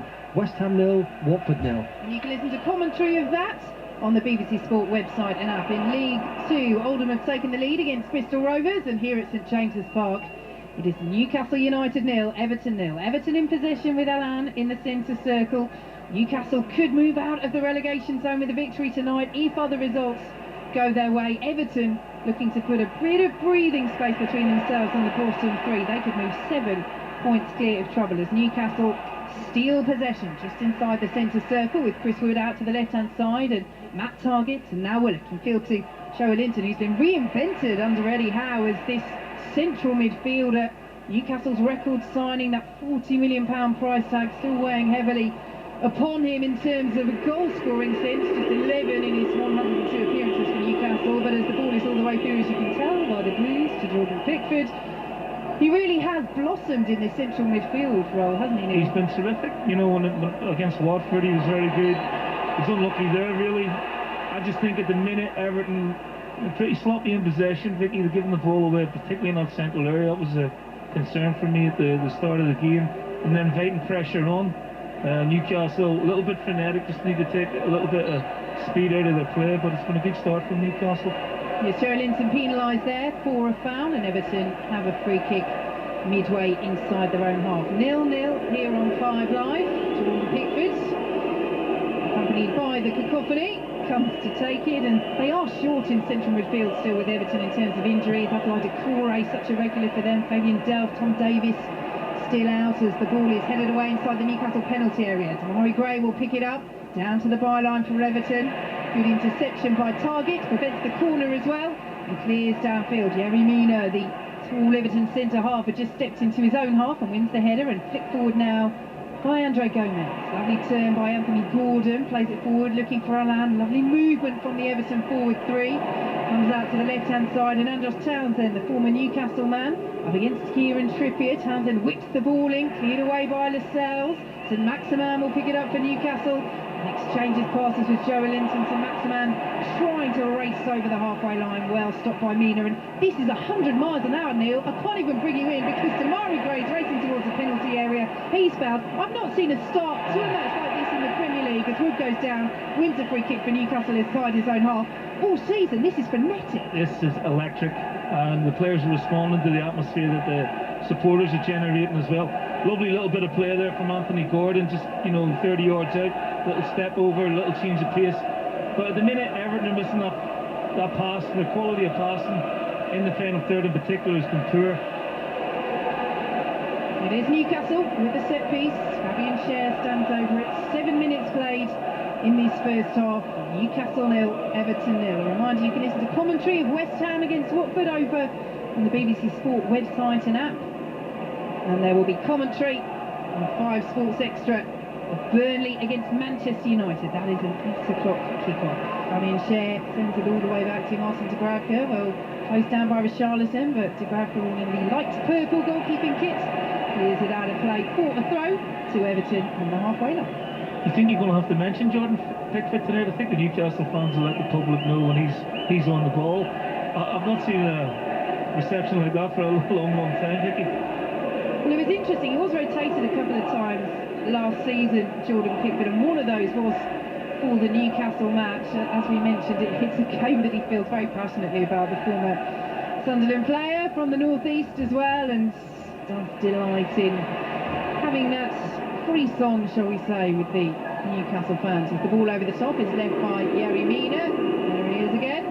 Jordan Pickford holds the ball out to Seamus Coleman on this right-hand side. And now Alan, Damari Gray controls in the halfway line, but he's well dispossessed by John Joe Shelby. Joelinton then dispossessed and turned by Alan. Put in will come to Andre Gomez, and now Coleman. Bit of space for Everton. On this right-hand side, arrows a ball across the area. Townsend met it in the corner of the 6-yard box and heads it behind. No danger for Dubravka, but an excellent run from Townsend. Yeah, great ball from Coleman as well. It's not like a whip cross, it's very measured, drilled cross to the far post, and Andros Townsend coming in late, couldn't get enough purchase on the header. But again, we've seen the midfield battle already. It's a little bit of ping pong. You have it, we'll have it. I think this will be like this for the first 15-20 minutes until the game settles down, but it's a great watch at the minute, Vicky. Newcastle clear long over the halfway line. Yerry Mina again wins the header. Joe Willock though will dispossess Andre Gomez out to the right hand side, and Ryan Fraser goalless here at St James's Park on 5 Live. Pulls it back to St Maximin Fraser, edge of the penalty area, lays it off to Shelby, who drives, and Pickford gathers, patted it down. No Newcastle player near enough to him. And we are still 0-0. Anthony Gordon did brilliantly there to get back and just did enough to put Shelby off, otherwise he may have got more on the shot.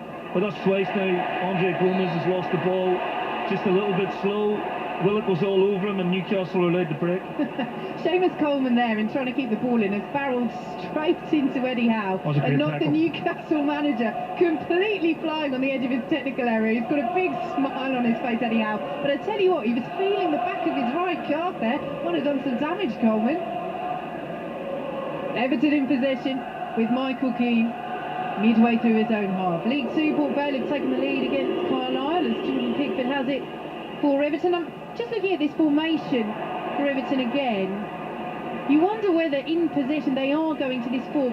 Coleman is pushing quite forward in the right wing position at times, but he is slotting back, and Townsend is pushing high up. So in possession Everton, it's more of a 4-2-3-1, isn't it? But this is the flexibility that Frank Lampard has. He played the 3 at the back against Brentford with real positivity and real dynamism. Really paid off for them. And the players he has on the pitch, they can switch between the 2, but often it is the 4 that we're seeing. Yeah, it's more like a hybrid of 3 and a 4, really. Seamus just tucking back in. He's breaking now. Yes, he's off. Right hand side, midway through the Newcastle half. Damari Gray dispossessed and cleared away by Fabian Schär for Newcastle. Goalless here on 5 Live. St Maximin under real pressure from Anthony Gordon. Squeezes it through to Joelinton. Everton get the foot, and now Eddie Howe's appealing. Decision doesn't go Newcastle's way. Schär slides in, makes the interception. Richarlison will pick it up on the right hand side. 0-0, 11 minutes gone. Honestly, I can't believe it's gone that quickly. Anthony Gordon, ball into the penalty area, plays it back to Alan as Newcastle clear. Now Andre Gomez Back to Holgate in the centre circle. The home fans trying to get behind their side because Everton are enjoying the possession at the moment. They're moving the ball very nicely as Richarlison will drag his shot just wide from the edge of the penalty area. It was a mistake by Fabian Schär, who didn't think Richarlison, I think, was quite as tight to him as he was. He let it roll across in the Newcastle centre half, and Richarlison said, "Thanks very much, I'll have a shot from distance wide." Good little move up from Everton. First, real time to put a few passes together, but you're right. Shaw was on his heels, and that was my concern before the game. Central defence has been a problem for Newcastle all season, and Richarlison just burned them, and he should have hit the target really. But what's impressed me about Everton so far, without being brilliant on the ball, is their willingness to work hard and get the ball back. Their appetite to get the ball back has been terrific so far. Yerry Mina wins the header, as he has done 5 or 6 times already for Everton at St James's Park on the halfway line. Newcastle will win it back though and send it forward to St Maximin. So often they're looking for the tricky Frenchman, and he does well there. St Maximin wins a throw there. Top scorer Callum Wilson still out.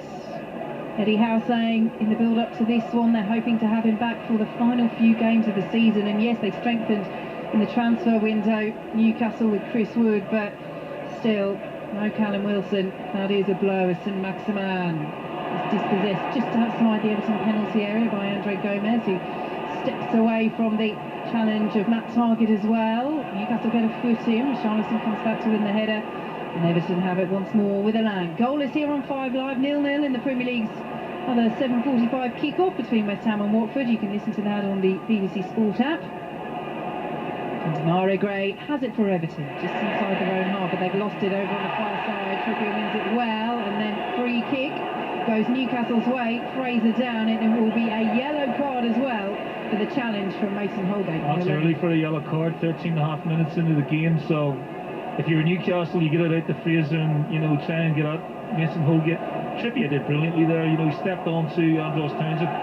Sorry Vicky, there's somebody, Demarai Gray's down here for Everton as well. Is Fraser's going to get treatment, but Demarai Gray's waving over to the touchline here.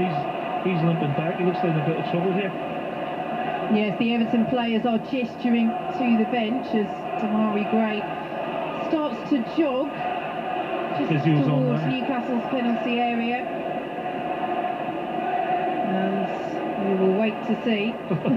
Do you know what's happened there? I think the other Everton players It's 20 hours. said, come on, Demarai needs a bit of treatment. And Demarai, as the physio's come on, has said, no, I'm fine. So the physio, so that he doesn't have to treat him, and then Demarai Gray would have to go off, swerved around him. Just like a 100-metre dash for no reason. The other side of the pitch. So Newcastle will wait to take this free kick. Ryan Fraser's still down receiving treatment. Let's head to the London Stadium. Update West Ham against Watford. John Southall. 15 minutes played. West Ham 0, Watford 0. Yet to really see the first effort on target, but definitely if you watch Watford, there's more organisation. There looks to be more structure to their play since Roy Hodgson came into the club. And also on 7 minutes, we had a minute's applause for the 7-year-old West Ham fan Isla Caton, who died recently. The whole stadium on their feet. It's West Ham 0, Watford 0. Thanks very much, John. Let's head to the Championship. Fulham against Millwall. Mark Scott. Lively start here as well, Vicky. Still 0-0 between Fulham and Millwall. Millwall with a really good chance when Ollie Burke surged up on the right flank. His cross was deflected and Rodak had to make a really smart save to shovel it away. Kieftenbeld also with a volley from 12 yards out that went over. He should have done better. Fulham's best when Gabano's effort deflected to Mitrovic, who was blocked well by Bielkowski. Fulham 0, Millwall 0. Free kick in by Newcastle was met by Chris Wood, 8 yards out, and couldn't get the strength of connection on it. Neil Lennon, that's a big chance for Newcastle. Yeah, there's plenty on the cross. Nice ball in from Kieran Trippier, who started the game excellently. And again, Chris got the contact, but was pretty comfortable for Pickford. Now, free kick has gone to Newcastle midway through the Everton half. Ryan Fraser is back on his feet after treatment. This again is a decent position for Newcastle midway through the Everton half. Left-hand side, Matt Targett I think has taken a painful whack there, and he's just wincing and getting up to his feet in League One. Lincoln have taken the lead against Morecambe, and they're underway at Turf Moor. Burnley against Manchester United. Lee Blakeman. Yeah, Bruno Fernandes has just got things started in the centre circle. Remember, United have left out Ronaldo tonight. He's on the bench. Burnley, 1 win out of 19 in the Premier League, but haven't lost a home league game here since mid-September. commentary over on Sports Extra. In League 2, Oldham have taken the lead against Bristol Rovers and Tranmere are 1-0 up against Swindon. Free kick to Newcastle, 0-0 at St James's Park. Swung in by Kieran Trippier to the right-hand side, headed on by Lascelles, powerfully away by Andre Gomez. Shelby will scoop it back out to this left-hand side. St Maximin, beautiful control from the Frenchman. Was he caught there now? Anthony Taylor says no. I think Newcastle might have had a big shout for a free kick there. Coleman comes away with it for Everton. Willock wins it back for Newcastle, but then tripped over his own feet. Joe Willock, and Andre Gomez very kindly sells Willock the dummy. And Everton will bring it away over the halfway line. That was a free kick. There's no doubt in my mind it's a free kick. He's limping back, Sam Maximum, and very frustrated. Surprised Anthony Taylor missed that. Everton in possession with Allen just inside the Newcastle half. St Maximin does gingerly make his way back into his own half. Everton, who have won just one of their last 14 Premier League matches. That was the run that did for Rafa Benitez. They lost their last match in the Premier League under the caretaker charge of Duncan Ferguson. Frank Lampard got off to a winning start in the FA Cup. Can he find a winning start in the Premier League? Or will Newcastle make it back-to-back wins in the top flight for the very first time this season? They have just 2 victories to their names in the Premier League, Newcastle. The last one in their last match, a huge one before the international break, away to Leeds. Everton in possession though, Coleman on the right-hand side. And he'll look for the return pass from Allan. It will come to Richarlison, 25 yards out, central position, and now Demarai Gray lays it off to Townsend. Left-hand side, drives the shot in, and the header deflects it away from the goal. Bounces behind for the corner, but it's one of those, Neil Lennon, where you get that flicked header that can easily end up in the back of the net. It's just with the lack of pace that they have centrally, they want to drop off Newcastle. Everton were able to go from one side of the pitch to the other, out to Townsend. Step over, come in on his right, and as you said, deflect it out for a corner. I think Frank Lampard will be the happier of the 2 managers. The minute Vicky seem to have settled a little bit, and Pickford hasn't really had a lot to do. So corner to Everton, 19 minutes played here at St James's Park, 0-0. Demarai Gray stands over this for the visitors, who have scored in their last 10 league visits to Tyneside. Demarai Gray in, and Mina with the header. Flicked just wide. Richarlison was trying to keep it in on the byline, but Mina again rising highest as you'd expect.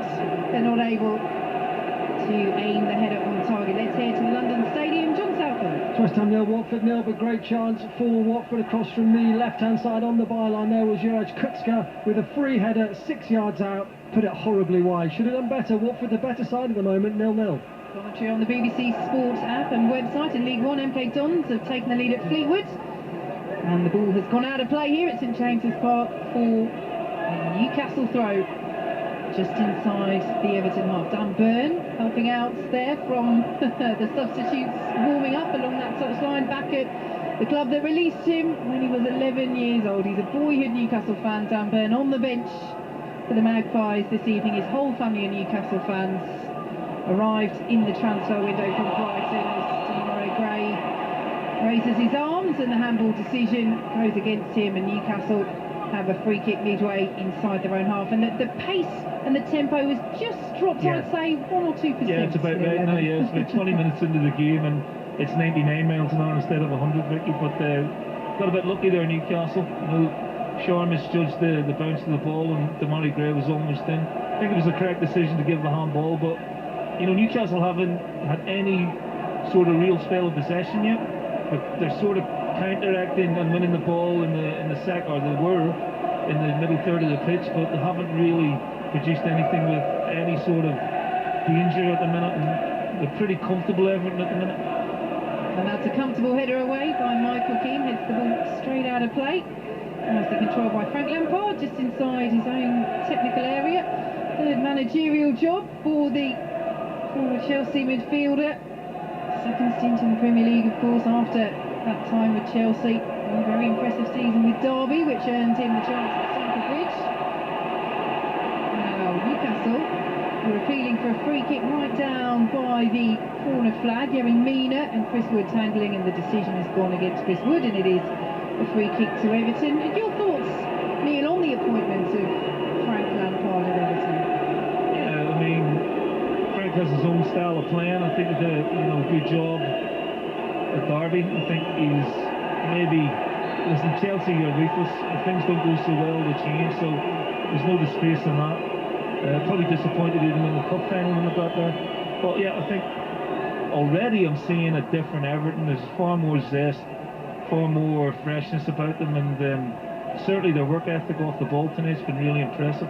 Ball goes out of play for an Everton throw. Right in front of Frank Lampard once more. Yes, he spoke about the win against Brentford in the FA Cup in his first match in charge and labelled it an Everton performance. What the fans want to see is fight and desire, and they showed that aggression, that quality, and I think that is what so many Everton fans have felt is one of two of many things that have been missing this season, or were missing under Rafa Benitez, and you certainly can't accuse Everton or Newcastle this evening of any lack of intensity as Newcastle win a throw on the far side. You're right, Vicky, both teams are going for it. Everton, particularly on the counter of the pace, they've had 2 attempts on goal so far, whereas Newcastle at the minute are struggling to keep the ball for any concerted period of time. They picked it up now with Williker Quinn, just couldn't sort his feet out, but the ball stuck underneath them. And Anthony Gordon will bring it away for the visitors. Cued vision to find Demarai Gray. Space down this right-hand side. Richarlison waits in the penalty area. Gray still going. Pulls it back to Andre Gomez. 25 yards out, and Newcastle just shepherd the Everton midfielder away from the penalty area. And Eddie Howe is gesturing with his right hand saying, push up, push up. But Newcastle are being penned back as the ball into the penalty area is intercepted by Fabian Schär and will be cleared away, but he can't find a black and white shirt, and Alan steps up, wins the ball for Everton, miscontrol, won't keep it in, Newcastle throw, and Demarai Gray has gone down again, and this time I think the physio may be required. Yeah, it's a shame, it's very early in the game, and he's been a shining light really for Everton. Well, he certainly was under Benitez. I have to say, it's the first time I've seen Anthony Gordon playing live, Vicky. I think he's been absolutely terrific so far. His work rate to get the ball back, and not only that, then to spring Everton into attack. His enthusiasm for the game and quality has been terrific. Now we'll be heading for an update shortly from one of our Premier League kickoffs, currently goalless between West Ham and Watford, Burnley and Manchester United. And Demarai Gray still receiving treatment. Anthony Gordon, as you say, he and Anthony Gordon have really been Everton's shining lights so far this season, and I've enjoyed watching him tonight. His work rate and his intent to get the ball forward quickly and bring others into the game has been